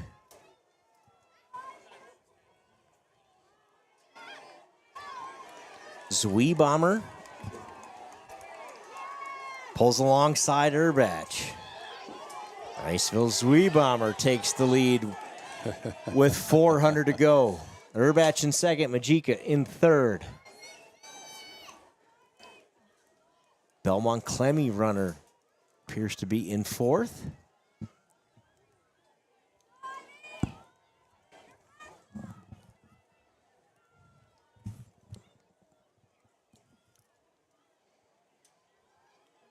Tight race here at the top as the rain picks up, continues to fall here in St. Ansgar. That little cell just will not leave us alone. The lightning quit, but the rain has persisted. Majika and Urbach, Zweebomber are your top three. The lead pack headed into turn 4. 200 to go. Zweebomber, Urbach, and Majika shoulder to shoulder. Newman Catholics and Majika finds the kick, finds the gas just like she did in that last race. Wow. She's going to out-kick him and head to the finish line as your state qualifier here in the girls 800. Alexis Majika, Newman Catholic freshman, 223.4. Ivy Urbach in second. Claire Zweebomber finishes third. Ava Minders of North Iowa in fourth. Swenson Belmont Clemmy in fifth. We said that was going to be a fun race. There's a ton of talent there. I believe all three, those top three finishers are all going to qualify for the state meet next week. Majika gets in automatically. The other two will have to wait to see if they get in on time. What a race. Mahika is the answer. Thank you for the help on that one. What a race by Alexis Mahika. Just absolutely saved. You could see it okay, I got it. I'm just going to hang right here. Yep. And when Zweebomber and Urbach kind of pulled up alongside, she just zoom, see ya. She did. That last 100 was impressive. It really was. From Mahika. Alexis Mahika, Newman Catholic qualifies for the state meet. Congratulations, Alexis. Boys 800-meter run is up next. Let's see. We're going to have two sections here. I believe my boys' sheets are correct. Yes, okay, we match. Penfold in lane 1 from Northwood, Kensett, GTRA running Mickelson in 2. Engleby and North Union, Belmont Clemmy, Ertl, Belmont Clemmy, Contreras, West Hancock, Crimmins, Newman Catholic, Sense of Clear Lake Classical, and Miller of Clear Lake Classical. Those are your runners on the track. Looks like Crimmins is going to scratch, so he's not going to make the race here. Section 1 of 2, again, the rain is back. You can probably see it on the camera there. I'm not sure if it picks it up, but the rain's back here. Makes what's been a long and challenging night just a touch more challenging for these athletes. Here's a look at that rain right there. Feels good to have a roof over our head.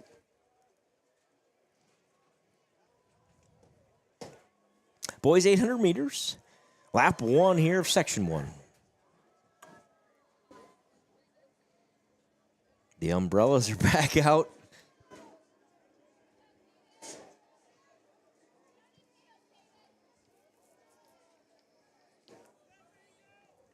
Belmont Clemmy, Clear Lake Classical are going to lead the pack here in heat 1. 1 lap to go. Lila Powers, St. Ansgar. 7th place, Taryn Markham, West Hancock. 6th place, McKenna Dick, West Fork. 5th place, Lila Swenson, Belmont Clemmy. 4th place, Ava Minders, North Iowa. Boys 800-meter run, section 1 of 2. 2nd place, Ivy Urbach, Northwood Kensett. And your winner in a time of 2 minutes, 23.40 seconds from I believe that's the Clear Lake Classical runner out front there. Not sure if it's Sense or Miller. They've got 2 entries here.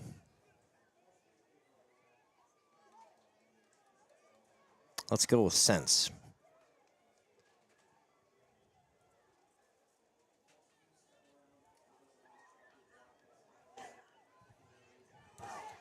Section 1, 800 meter run for the boys. Clear Lake Classical runner, we think that's Jack Sense. The big lead. Strong finish. Strong finish in the 800. For Sense, 2:14.97, a personal best for the freshman from Clear Lake Classical. Mickelson in second from GTRA in 2:20. Coe in third, Ertl in fourth. Contreras is fifth. We'll head to Section 2 of 2, Preston Gakin of West Hancock. 2:02.63 is his best time coming in. Newt Rogney, Lake Mills, who we've seen run strong tonight already, 2:02.92. So at least according to seed, it should come down to Gakin and Rogney of West Hancock and Lake Mills. Tyler Petrie, Newman Catholic, a couple seconds behind him, third seeded, and then Manwarren from GTRA round out your top four. Well, Section 2 of the boys' 800-meter run. They take the track on what's become a wet and cold night in St. Ansgar. If you're just joining us, 2.5-hour delay in total. The 30-minute break followed by a 2-hour lightning delay. This meet got back underway about 8:30 after not running a race between 6 p.m. and 8:30 p.m. We're going again. Like I said, the meet officials, coaches, and kids have done a phenomenal job of getting this thing run as quickly and efficiently as they can. But the weather has not helped anybody tonight. No.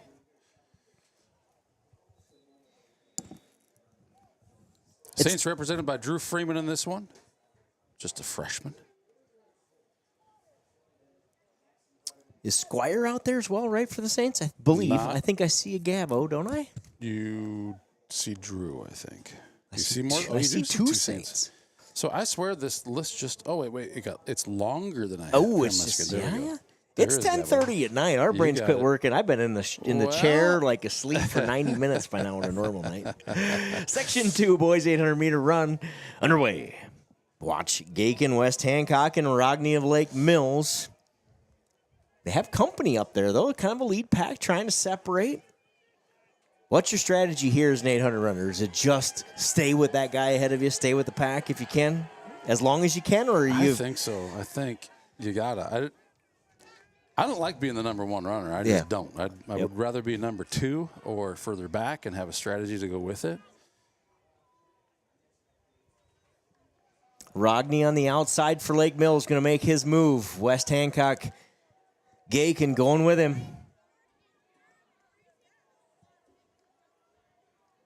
The GTRA runner, sunglasses at night. I like it. Newt Rogney going to lead the pack through lap number 1. Newman Catholic's Petrie right there as well.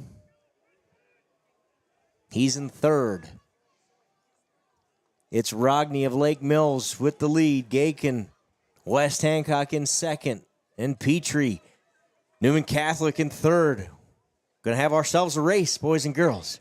Here we go. Boys, 800 meters, section 2. 200 meters to go. Rogney has the lead, but here comes Gakin and Petrie. Gakin going to try to make the pass in the curve. Yes, he Sparrow's is. favorite thing to do. It's a bold move, man. It's going to work again around Rogney. But wait. There's more. Rogney's got more. We've got ourselves a foot race to the finish. Newt Rogney's going to win it. The boys' 800-meter champion here in St. Ansgar. Lake Mills, Newt Rogney. Congratulations, Newt. He's going to qualify for the state meet. 2:03.42. Preston Gakin, the sophomore out of West Hancock. 2:03.84. He's making it as well. With that time, I'll go out on a limb. Petrie finishes third. So I got to give Newt Rogney a ton of credit. One, it's fun to say his name. Thank you, Newt, for being here and giving us lots of reasons to say your name. But did you notice what Newt did? Newt said, hey, you know what? You should try passing me on the outside. No, right. Really. You do that. Get out there. That's cool. And I'm just going to hang with you. And you're going to take those extra steps. You're going to burn those extra calories. And then when we come out of this thing, I'm going to make you pay. And he did. Newt, well played, my friend. I thought Gagan was going, like, it looked like, oh, he's got the step, and here he goes, and Rogney just baited him. Yeah, he did. Then, bang. He absolutely did. What a race. Let's see, how did our Saints do? We had Freeman. Gavin Squire finishes, ninth. I think I saw ninth. Yep, ninth. And then I think Freeman was right behind him. Is that correct? Yep, exactly. So that's how your Saints are going to finish that one. Again, the link to the live scoring is in the chat down below. So if you want to go check something out specifically, you can find the link to the live scoring online, brought to you by Shannon Event Timings. You can also just do the Google search for Shannon Event Timings. You'll find a website, scroll down to St. Ansgar. You'll get there. Okay, so Jill, this is mind-blowing to me. Jill says it's Swybomber? Swybomber. See, we've been doing this wrong for a lot of years, if that's true. I like it. We're going with Swybomber. Until we hear differently. Thank you, Jill. All right. Where are we going next? How about the girls' 200-meter dash? We can call that one a dash. That's right. That's going to start over here. No wonder it's so empty. That's why it's over there, because... Look for the crowd. Reichens of Clear Lake Classical, Harold of Riceville, and Long of North Union, who are your Heat 1 or Section 1, because these are timed finals, right? They're not really heats. There's no finals. These are sections. 3 runners in 1 of 4 here. Well, let's get to it then. We get to see St. Ansgar's J.C. Johnston run what I think is her best race, the 200 here. She's in 4 with Eastvold and Nito Mendez. Those 3 are going to put on a show in the 200. But you're going to have to wait for that. Yes, you will.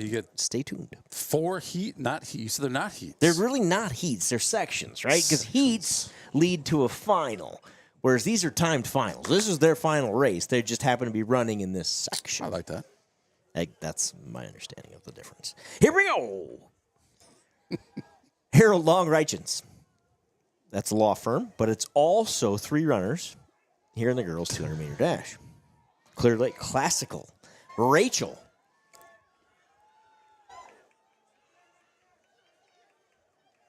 Strong race.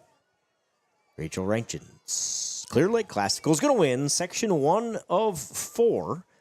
Girls 200 meters. She sets the time to beat at 30.42 seconds. 30.42 for Rachel.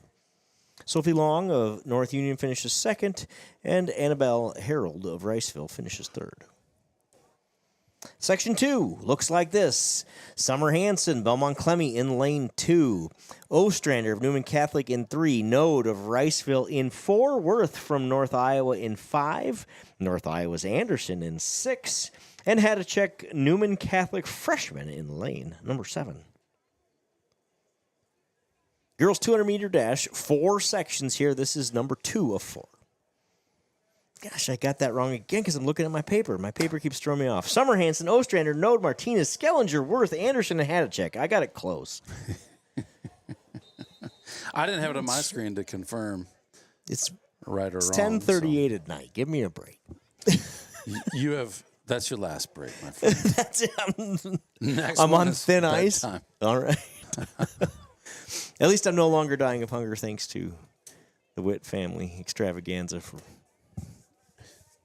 Founders of Bicarb. Check it out. Check it out. If I had a shirt, I'd probably wear that on Saints TV, you know? Yeah, that would be a nice shirt, Yeah. wouldn't it? But I mean, I'm sure it's high quality and everything. Here we go.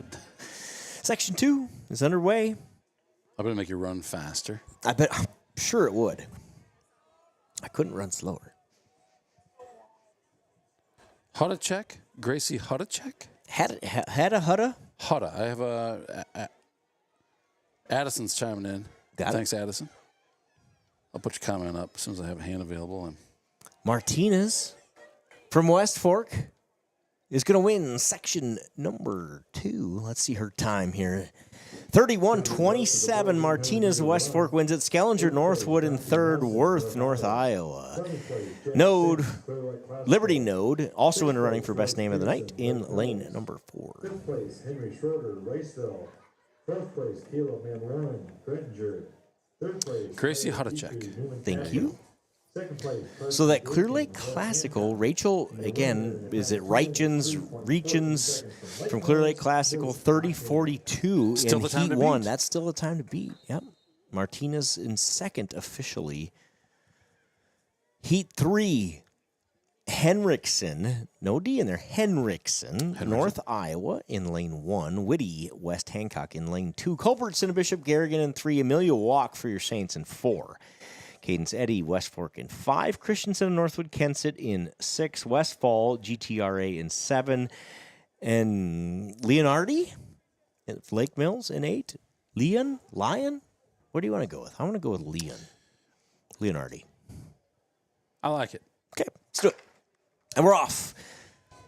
3 of 4, Heat 3 of 4, girls 200-meter dash. Amelia Walk out there for the Saints, out strong. She's in lane 4. To her inside is Culbertson of Bishop Garrigan. Culbertson with the lead. Walk in second. Here comes the Northwood Kensett runner, Christensen. She's going to make the pass.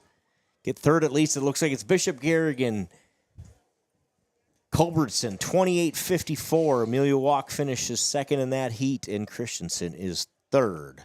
There's your new time to beat. Avery Culbertson, Bishop Garrigan, 28-54 is the time to beat as we head in to section 4 of 4. J.C. Johnston, St. Ansgar's run this race 26-11. She's your favorite. Nito Mendez, West Hancock, 26.5 is her best time on the season. Reagan Eastvold, Lake Mills, 26.51. So there's your 3 leaders going into this race. It should be a good one between Johnston, Nito Mendez, and Eastvolds in lane 3, 4, and 5. Don't count out Mullenbrook of Belmont Clemmy or Tigas of Bishop Garrigan in lanes 3 and 6, respectively. Jordan Negg, GTRA in 7, and Eddie West Fork in lane. Correction. It's Jordan Negg in lane 8, GTRA. Drew, thank you for chiming in. It's Richens. Richens. Thank you. Appreciate that. Sure, a good race there. Clear Lake Classical. Uh-oh. False start here in the fast heat. Uh-oh, is right. Uh-oh. Boy, you hate this. You do. Yeah, my stomach hurts instantly when you hear that second gun. State qualifying event. So they will send a runner off the track if it is, in fact, a false start. J.C. Johnston remains for you Saints fans out there. But it appears as though maybe the runner to her outside, Nito Mendez, West Hancock.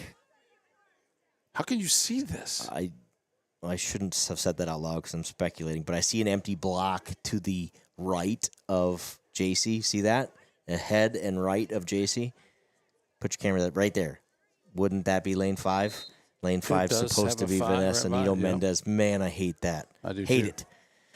Unfortunately, it looks like Nito Mendez of West Hancock, who is your second fastest runner coming in, false started and is out of this race. That's obviously super, super tough for her. But stinks. You know what makes fast runners faster is running against fast runners. Right. That's good for everybody. It's bad to have for that everybody. You competition got out there. it. Well, J.C. Johnston there for the Saints in lane 4. She's the runner to beat. In the 200, the mission is to catch the person to your outside before you get to turn 1. On her inside, though, Reagan Eastwold from Lake Mills. J.C. Johnston from St. Ansgar is going to hold her off. J.C. Johnston wins the girls' 200-meter dash. 26.02. Reagan Eastfold with a great race. 26.16 out of Lake Mills. And Tigas Bishop Garrigan, 26.76, finishes third. A great race from J.C. Johnston. She qualifies, sets a season best, 26.02. She's going to qualify for the state meet. Reagan Eastfold getting in on time, if I had to guess. What a great time from Eastfold from Lake Mills. Her best time coming in, 26.51. She takes 3,500, so second off of her best time coming into the night. Again, if you're just joining us or if you hadn't heard, the top 10, or there's 10 districts, the winner in each event at every district is an automatic qualifier. The next 14 best times get in. They'll have to wait till morning to know if they got in. The boys' 200-meter dash is up next. 4 sections here. Logan Johnson, Clear Lake Classical, Nonweiler, Newman Catholic, and Clendenin Hunter of North Union, the sophomore, are your 3 runners here for section 1 of 4, boys 200 meters.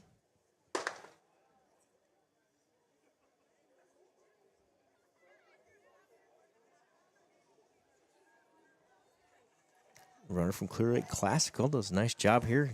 Out early fast. Johnson, Clear Lake Classical.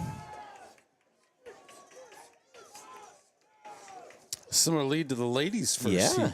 He's going to set a fast time here. He's going to set the time to beat at 24.75. 24.75 is the time to beat here in Section 1. Nonweiler Newman Catholic finishes in second. Heat 2. Hanson in lane 1 out of GTRA. Torres from Lake Mills in lane 2. Ryan Wolf, Newman Catholic in lane 3. Jacobson of Northwood Kensett in 4. West Forks Hennick in 5. Rockford's Anderson in 6. Bishop Garren running Tilgus in 7. And Schutz of Northwood Kensett in 8. I believe that's Schutz anyway. I don't see a L in there. It's not a Schulz or a Schultz. I want to call it Shoots. Shoots? Shoots or Shuts? What is it? Help us out. Help us out here. Shoots or Shuts? We can go with Aiden for now, the sophomore out of Northwood Kensett. You're probably right. It's probably Shuts. I have, yeah, no.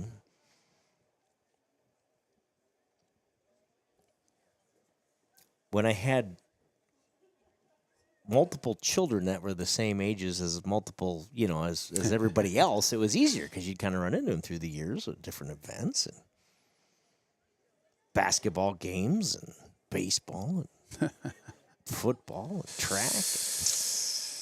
Yeah. Yeah. Enjoy it while you can. Your kids are growing up fast. No doubt about it. Section 2 of 4, boys 200-meter dash underway. Jacobson, Northwood Kensett in lane 4. Appears to have the lead here as we make the turn to home. Inside, Hanson, GTRA. Here come Rockford's Anderson with the late charge. And it's Anderson from Rockford, 25.58. Jacobson in second, Hanson in third, and Ryan Wolf in fourth. So again, Clear Lake Classical has the time to beat in that first heat. Logan Johnson from Clear Lake Classical, 24.75 is the time to beat as we head in to section 3 of 4. 3 of 4. Looks like this. Ullman from North Iowa in lane 1. Wright in lane 2 out of Belmont Clemmy. Rockford running Stevens in lane 3. Burrs of West Hancock in 4. Snyder, Bishop Garrigan in 5. Blumke of Belmont Clemmy in 6. Manwarren, GTRA in 7. And Kehoe from Lake Mills in lane number 8. The Clear Lake Classical Johnson from Heat 1, or from Section 1, is your time to beat at 24.75. Jacob Burrs in lane 4 has your best time coming into tonight in this section.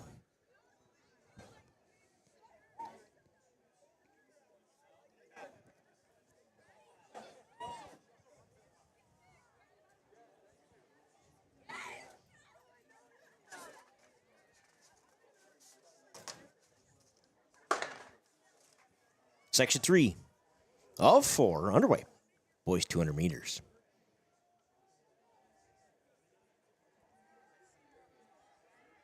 They crossed that 100 to go line. Looks like Burr of West Hancock. Jacob Burrs, the freshman out of West Hancock with the big lead. He'll head to the line. Under 25 seconds, he's going to win Section 3. 24:08, a personal best for Jacob Burrs, the freshman out of West Hancock. He has the time to beat. Manmore GTRA finishes second. Snyder Bishop Garrigan in third. Trey Stevens finishes in fourth for Rockford. 6 personal best in that heat. Woo. They were moving. Good job. Men will head into Section 4 of 4. Corbin Rashavi in lane 1 from St. Ansgar. Lopez, North Iowa in lane 2. Connor Mullenbeck in lane 3 from St. Ansgar. Riceville's Owen Smith, who we've seen put on a show tonight, is in lane 4. Ryland Dornkamp in lane 5. Bethke of Riceville in lane 6.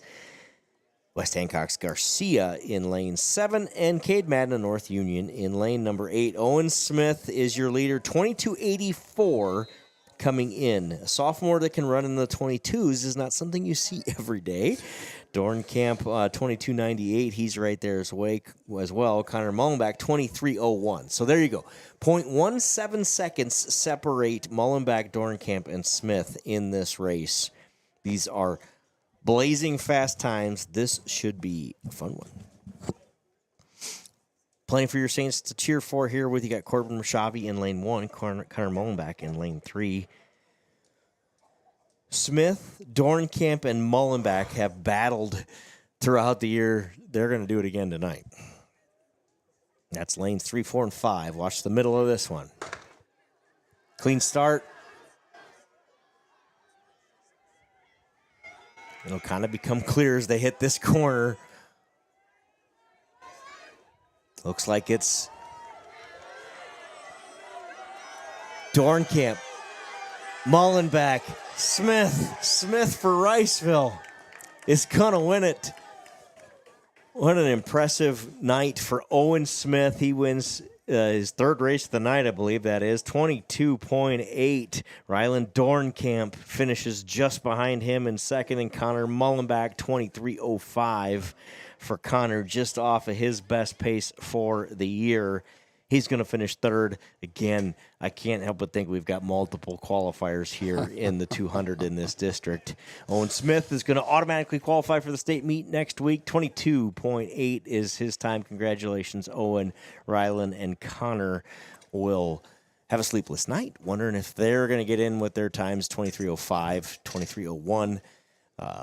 Again, I would speculate that's going to be good enough. We will find out in the morning. Yeah, do we know if those other meets, well, we knew of one other meet. We knew Lisbon was delayed but had restarted at the last check. I can go look at that one because I found the online timing for that. So let me see what I can. Got it. So you did find Lisbon's online timing. I did. Got it. And you know that they did restart. Yep. Which I would hope that would be the way of it. Just finish it up. Man, a lot of track going on tonight in Iowa. 10 state qualifying events. If you're just joining us, or even if you didn't, or you just zoned out and weren't listening. The top runners from each of these events will advance to state, and the top 14 times outside of that collectively in the state will advance. So that's where Joe talks about sleepless nights and wondering if you'll make it if you didn't get first place, but you still had a good time. There's still a good chance you'll find your way at the state meet. Girls 400-meter hurdles. This is what I was talking about. This Running is a 400, but with obstacles. It isn't tough enough. Throw some hurdles. I just want to jump over some things. I love it. The Lisbon event appears to be complete. Yep, so they got theirs in. It is done. The 4x4 has been run. So they also had a delay, but it looks like they got it done. All right, here we go. Girls 400-meter hurdles. We've got a false start here again after having such a clean start to this one. I think that's the third now since our restart. Yep. It's almost 11 o'clock at night, and I'm not making excuses, but at the same time, it has an impact on people, right? For sure. It's a lot of these kids probably got up at 6 a.m. this morning to go to school, and it's much later than they're used to running. It just changes the world, changes things. Nothing anybody can do about it. Everybody's got to go underneath the same conditions, but it still stinks, right? It still stinks. It does. Yes, it does.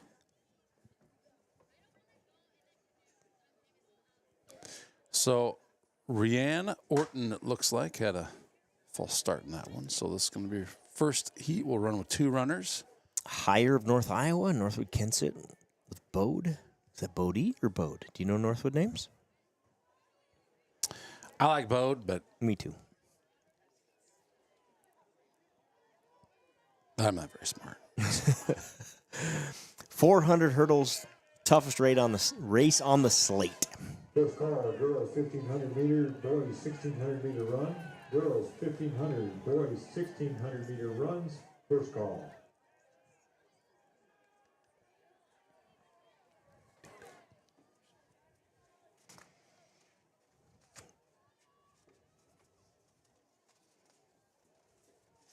So we've got the girls 400-meter hurdles. We've got 2 sections there, 3 sections of the boys 400. We've got the 1,500 for the girls, the 1,600 for the boys. We have the 4x1 and the 4x4, boys and girls both. That's what the rest of your night looks like. I think we've got 40 minutes of racing left. It won't be tomorrow yet when we're done, but it's going to be darn close. It's going to be real close. Girls 400 meters, section 1, Bode, Northwood Kensett wins it 124.13. Higher finishes second. We'll go to heat number 2. Jensen for St. Ansgar in lane 1. Ava Falk, St. Ansgar in lane 2. Cameron Huff, GTRA in 3. Cora Sauer, Lake Mills in 4. Tatum Sauer, Lake Mills in 5. Madsen of West Hancock in 6. Nielsen, North Union in 7. And Alexis Gray, North Iowa in lane 8. The 2 Sauers, both of Lake Mills. Cora leads 106.82 is her best time, and 110.14 from Tatum. That's the second best time in the group. So the 2 Sauers are the 2 to beat. Aubrey Madsen, your other runner to watch out of West Hancock. We asked, but I can't remember the answer, if the Sauers were sisters or cousins. Do you remember? That was earlier on, right? I think It was. that It was cousins. many hours ago. But it feels like that answer was cousins. It does feel like that. Let us know if you know, if you're still along with us here. Section 2, girls, 400-meter hurdles. Jensen and Falk for the Saints are on the inside, lanes 1 and 2.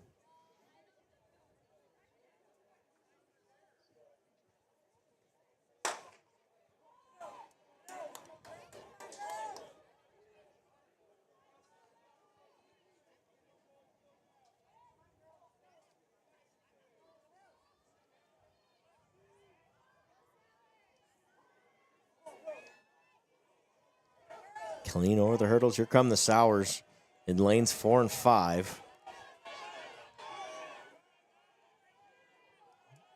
That stagger starts to wear off and start to get a clear picture of who's out front.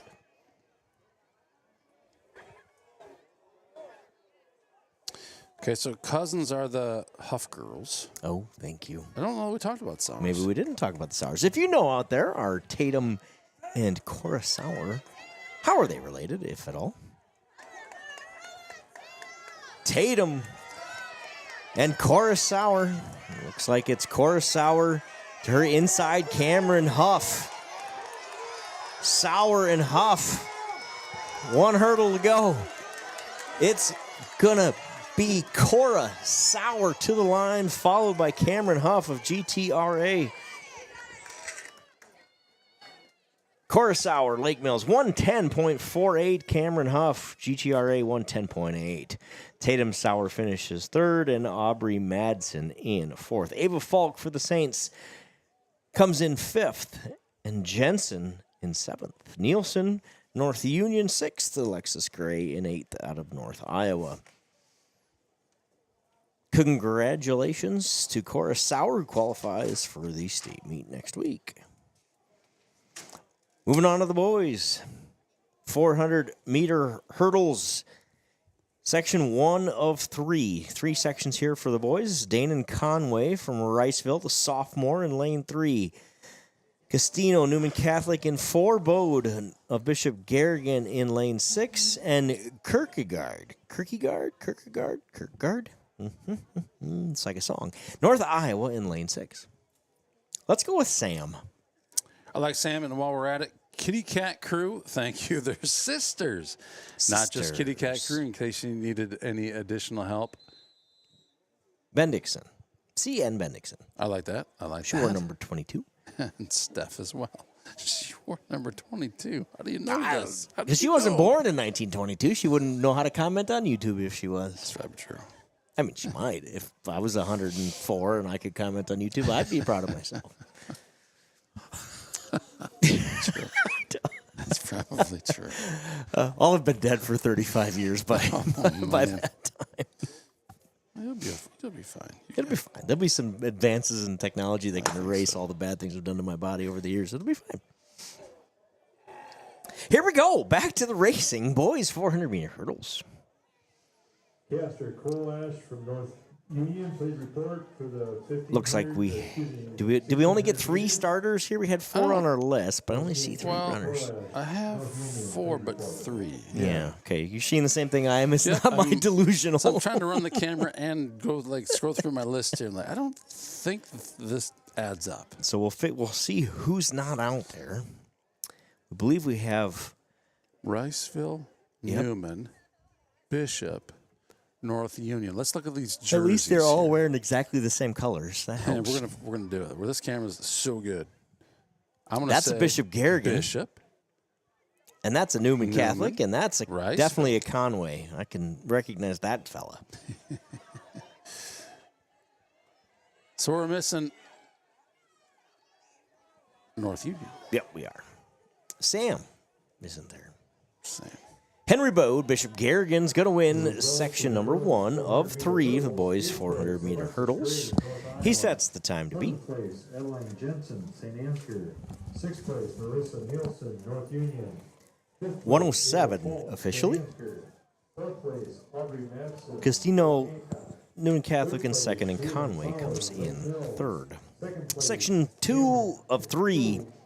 Carson of Newman Catholic, Williams, West Fork, Marchand of West Hancock, Vance of Riceville, Bonham of West Fork, Robinson, Northwood Kensett, Helgeson of Lake Mills, and I was, you know what? You're going through these names. I'm like, this one's gonna be easy. You got them, and then Himes. We're not laughing at anybody's name. No, we're it's not. Just the fact that you can't just get a good break. You don't want 8 of them you can pronounce. Right.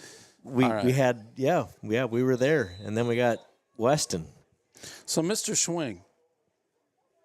Bodie? Not Bodie. Bodie. Oh, we said Bodie. Bodie. That was we Bodie. asked that question. Was it Bode or Bodie? Yep. Mm-hmm. So it is Bodie. So we're going to put the here's the problem. Emphasis on the D. There's a Bodie. Bode of Northwood Kensett, and there's a Bodie of Bishop Garrigan. There's 2 spelled exactly the same to show you how hard the English language can be. Here tonight. We've got a Northwood Kensett, BODE, and we've got a Bishop Garrigan, BODE, and I believe they're pronounced differently. There may be I think one's Bodie and one's Bode. I want to know the story. Tomato. We really do appreciate all the help with the pronunciation because we want to get it right. We really do. So we appreciate really you do. guys out there helping us out. You know the most important word in any person's vocabulary is What's their name. that? It's Your their own name.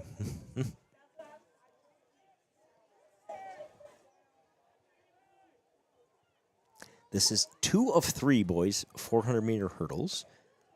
Because everybody wants to run the hardest race, so we have 3 sections of this one. I'd rather do the high jump. We talked about it. There's only 4 girls that did the high jump, right? Only 4 girls. Well, we had way more than 4 doing this one. I think it's the Punisher. Yep. That's when you get in trouble for something. We don't do detention anymore. Right, you run the 400 hurdles. Oh, no. Oh. That's Kyle Vance who takes a spill, but he gets right back up. He did. He must have kept his lane. West Hancock is in the lead. I hate to see Bonema, I think, from West Fork in second. I think it'll be Eli Marchand. 102.18. Bonema, West Fork, 102.86.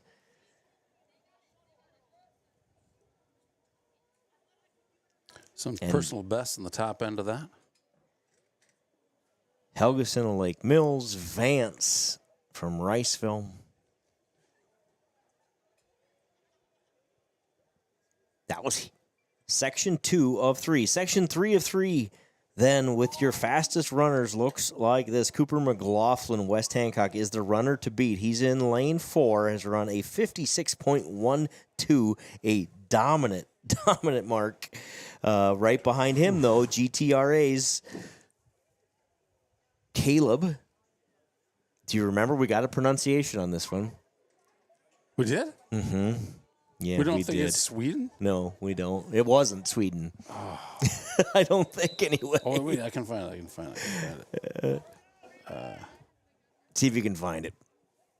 Colton Winia for the Saints in lane 3. Landon Hillman in lane 7. Grayson Arthur, Belmont Clemmy in lane 8. Oh, Swedeen. Thank you. We got it. Swedeen. I thought we got a pronunciation on that one. Kyle's been helping us out tonight, too. Thanks, Kyle. So it's McLaughlin and Swedeen are the 2 to beat, but Winia has been right there as well.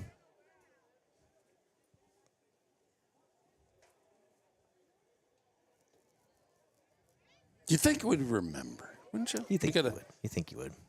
We made good friends. I'll remember it forever now. Now it's Swedeen in my head. Section 3 of 3. Boys 400-meter hurdles underway. Cooper McLaughlin, lane 4 from West Hancock, is the athlete to beat here. Swedeen in lane 5, GTRA. Colton Winia in lane 3.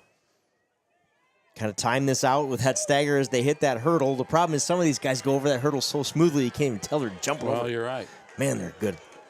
Fun to watch.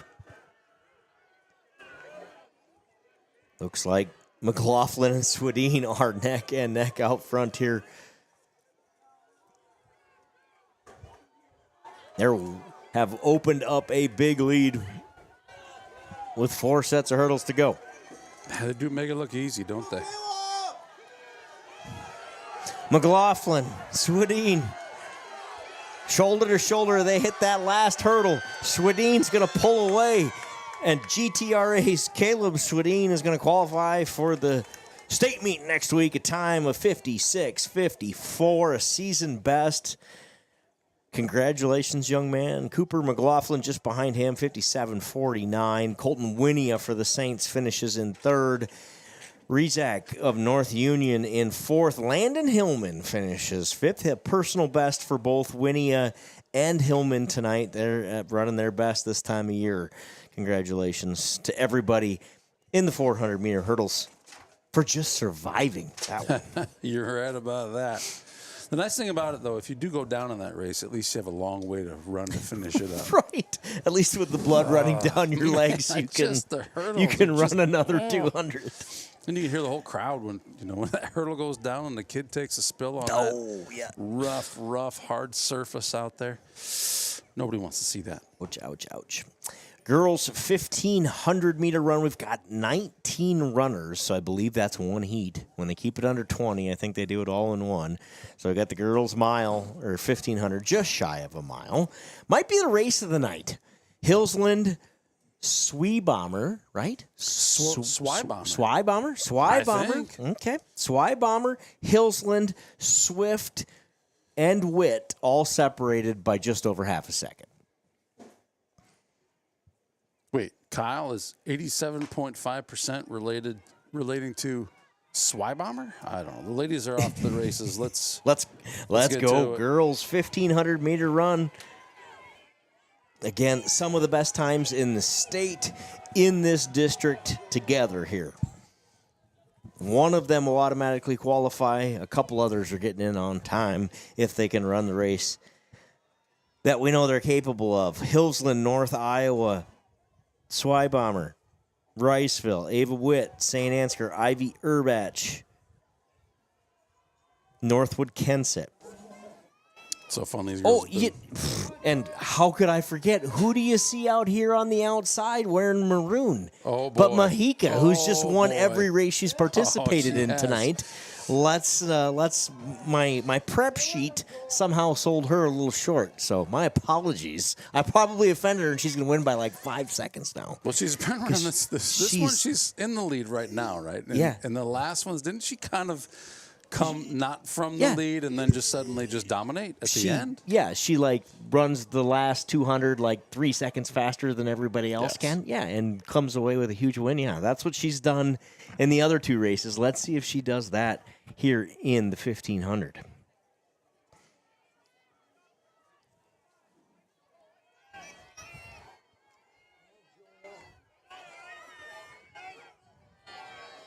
Heading toward the front of the pack here. There's pan left, and there's going to be a big crowd right there. These ladies are. There's your lead pack, including Ava Witt from St. Ansgar, Urbach of Northwood Kensett, Swebomber, I don't know, of Riceville, Hillsland of North Iowa. I believe Swift from Bishop Garrigan's up there, Mahika, Newman Catholic. I mean, a couple of these girls have run 4.5 miles tonight in these long races. Oh, my goodness. Right? Come on, Julia. That's Swift from Bishop Garrigan, I believe, has the slight lead over Mahika and Hillsland. We've got a lead pack of 6 runners out front in the girls' 1,500. I have a feeling, Joe, these ladies right here on your screen, they know each other's tendencies very well. I bet you are correct. This is not their first rodeo.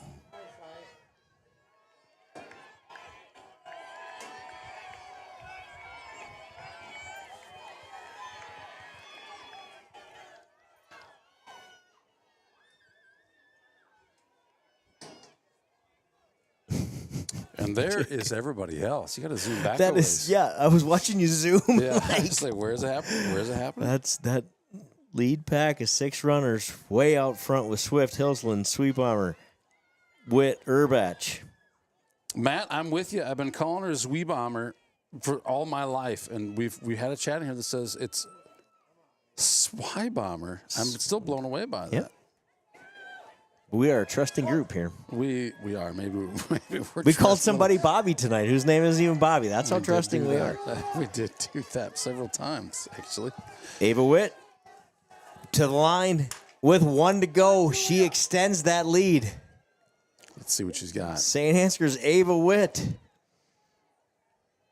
Mahika. Can she hold off Mahika? The way Mahika's been running, this might come down to it. First call.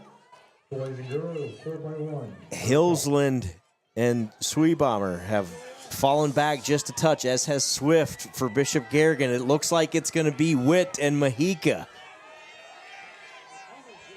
Mahika has finished so strong in the 3,000 and the 800. She's lurking and stalking. Ava Witt, 200 meters to go. Mahika's closing. But She Witt is. with the kick. Yeah, last time I saw Witt run, and it's been a little bit, she had developed a heck of a kick on this race. Let's see what happens here. Ava Witt with 100 to go. She's extending that lead. Oh, yes, she Freshman, is. phenom, Ava Witt. Oh, she looks very strong. She's going to hold her own against Mahika. Ava Witt is going to win the girls' 1,500-meter run. She qualifies for the state meet next week as a freshman. Congratulations, Ava. 4:58.64 officially for Ava Witt. She takes a second and a half off her best time of the season. That is amazing. Congratulations, Ava. What an awesome run. Shout out. That's the goodwill of the Riley Witt buying Saints TV a little drink and some M&Ms. That he gets paid back immediately with little sister Ava qualifying for the state meet. Right. Alexis Mahika continues her great night, 4:59.29. That'll get her in on time if I had to guess as well. Julia Swift finishes in third. Urbach fourth. Sweebaumer in fifth. Hillsland for North Iowa in sixth. Ella Horgan for your Saints finishes ninth. 5:36.33 is Ella's time. What a race. Congratulations, Ava. Man, that's fun to watch. And you could see it. Mahika thought, well, I've got her right there. And when she started to close with about 200 to go, Witt found another gear, which is exactly what she needed at that moment. Oh, Witt qualifies in the mile. Boys' 1,600-meter run is up next as this mile finishes out here, or the 1,500 finishes out for the girls. So the girls, 2 races to go. Exciting races of that. The team race, while this finishes, let's see if we got 16 events scored for both boys and girls. The girls are tied. St. Ansgar and Lake Mills are now tied with 98 points. The boys, through 16 events, West Hancock has a over 50-point lead, a 51-point lead. West Hancock does over St. Ansgar. West Hancock has dominated this year. Yeah, they sure have. I think probably the surprise of the night is St. Ansgar and Lake Mills tied at the top of the girls' race. You score Ava's win there, that will change that. So as soon as we get 17, in fact, there you go. Now the Saints have a 10-point lead. It's amazing to watch it change before your eyes. It is amazing, isn't it? So with 2 events to go, the St. Ansgar girls lead the team race by 10. It's going to come down to those last 2 races. I don't think anybody can catch West Hancock for the boys' team race. But go prove me wrong, Saints boys. That'd be great. All right, here we go. Boys, 1,600 meters, Newt Rogney, Lake Mills. Boy, we've seen him today, 4:34.02. This is he's had himself a night. This is his 3rd distance race of the night. We'll see if he can keep up with that time. Hayden Thompson right there as well, just 5 seconds behind. Gowden of West Hancock is your number 3. Lake Mills is the class of the field with their distance program with Thompson and Rogney. Can Gowden keep up? Is the question, as well as Albertson of West Hancock. Keegan Zacharias is entered here for the Saints, as is Ashton Krebsbach, the sophomore. The result for the girls' 1,500-meter run, 8th place. Rogney West Hancock. has run this race in 4:34. 6th place, Lauren Hillgren, North Iowa.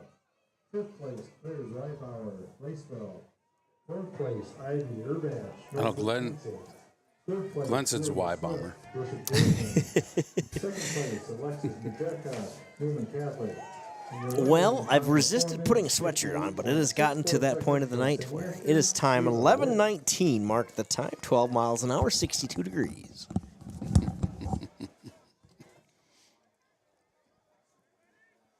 This pack is a little more spread out. Don't have quite the group of leaders that the girls did starting it off. Is it the two Lake Mills guys out front? It is, right? Along with a couple of West Hancock runners. The West Hancock guys have the headbands. I love the headbands. I love them. Zacharias right there for St. Ansgar, as is Belmont Clemmy Mullenbrook.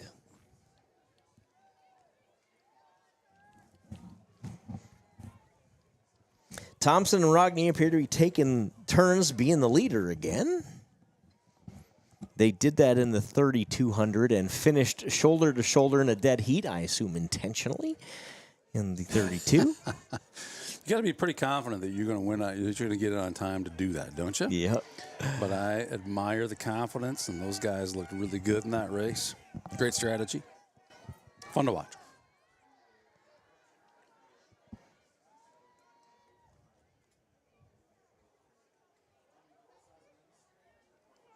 Beginning to take a little shape here. Yeah.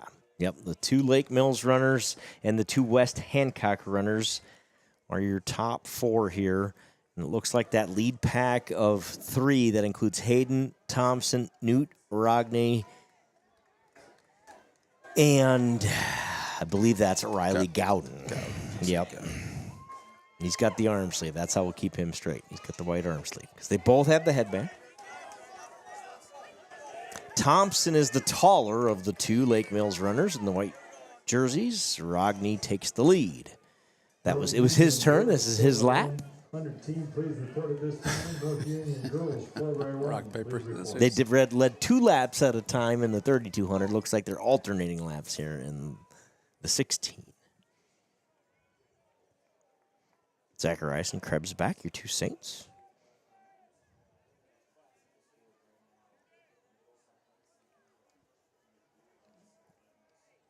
West Fork boys, 4x100, please report. Once again, West Fork boys, 4x1, please report at this time.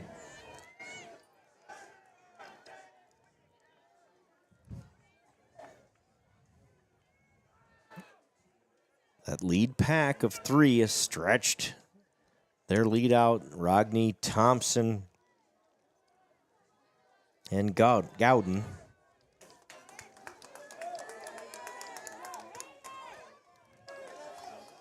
They come to the line with 1 lap to go.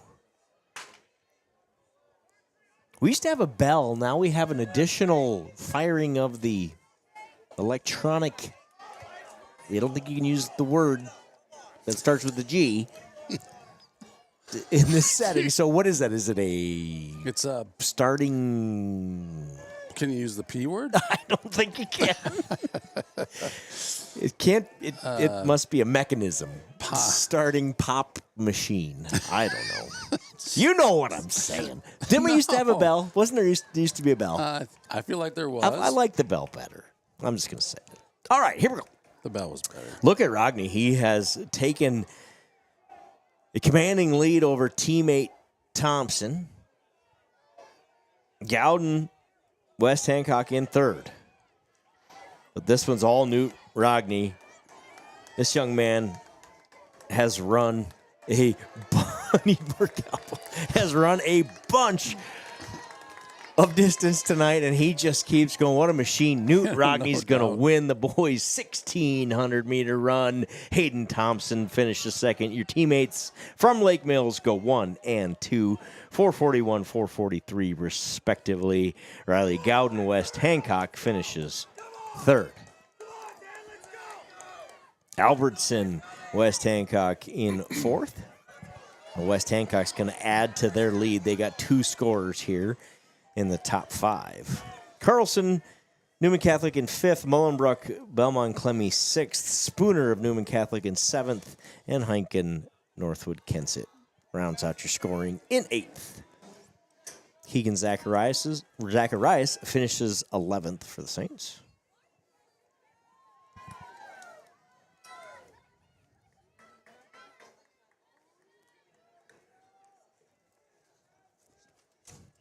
Two races to go, boys and girls. We got the 4x1 and the 4x4 for both boys and girls. Ashton Krebsback comes in 7th for the Saints in the 1,600-meter run.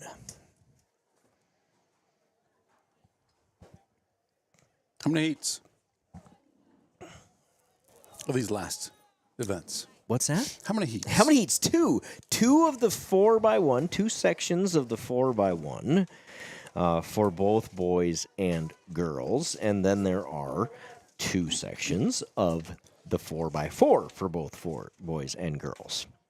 So there are officially 8 races to go. We might be done by midnight. We said it'd be close, and I think we're going to make it. 4x1, section 1 of 2 for the girls looks like this. In lane 3, GTRA running Anderson, Huff, Cook, and Westfall. North Iowa in lane 4 running Price, Lingfeld, and Eichenberger. Lane 5 is Riceville with Woltoff, Becker, Smith, and Dolman. In lane 6, Newman Catholic running Hudacek. Correct? I think we said there was a U in there somewhere. I like it. Selton, my eyes. Is it SELTON or SELLON? We'll have it in front of us here real Bring it soon. up on that screen for me, would you? Well, we're still in results phase of the last race because we got runners out there. We are. All right, so we'll get that one on the screen so you guys can see it. Ostrander and Hudacek. 2 Hudacheks for Newman Catholic. So we believe that those will be your entries here in the 4x1, section 1 of 2. The girls' entries have shifted and changed throughout the evening just a little bit. Some corrections. Again, congratulations to Newt Rogney, who advances to the state meet in the 1,600 meters. That finishes up. All right, girls 4x1. Newman Catholic in lane 2, Rockford in 3, North Iowa in 4, Riceville in 5, and GTRA in 6. So they changed the lanes on us here and added a Rockford to this heat. 4x1, this one's all about the handoffs. Well, you got to have a little speed too, but it doesn't matter how fast you are if you can't get the handoff done. Nobody cares how hard you throw ball 4, and nobody cares how fast you are if you can't hand it off. We'll just make you run the 100 by yourself if you can't hand it off, right? These last races are exciting, though. They sure are. This one's fun because it's just a mad, just craziness of handoffs that how smooth you got to be to get that done. This is section 1 of 2, girls 4x1. 4x4, first call. Newman Catholic, Rockford, North Iowa, Riceville, GTRA on the track. Let's see if I can get you a hand off here. I believe GTRA got the baton first. Let's see if they can hold that lead as they come into the last handoff.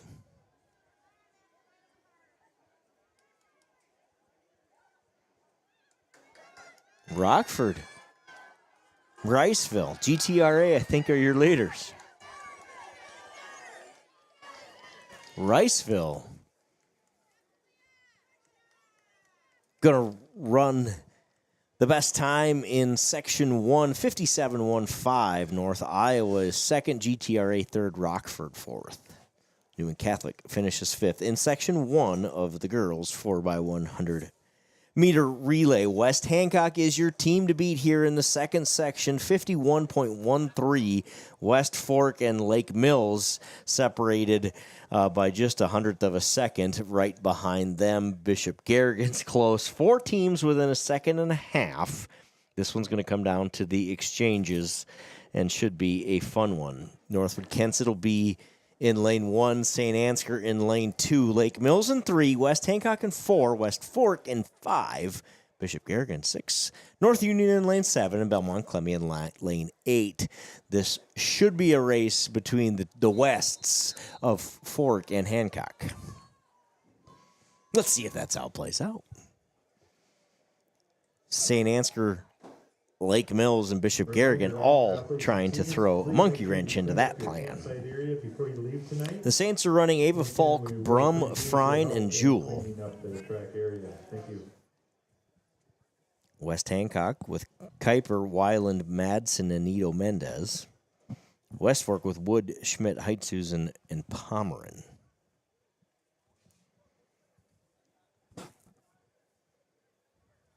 We looked at the girls' team scores early on. The Saints want to pick up as many points as they can and try and stay ahead of Lake Mills in this one. You bet. Yeah, if you're looking at team race here, how St. Ansgar and Lake Mills finish in relationship to each other is very important for the team race.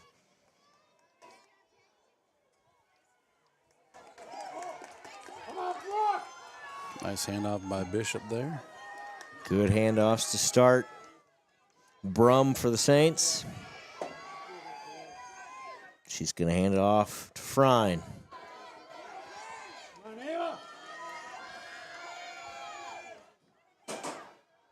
West Hancock, West Fork. Bishop Garrigan appear to be out front. West Hancock. Nito Mendez. West Fork to her right. Can Nito Mendez hold off West Fork? What a finish. We had a crash at the end, unfortunately. We got a runner, took a hard fall. West Fork does edge out West Hancock. We thought it might be a race between the two Wests. It was. West Fork pulls it off. Pomeran passes Nito Mendez right at the line. And I believe that's Nito Mendez who went down hard at the finish line. Hate to see that. Yeah, I didn't really see too much. I heard the gasp. I heard the gasp, right. And then I looked down and I see somebody laying on the track. Fifth place, Elias Carlson, Newman Catholic. Looks like they're tending to her down there on the track. Third place, Riley Gowden. Let's take a look at team results. Shall we do that? Yeah, let's do that. And your winner in a time of 4 minutes, 41.57 seconds from Lake Mills, Moot Rockton. It's that girls' race. By the way, in that race, we talked about St. Ansgar and Lake Mills with the team race. Lake Mills finishes 4th, St. Ansgar 5th. Nito Mendez, they get her up and off the track. Looks like she's going to, with a little assistance, going to walk off the track under her own power. So that is good news. Good. Let's hope she's all right. All right, team race. There it is. There's your girls' team race. The Saints have a 9-point lead with 1 race to go.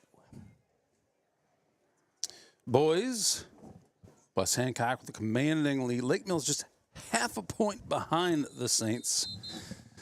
The Saints neck and neck with Lake Mills on both boys and girls side of this. The Saints ought to be able to put a little distance between themselves and Lake Mills if things go according to plan here in the 4x1. Saints have a strong 4x1 team. And Lake Mills is known for their distance runners. Let's say it that way. Section 1 of 2, boys, 4x100-meter relay. Bishop Garrigan's in lane 3, Lake Mills in 4, North Iowa in 5, Northwood Kensett in lane 6. The boys 4x1. That race is underway. It cannot waste any time. It's 11:33 at night, and everybody's trying to get home.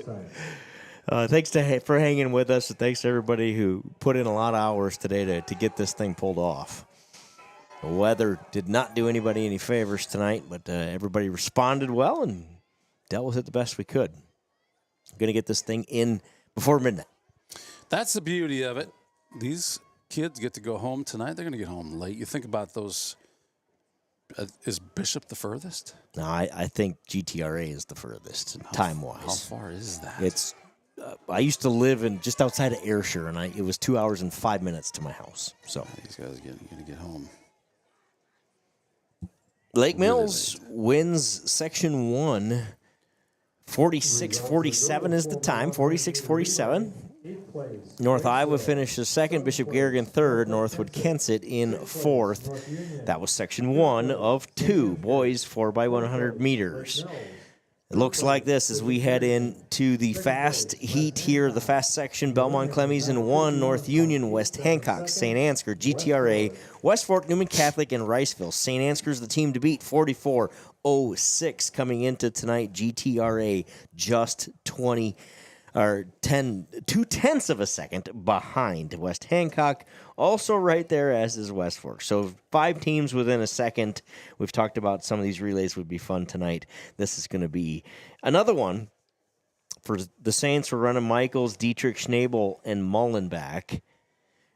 GTRA is running Schnell, Harris, Ness, and I said I wouldn't forget Swadine. I didn't forget. I almost did.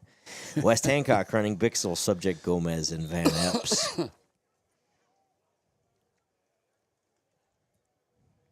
Joel Carlson, thank you for chiming in. St. Ansgar girls just need... Well, let's get rid of this here. Whoops. Let's go back to that. A 7th place. Okay, I see. 7th. Secures the win for the ladies from St. Ansgar in the team race in the 4x4. We'll watch that coming up next. But first, Section 2 of the boys, 4x1. West Hancock, St. Ansgar, GTRA. Have your best times coming in. Senior Michaels is going to start the Saints.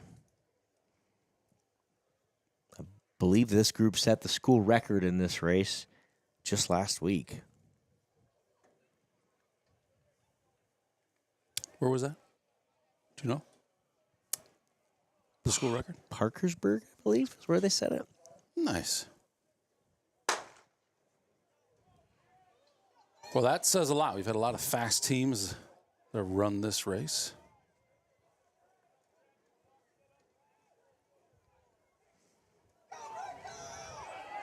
Handoffs ever so important here. Dietrich has the baton for the Saints. Hands it to Schnabel. Last handoff. 100 to go. Connor Mullenbach. Swadine. Mullenbach of St. Ansgar. Swadine of GTRA. It's Connor Mullenbach and the Saints win the boys 4x100 meter relay, and they advance to the state meet next week. 44-82 for the Saints. They just edged GTRA 44-98. For Grettinger, Terrell, Ruthven, Ayrshire, West Hancock finishes third. West Fork in fourth. North Union fifth. Wow. What a race, what a night for those St. Ansgar boys. They qualify for the state meet in the 4x1. Congratulations, Saints. I tell you what, I saw Swadine, and I was like, I saw him finish really strong earlier tonight. Yep. I don't feel good about this, but Mullenbach deep gets it done. Would not be passed there. You could see it because he was coming on when he first got the handoff. Here come that blonde hair of Swadine up alongside, and I think Mullenbach just, like you said, dig deep there and go finish that race. The senior comes through for the Saints, and they win the 4x1. Congratulations to Mullenbach, Schnabel, Dietrich, and Michaels. They're headed to the state meet next week. All right, girls, last race of the night, 4x4. 2 sections here. Lake Mills, Northwood, Kensett, and Bishop Garrigan will run in section number 1.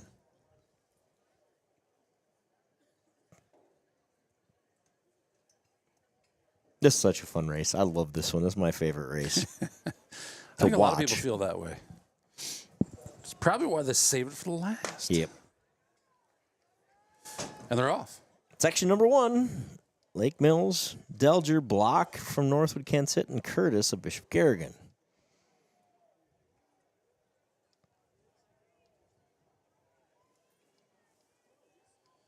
And the kids always get into this one and kind of run with, in the infield. And I think it's great. 8th place, North Iowa. What a night here in St. Ansgar. While we have a minute here, thanks to everybody for making this happen. Thanks for following along and watching the coverage with us and sticking with us through some inclement weather. Congratulations to all the qualifiers. We will get a list out on our Facebook page tomorrow when we have all the official qualifiers. We'll go ahead and share that so everybody can follow along. Should be a great week next week at the state meet. Congratulations to all the athletes from all over who qualified for the state meet tonight. A couple more qualifiers to crown here in the night. And a memorable night it will be for many of these runners. Yeah, no doubt. Started with a lot of heat, a lot of wind. Moved that to rain, lightning, delay. Somebody cool now. Yep. Leonardi, Rye, and Swift are your runners on the track for Lake Mills, Northwood, Kensett, Bishop Garrigan, respectively. Lake Mills out front, Bishop Garrigan in second, Northwood, Kensett in third. This is section 1 of 2, girls 4x4, last race of the night. We're racing the clock. It's 11:40. Can we get done before midnight? Should be able to. These guys have been pretty efficient. Right? Yeah, we should be able to. 2 sections of both, boys and girls 4x4.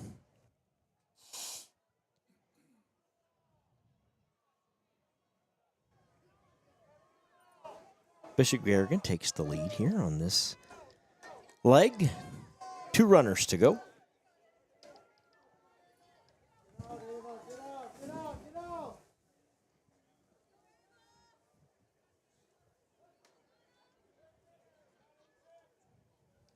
Thrown from Lake Mills, Rye of Northwood Kensett, M. Rye instead of S. Rye, and Bishop Garrigan. The Rye sisters of Northwood Kensett.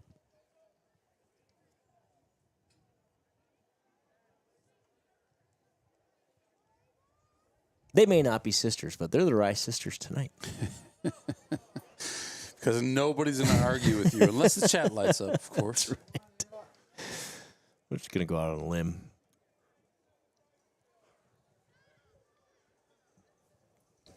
I've stayed fairly dry tonight, Joe, and it's still really cold in this window. Right. Can you imagine, getting soaked in that 2.5 hours of rain and then standing in that cold? It would be less fun. Bishop Garrigan has the lead as they head into the final leg, section 1 of 2, the girls 4x4. Feels like Northwood and Lake Mills are both gaining ground. Let's see what happens in this last lap, shall we? Oldenkamp, Christensen, and Kohlhaas.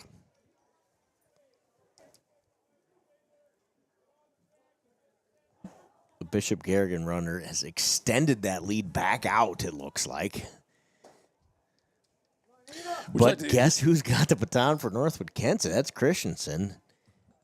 She's trying to close that gap. She looks strong. Hey, good news. Check your screen. The Ryes are sisters. Thank you, Ryan. Appreciate that. A bunch of sisters and brothers running together tonight. A couple of sets of cousins. Fun to watch. Been quite a display of athleticism here. This, and I get it, there's athletes all over, but this district feels like it was stacked tonight. We had a lot of talent on this track here tonight. Agreed.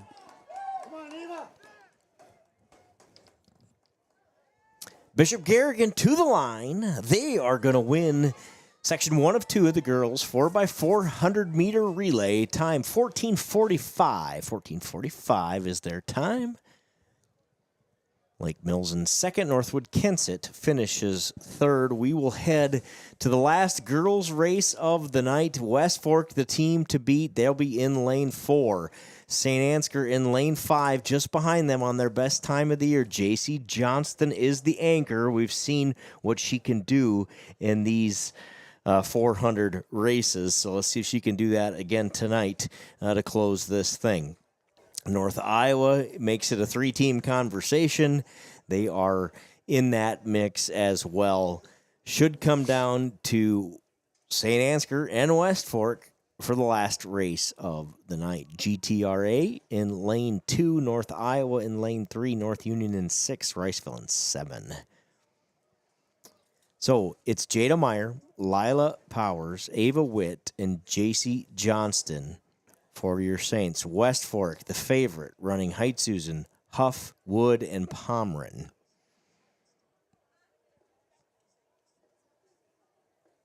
Two stout lineups to finish the night for the ladies. I like it. Jada Myers had a heck of a night. She can set the tone here in this last race from the 4x4. See if she can finish strong. Saints are going to need it as they try to chase down West Fork, who's run this event in 4:10 this year.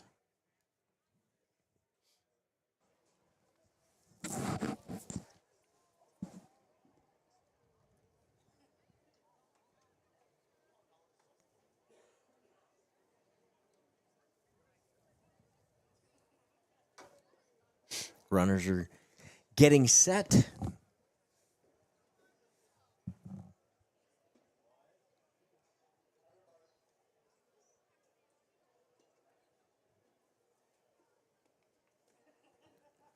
I thought I was going to have to run out there to hold Jada's blocks for a second. They found a volunteer. I was gonna sprint down there. It's taken me a while to get there, but once I got there, I'd have been good. Section 2 of 2. Last race of the girls' night tonight, 4x4. Go have a night, Saints. All right, going to reset. Nobody false started. Here's the good news, just a reset.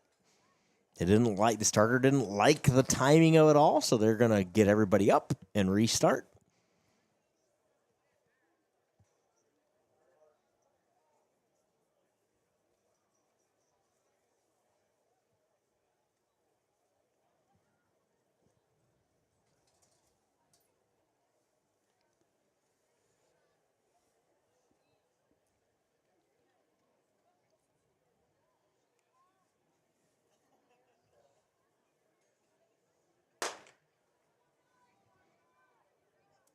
Clean start. The girls, 4x4, section 2. Jada Meyer with a fast start.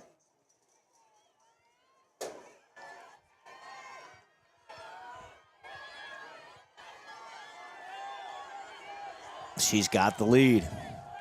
Or at least it appears that way. Got to stay in your own lane here.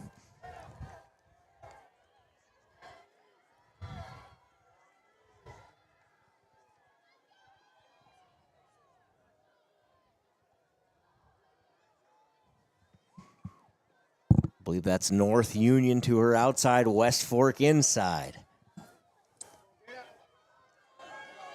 Jada Meyer for the Saints, West Fork with Heitzusen. North Union with Cummins.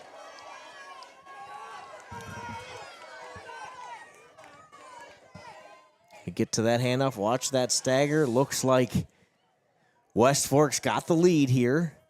JC Johnston has the baton for the Saints. I thought she might be the anchor here, but I believe that's her. Looks like Ava Witt is going to be your anchor.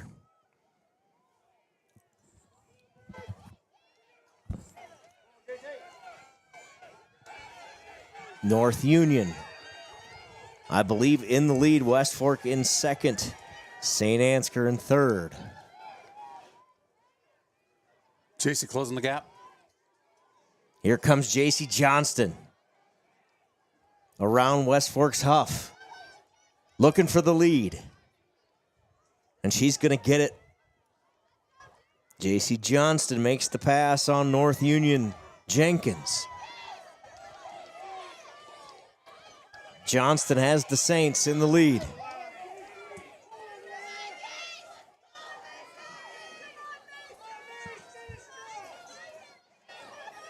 Lila Powers has the baton for the Saints.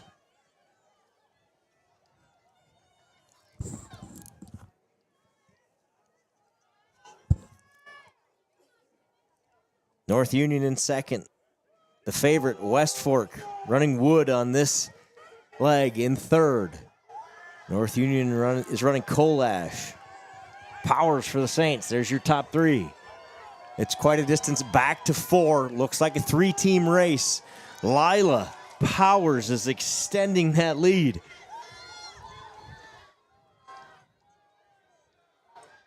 But here comes West Fork. They're going to make the pass. Wood has the Warhawks into second.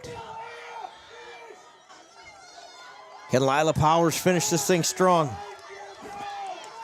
The Saints imploring her on the infield. Wow. Here comes West Fork. Powers, though, gets the baton to Witt. Nice leg from Lila Powers. Ava Witt, who just got done running the 1500 in impressive fashion. She has the baton. Here comes Pomeran with West Fork. Pomeran is absolutely flying. She is flying. Pomeran and West Fork. My goodness, if she can maintain that pace. She appears to be able to do that. 200 to go. Can Witt chase her down? Pomeran extends her lead.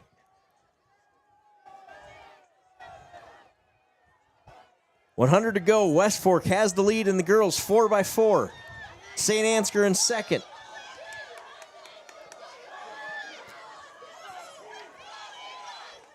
West Fork with an impressive carry in the last 400. They are going to win the girls 4x400 meter relay. West Fork 4:16.2 is your time for West Fork. St. Ansgar 4:18.42 in second. The Saints will have to try to get on time. Congratulations to West Fork. They automatically qualify Height, Susan Huff, Wood, and Pomeran into the state track meet.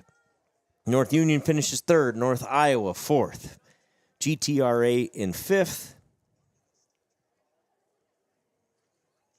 What an impressive carry from Pomeran. I couldn't believe it. I could not. She had such a gap to make up, and she just got right to it. She sure did. And then she put that distance between her and Witt and never looked back. Incredible run for Pomeran. So that should do it for the girls' race. The girls from St. Ansgar are going to win the team race and win the district championship here on their home track. Congratulations, ladies. What a great night for these Saints. They're going to win that team race. We'll get you an official team point breakdown here after the boys 4x4. 2 sections for the boys 4x4. Lake Mills, North Iowa, Northwood Kensett, and Newman Catholic here in section 1 of 2. They've got the runners on the track, getting them set. Let me get you a few names here. For Lake Mills, it's Eden, Rigg, Stensrud, and Charleston. North Iowa with Hoffman, Matson, and Court. Northwood Kensett with Tufty, Peterson, Hanson, and Nelson. Newman Catholic with Thompson, Pittsburgh, Castino, and Petrie.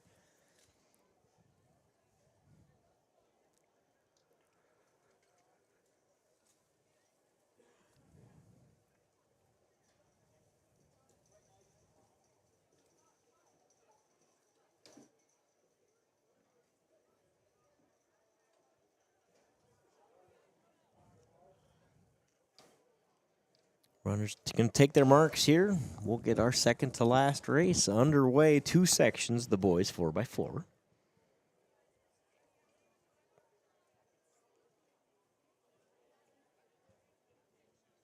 When the man with the orange hand puts that arm in the air, we'll know we're close. The man with the orange hand. There he is. Clean start here in section 1. Here are the results of the girls 4x4 relay. 8th place, Lake Mills. 7th place, Bishop Garrigan. 6th place, Graceville. with all 19 events officially scored, St. Ansgar wins the girls' team race. Congratulations, girls district champions here in St. Ansgar. They win it with 120 points. Lake Mills finishes second with 104. Bishop Garrigan third with 87. Congratulations, Saints. They're going to go make some noise down at the state meet next week. They finished.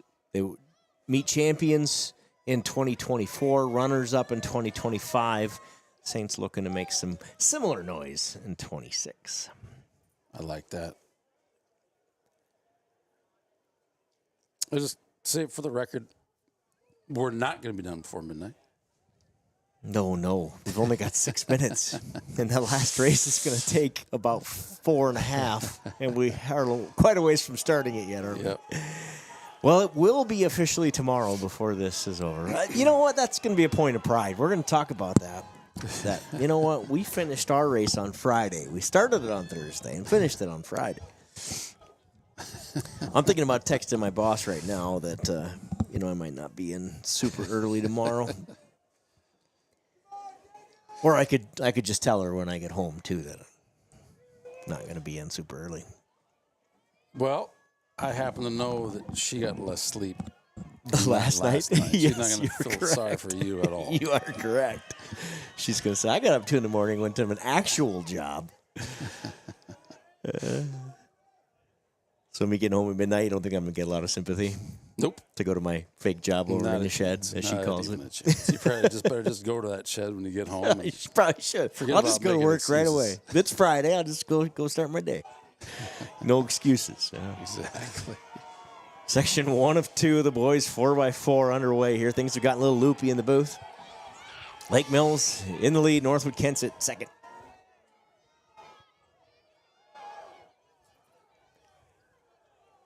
North Iowa third.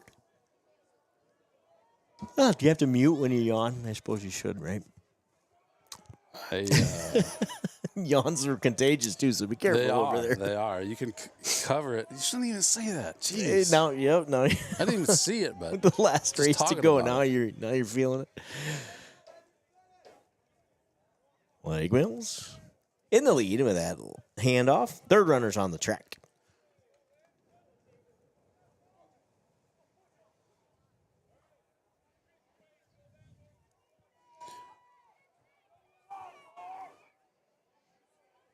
It's like about 35% of our audience has gone to bed. Can't blame them. They'll rewatch this tomorrow, right? If they need to see it, they can tune in to Saints TV for that. You got it. The stands have cleared out considerably as well. I'm trying to think of what our longest event has been. Oh, we got to be close, don't we? I can't think of anything that's come close to this. Yeah. Football games are 3 hours, generally, somewhere in that range. We had one that went into double overtime in Newman back in 2022.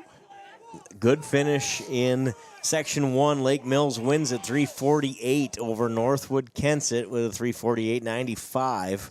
Really close race there. To set the time to beat in Section 1, North Iowa finishes third. Newman Catholic finishes fourth. On to Section 2. We've got West Fork, Bishop Garrigan, West Hancock, Riceville, St. Ansgar, Belmont Clemmy, GTRA, and North Union. The meet finale, the best race for last. Riceville, St. Ansgar, and West Hancock are all within a second of each other in this race for their best times. Riceville running Owen Smith on the anchor. You'll probably remember him as that flash that has destroyed everybody in the last 300 of every race he's run tonight. Yep. Yeah, he's in this one too. St. Ansgar has Mullenbeck and the two Clevenger brothers. Should be a fun way to end the night. Riceville running Node, Schroeder, Bethke, and the aforementioned Smith out of lane 4. St. Ansgar in lane 5. Joe Clevenger handing off to younger brother Matt Clevenger. Joe Hand's going to run the third leg, and Mullenback's going to finish it off. Trey Johans, first time we've seen him tonight, he's been hurt, been injured here the last several weeks. He went, I believe, Monday night for the first time in a while, ran a nice race, so he's going to get a shot here tonight. Hopefully back to healthy is Mr. Johans, and then Connor Mullenback, the senior, to anchor the Saints. For West Hancock, it's Dixon, Fox, Collins, and Gakin. For the Eagles of West Hancock. Belmont Clemmy with a good time here as well, under 3:35. They could have something to say about the finish in this one as well. Should be a fun night, or a fun race to end the night. It is definitely the best race to end on any track night because it's always such an exciting race.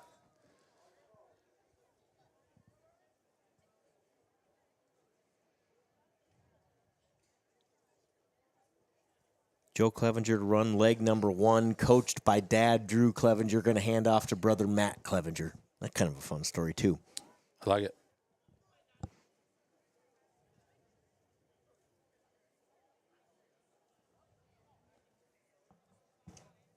Is Matt wearing a headband down there? I think so. I think so. He's got quite a head of hair here lately, does Matthew? He's got a headband on that. I think you're right. A little 4x4, last race of the night. Kicks off exactly at midnight. Happy Friday, everybody. It is tomorrow. Officially. Last race of the night. St. Ansgar, Riceville, West Hancock, the three teams basically in a dead heat in this race. Dixon, Node, and Clevenger. They're going to make that turn, come up the front stretch. John Warrington chiming in. You know what? I forget about these wrestling. Oh, that's right. Those are long. That's right. That's right. And John did. I'm trying to remember, John. Did you do it by yourself? I remember you did a big one by yourself, even.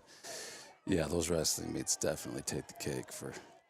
West Hancock has the lead with Fox, Riceville, Schroeder right there. Matt Clevenger has the baton for St. Ansgar in third. It's West Hancock, Riceville, St. Ansgar.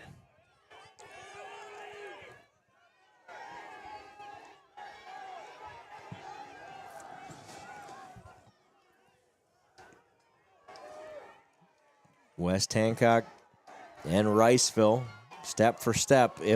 I tell you what, if Riceville's in the top three when Smith gets the baton, then we're going to win this race. Yeah, because we've seen what he can do.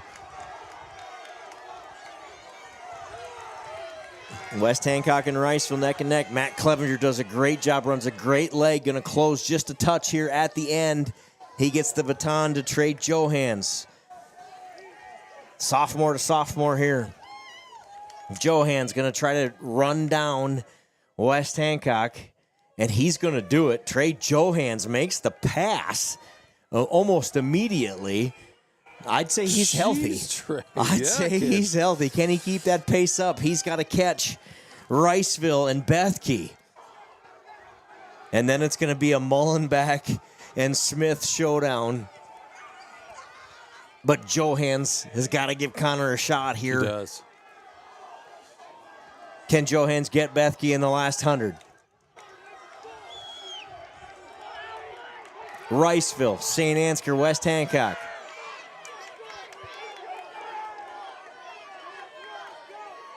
Final round. Smith has the baton for Riceville. Mullenback for St. Ansgar. Gakin for West Hancock. And we've seen what Gakin can do. He's got a little ground to make up, but he's done it before. Mullenback trying to reel in Smith from Riceville.